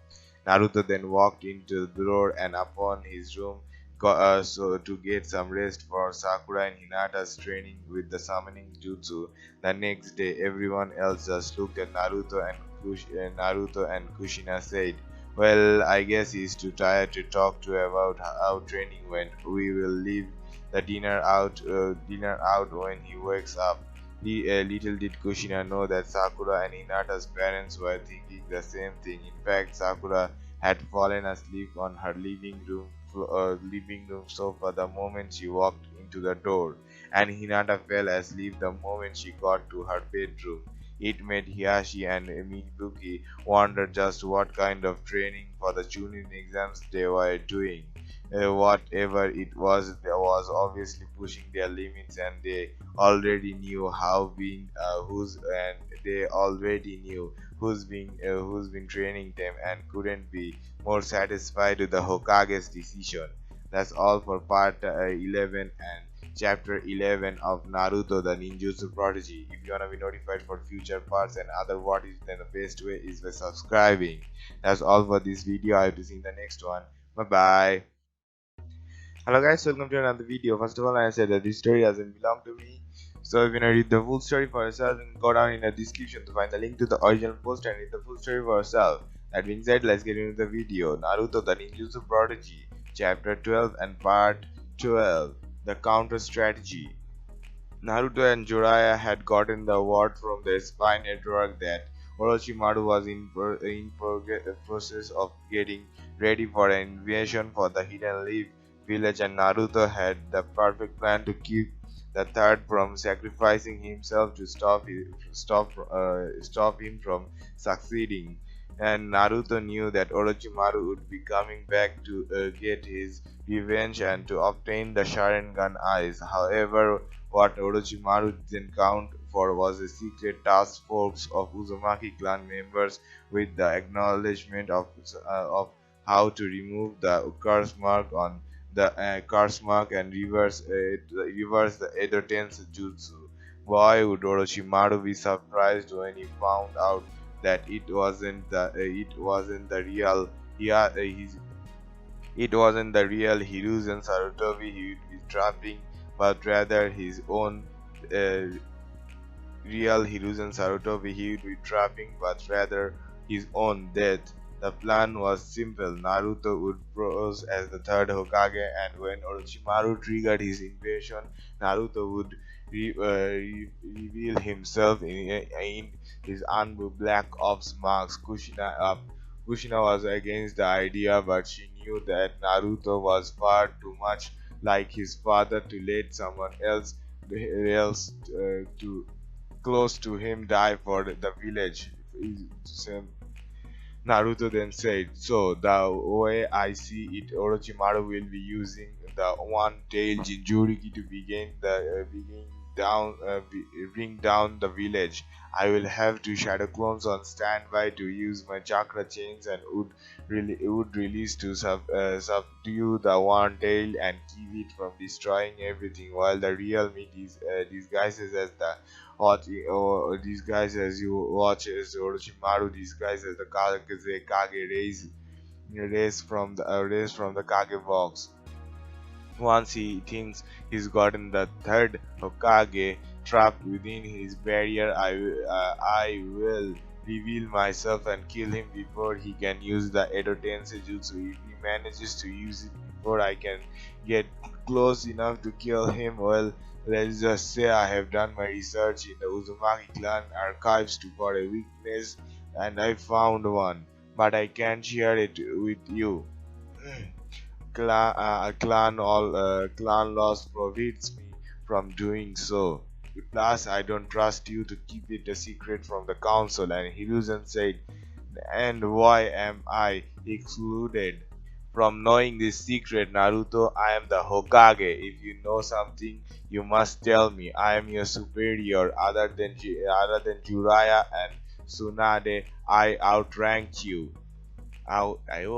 Yeah. So but the Uzumaki clan never fully trusted Konoha, did they? Your clan was very formidable in the war and politics, and still is apparently. And Naruto said, "It's not a matter of why I don't want to trust you with what I know. It's more a matter of what gratitude do I have? You wouldn't what matter of what guarantee do I have you wouldn't let it fall into the wrong hands, particularly the village council." And Hiruzen said, "You really don't trust them, do you, Naruto? Very well. If you do not want to share it with me willingly, I can always have Ibiki Morino get the information from you." And Naruto good luck with that one, old man. The thing he's seen me do to people like Danzo Shimura would have you nightmares for weeks. Didn't you ever wonder why he's not the one torturing people anymore? It's because I have done things to prisoners that would make your screen stand up on the back of your neck. That's things that would make even the Sharingan with Shinigami, that even the Shinigami with his unholy cloak, and run to the almighty creator God. Hiruzen then went pale white with fear in his eyes. He couldn't believe Naruto would do such horrible things to prisoners. Granted, they deserve it, but still, to torture someone to the point it makes the dead god like a scared little schoolgirl, it was unheard of. But he believed Naruto either way. Well, he had actually made Ibiki, Morino, and Uncle Mitarashi look sane, and not even Inochi Yamanaka could do that. Naruto then said, "So, what do you think, old man? Should I take your plan in the Kage box, take your place in the Kage box, or will you handle Orochimaru yourself?" And Hiruzen said, "You are sure you can pull this off, Naruto? I don't want to think about what your family think. I don't want to think about what your family, especially your mother, would do to me if you got killed. I would never be able to forgive myself." And Naruto said, "Don't worry, old man, I have got it all figured out already. I am already 10 steps ahead of Orochimaru as we speak." And Hiruzen said, "I'm sorry, Naruto, but I cannot allow you to do this. One life isn't worth saving if it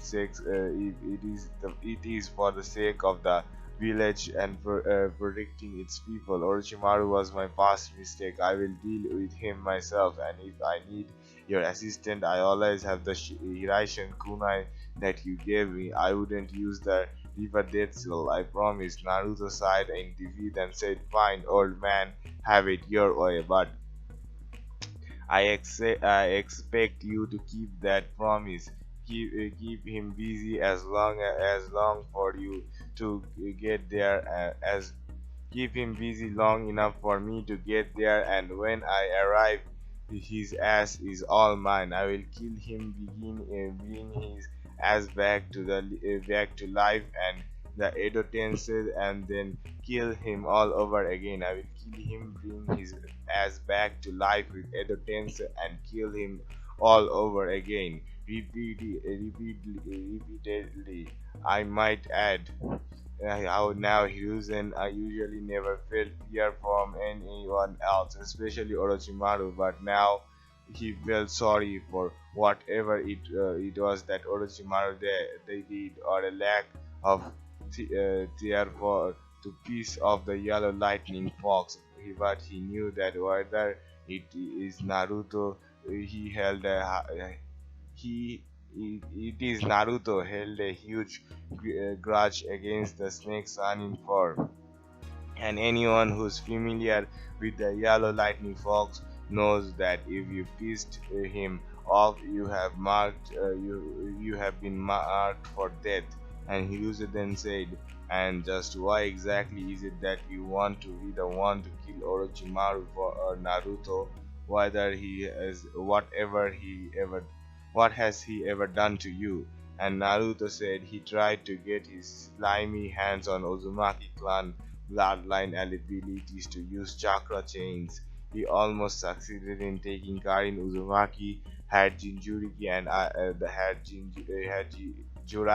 Jiraiya, and I not showed up before him, he probably would have succeeded. And now he's after Sasuke Uchiha. I know about Itachi's illness. If he dies, then Sasuke Uchiha is an easy target for him. I want Sasuke under 24-hour watch and live less as as a flight risk, leveled as a potential flight risk for the village. And Hiruzen said, "You proved many good points, Naruto, very well. I will have Kakashi constantly monitoring his mental condition, and if he deems a flight risk, then a flight risk, then I shall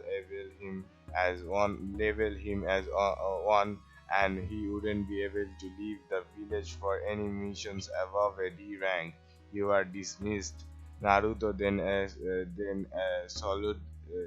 saluted the Hokage and went back to the house to get his things for Sakura and Hinata's training. He was going to train them in weapons. For Sakura, it was a war hammer, and for Hinata, it was a bow and a set of arrows.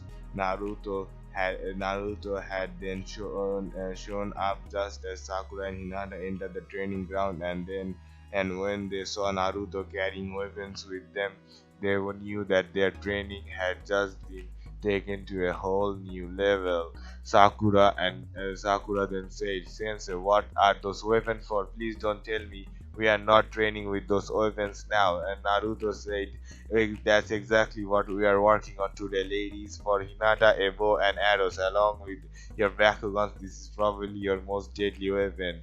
And for Sakura, a war hammer." And Sakura then went to pick up the hammer and realized that for as heavy as it looked, she was able to pick it up quite easily. She then asked Naruto Sensei, "Why does this feel so lightweighted to me if it looks so feelingly heavy?" And Naruto says, "Because Sakura, those are gravity seals that responded to your chakra and only yours. If any other person was to try and pick that up, they wouldn't be able to.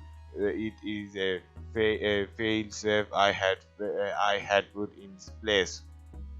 Hinata then tried to use her bow without any arrows and realized that the string was made of chakra containing wire.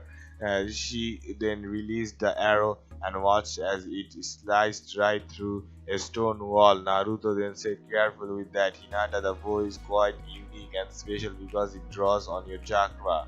Naruto nature chakra nature and creates an arrow out of draws on your chakra nature and creates an arrow out of your chakra when you run out of arrow in your quiver. Sakura, by channeling your fire element into a hammer and slamming it into the ground, you can create miniature volcano eruption that burns your enemies alive. The more chakra you use, the hotter the fire becomes.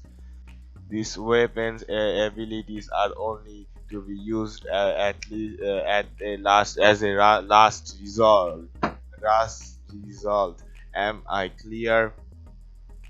Hinata and Sakura then nodded their heads yes as Naruto then stepped up a bunch of moving targets, set up a bunch of moving targets for Hinata and steadily targets for Sakura.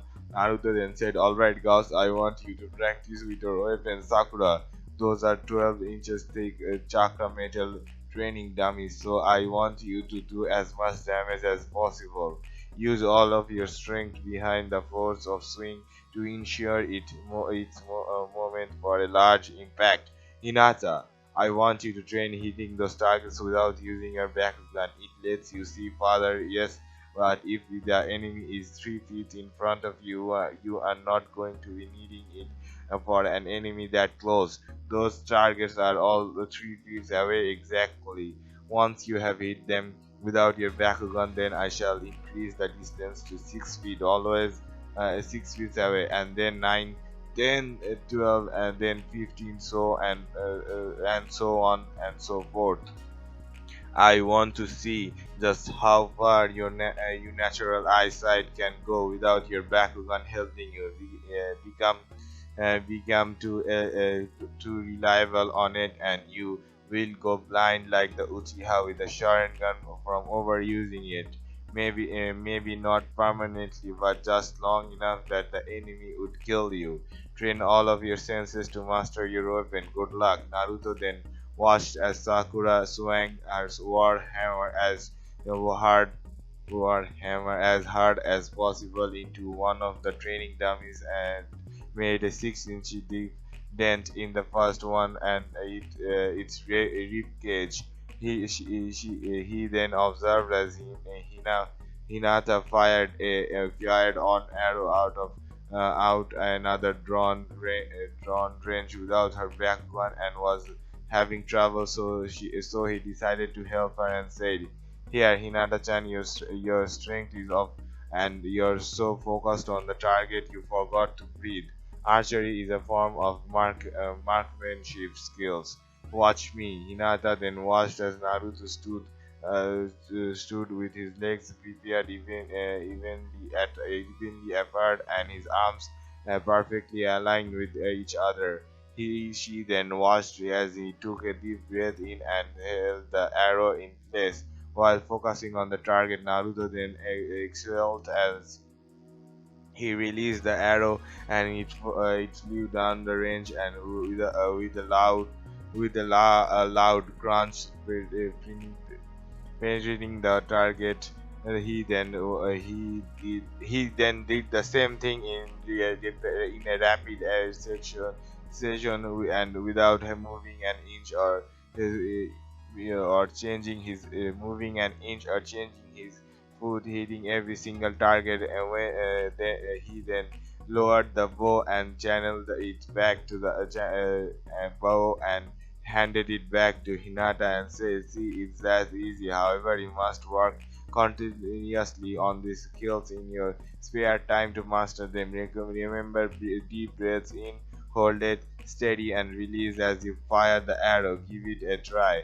Kakashi was once again spying on Naruto's training session with Hinata and Sakura and couldn't believe that they had already advanced to weapon training. Kakashi then thought to himself, that should be me teaching them how to do that, but still, where did he get those weapons? It's not like he's got a secret armory full of them, does he? Even still, if anything, Sakura deserves that kind of training, not them. If anything, Sasuke deserves that kind of training, not them. He's a real prodigy on the team. I better get out of here before shit. Naruto then appeared behind Kakashi and said, "Hello, Kakashi, spying on me on my students again, are we? Have you not learned what I do to people who don't learn their lesson? They either end up dead or in a physical in the hospital. Which would you prefer to have me do to you?" Naruto then began charging up a Chidori flash in his left hand training Kakashi, as if daring Kakashi to make a move. As Kakashi activated his own Chidori and said, I still never got to ask you how you managed to change the color of the lightning chakra from blue to yellow. It is the one thing about my Chidori I couldn't figure out how to do. Will you tell me?" And Naruto said in a tone of voice that promised a slow and painful electric shock, "No, I wouldn't tell you how. You are supposed to be genius. You are a supposed genius, Kakashi. Figure it out by yourself. Now leave unless you want to find out just what exactly happened to Danzo Shimura during his interrogation. In a manner of speaking, you could smell the skin burning of his flesh and see his brain starting to shut down from the overhead of electricity impulse being sent through his body as every nerve shut down and all his muscles stopped working. I broke the old war hawk. And if you don't stop spying on me and the girls training, I will do even worse to you as well." Kakashi couldn't tell that Naruto was serious about carrying out his threat and never went back on his word. Uh, Kakashi could tell that Naruto was serious about carrying out his threat and never went back on his word. However, as much as Kakashi wanted to know the secret to performing his Chidori and Lightning Blade, he knew Naruto wouldn't tell him either way. So, not wasting any more time, he left back to the training field while he was training Sasuke Uchiha. Kakashi didn't get an idea, however, and that idea was to teach Sasuke Kenjutsu. whether or not Sasuke could actually consider learning something as complex as that was debatable. But hey, it's not like he's going to have his father chakra saber fixed and give it to Sasuke up to use, right? Wrong, because that's exactly what he planned on doing for Sasuke's next training session. Since Kakashi had no real reason to use it at all, he may as well get some good use of it with Sasuke. Little did Kakashi know what what he is about to do would be the biggest mistake of his life, even bigger than killing his best friend Rin Nohara. He would soon have a type of regret unlike any other, and would be scrawled by everyone, including the Hokage and the Anbu in the village for it. He would soon become a laughing stock in Konoha, and no amount of shame and humiliation would go unnoticed. So Kakashi is really goddamn getting the boot in this story. But what to do? That's all for this video. I have to see you in the next one. Bye bye. Hello guys, welcome to another video. First of all, I said that this story doesn't belong to me, so I'm gonna read the full story for yourself. You can go down in the description, find a link to the original post and read the full story for yourself. That being said, let's get into the video. Naruto The Ninjutsu Prodigy Chapter 13 and Part 13 Chunin Exam First Round. It was the beginning of the Chunin exam, and the Genin teams from every single village, big and small, were there.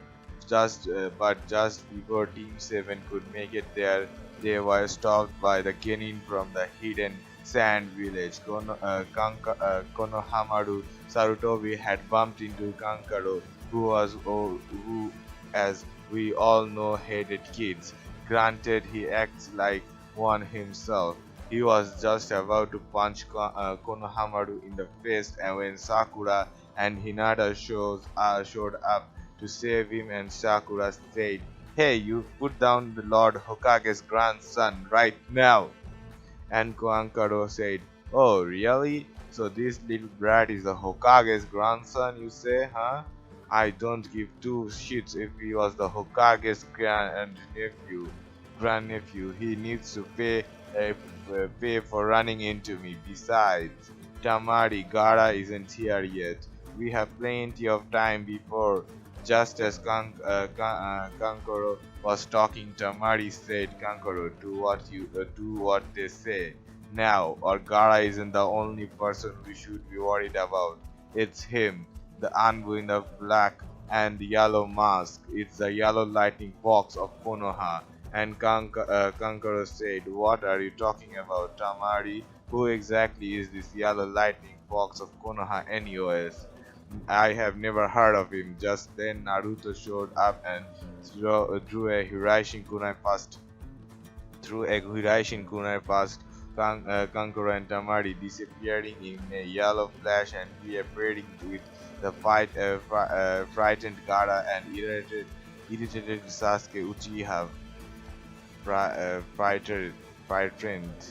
Gaara was wrapped up in chains made of pure chakra, and Sasuke was being held by Naruto.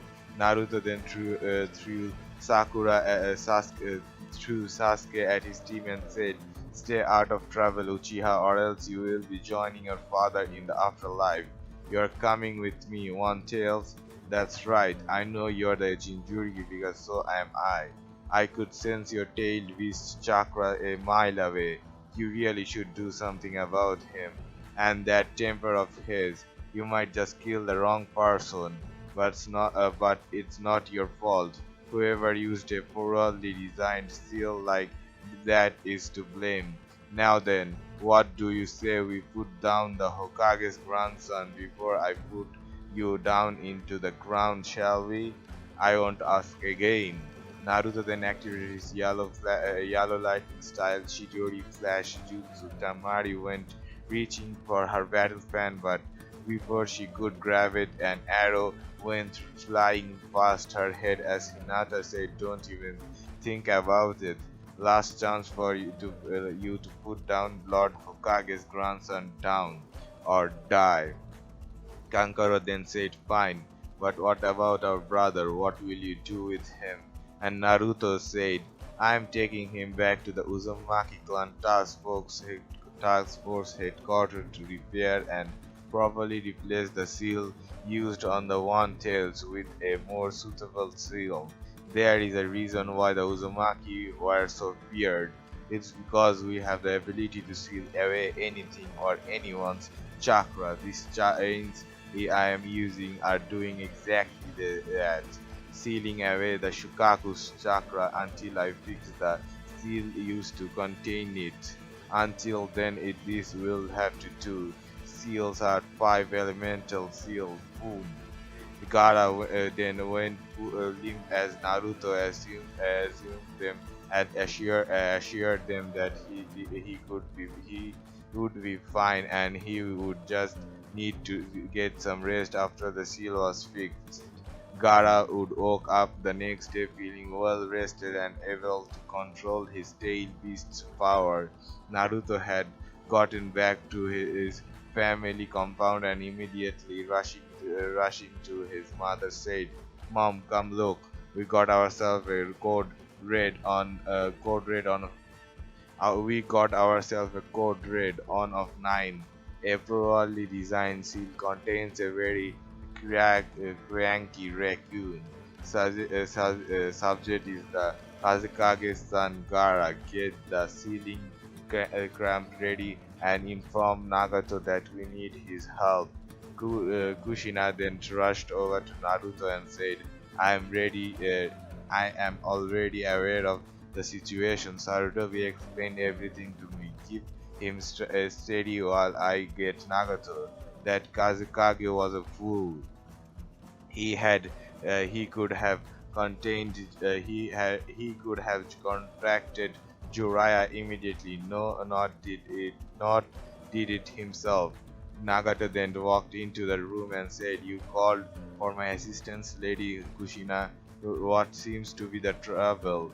What seems to be the Oh no! Please don't tell me that it's the unstable one-tailed Jinjuriki I have heard about." Step aside. I see you immediately placed the 5 elemental seal on him until you got him here. Naruto, very smart of you. Let's begin the resealing process. Naruto then went through a set of hand seals and said, "Good style. 10 degrees of enlightenment."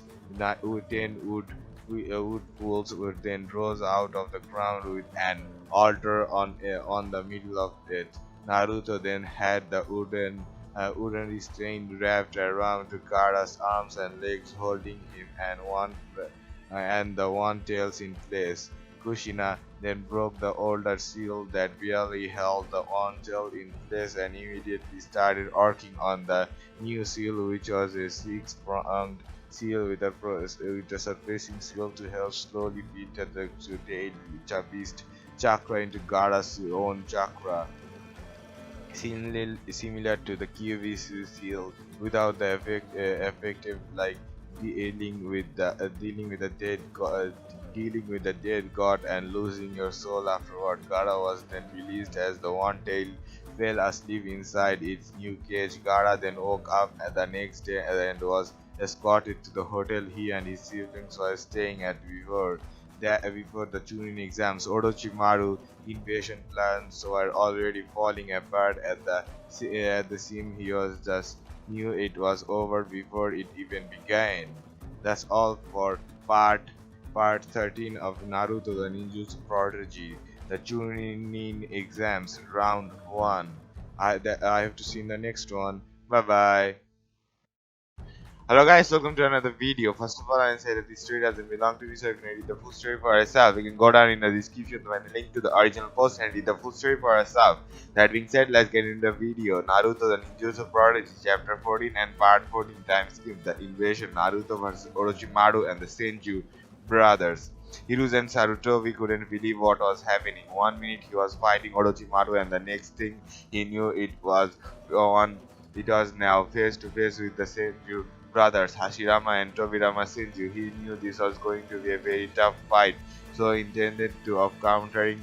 He decided to pull out his trump card. Orochimaru watched carefully to see what his old sensei could do. Next, when he saw a three-pronged kunai in Sarutobi's hand, he knew that kunai very well. It was the signature weapon of the fourth Hokage, which only meant one thing: the fourth Hokage had a child after all. But instead of throwing it at Orochimaru, he put his chakra into the paper seal and threw it at the tree behind him. A flash of yellow lightning then appeared, and when it waved, an Anbu in black uniform with the yellow and black marks on appeared. Orochimaru then said, well, it looks like we meet again. Yellow Lightning Fox, you're strong from what I've heard. But can you beat the Senju brothers and me at the same time? Yellow Lightning Fox then cracked his knuckles and stretched out his muscles and said, well, I don't know about the Senju brothers, but I'm confident I can kill you without breaking a sweat. Oh, look, the barrier task force is already done taking out your subordinates. The four-corner barrier is gone. Orochimaru, Lord Hokage, take a break and get yourself to the hospital. I will handle things from here. Then Hiruzen said, be careful, Yellow Lightning Fox. Orochimaru is the most dangerous of my three students. Hold nothing back. The Yellow Lightning Fox said, I don't plan on going easy on any of them, especially Orochimaru. But first, if I'm gonna go all out against him, I should release the gravity since I am wearing Uzumaki's sealing art. Gravity seal, level 20. Release! Just then the roof beneath their feet began to shake. The tiles were breaking apart, and the chakra around the Yellow Lightning Fox had to practically become visible. Hiruzen then Hashirama then said, Tobirama, do you sense that? I have never felt such powerful chakra level like that before. Not since. And Tobirama said, since your wife Mito Uzumaki, I am beginning to think that the person in front of us as the new host of the Nine Tails. It makes sense for why he is wearing a fox mask. Let's wait and see what he has gotten planned. Naruto then drew his sword and said, "Who's ready to dance with the devil?" And the link to the lyric song that the authors on play here will be in the description. So go and play it, because if I play it, most likely I'm gonna get copyright strike. So yeah, the link to it will be in the description. The fight was on, and neither Orochimaru and the Yellow Lightning Fox moved a muscle. Orochimaru was getting impatient and said, "Well, what are you waiting for? Make your move already." And Yellow Lightning Fox said, "Very well, aggravated and overconfident in your skills, Orochimaru. You are very arrogant and overconfident in your skills, Orochimaru. Hasn't the child Hokage taught you anything at all? Sometimes the first move you expect to be made is always the last move that results in defeat. You thought that by summoning the Senju brothers to fight for you, that you could win. Well, guess what? They are no longer under your control. Take a good look at yourself. Take a look for yourself." Orochimaru then watched as a chain made of chakra rolled out from underneath the Senju brothers, restraining them so they couldn't move at all.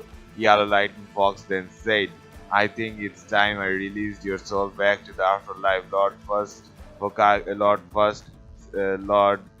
Hokage, Second Hokage Uzumaki Sealing Chain Arts, Reverse Edo Tensei, Spirit Control. Release!" The Senju brothers then smiled and said, "Thank you for releasing us from this control. However you are, Mito Uzumaki would be proud of you. Kill this man so he couldn't use us or anyone else that has died ever again." Tobirama and Hashirama Senju then fell to the ground and turned into dust. Orochimaru was furious. He just lost his two strongest shogi pieces. Now he was at the disadvantage. Orochimaru then drew his Kakushin and said, "I guess it's just you and me now, isn't it, cute child? I must say you are just like the fourth Hokage. Once I get rid of your mask and see your face, I'm going to kill you." Ah! And the lightning fox said, "Don't count on it just yet, Orochimaru. I still have a few tricks up my sleeve." Shadow Clone Jutsu. Three clones appeared and going through hands heels as they surrounded Orochimaru. Ninja Art. Shadow Possession Jutsu. The Yellow Lightning Fox then said, "Shadow Possession successful. Now it's my turn to kick things up a bit."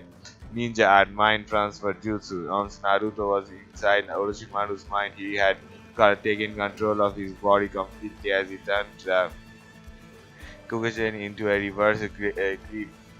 What Naruto made Orochimaru do next was surprised everyone as Jiraiya had just shown up and saw Orochimaru taking his own sword and ramming it straight through his chest and out his back. Orochimaru then fell to his knees as Lightning Fox then called his jutsu and returned to his own body. Didn't I tell you that the first move you were expecting to be made was already the last one that resulted in your defeat? Time for me to end this. Yellow lightning style Chidori strike. Time for you to die. Orochimaru then watched as his life had flashed before his eyes as Jiraiya saw his godson ripped out of his ripped out the uh, Kashukagi from Orochimaru's chest and shoved it in his fist into Orochimaru and ripped out his heart. Quite literally, Orochimaru's body then fell to the ground as Lightning Fox then buried the body and the heart into a pile of ash, burned the body and the heart into a pile of ashes. The invasion was over and the third Hokage was safe and Sasuke Uchiha's curse mark was removed by Jiraiya, but one question still remained: who was going to be the next Hokage, and how long will they stay before someone tries another attempt to destroy the Hidden Leaf Village? Only time will tell. That's all for this video. I have to see the next one. Bye bye. Hello guys, welcome to another video. This is just an update video for the Naruto The Ninjutsu Prodigy fanfiction reading on this channel. When I started the fanfiction reading, I saw that the anime writer had been constantly updating the story, but it's been a year and the writer hasn't yet updated any new parts to the story. So yeah, I will be ending the fanfiction reading of this story on this channel because there is no more story left to be read out. So the fanfiction reading for Naruto the Ninja Prodigy has ended, and so I will be reading out another fanfiction video, and so I can technically count this as a finished story because the writer technically finished the first part of Naruto. There is still a bit of story of Naruto left, but what to do? So I just like I said, I'm ending the story, but I will restart it if there is a new part to the story. But because there is no more parts left, I will be stopping this fan fiction reading. So yeah, that's all for this video. I have to see the next one. Bye bye.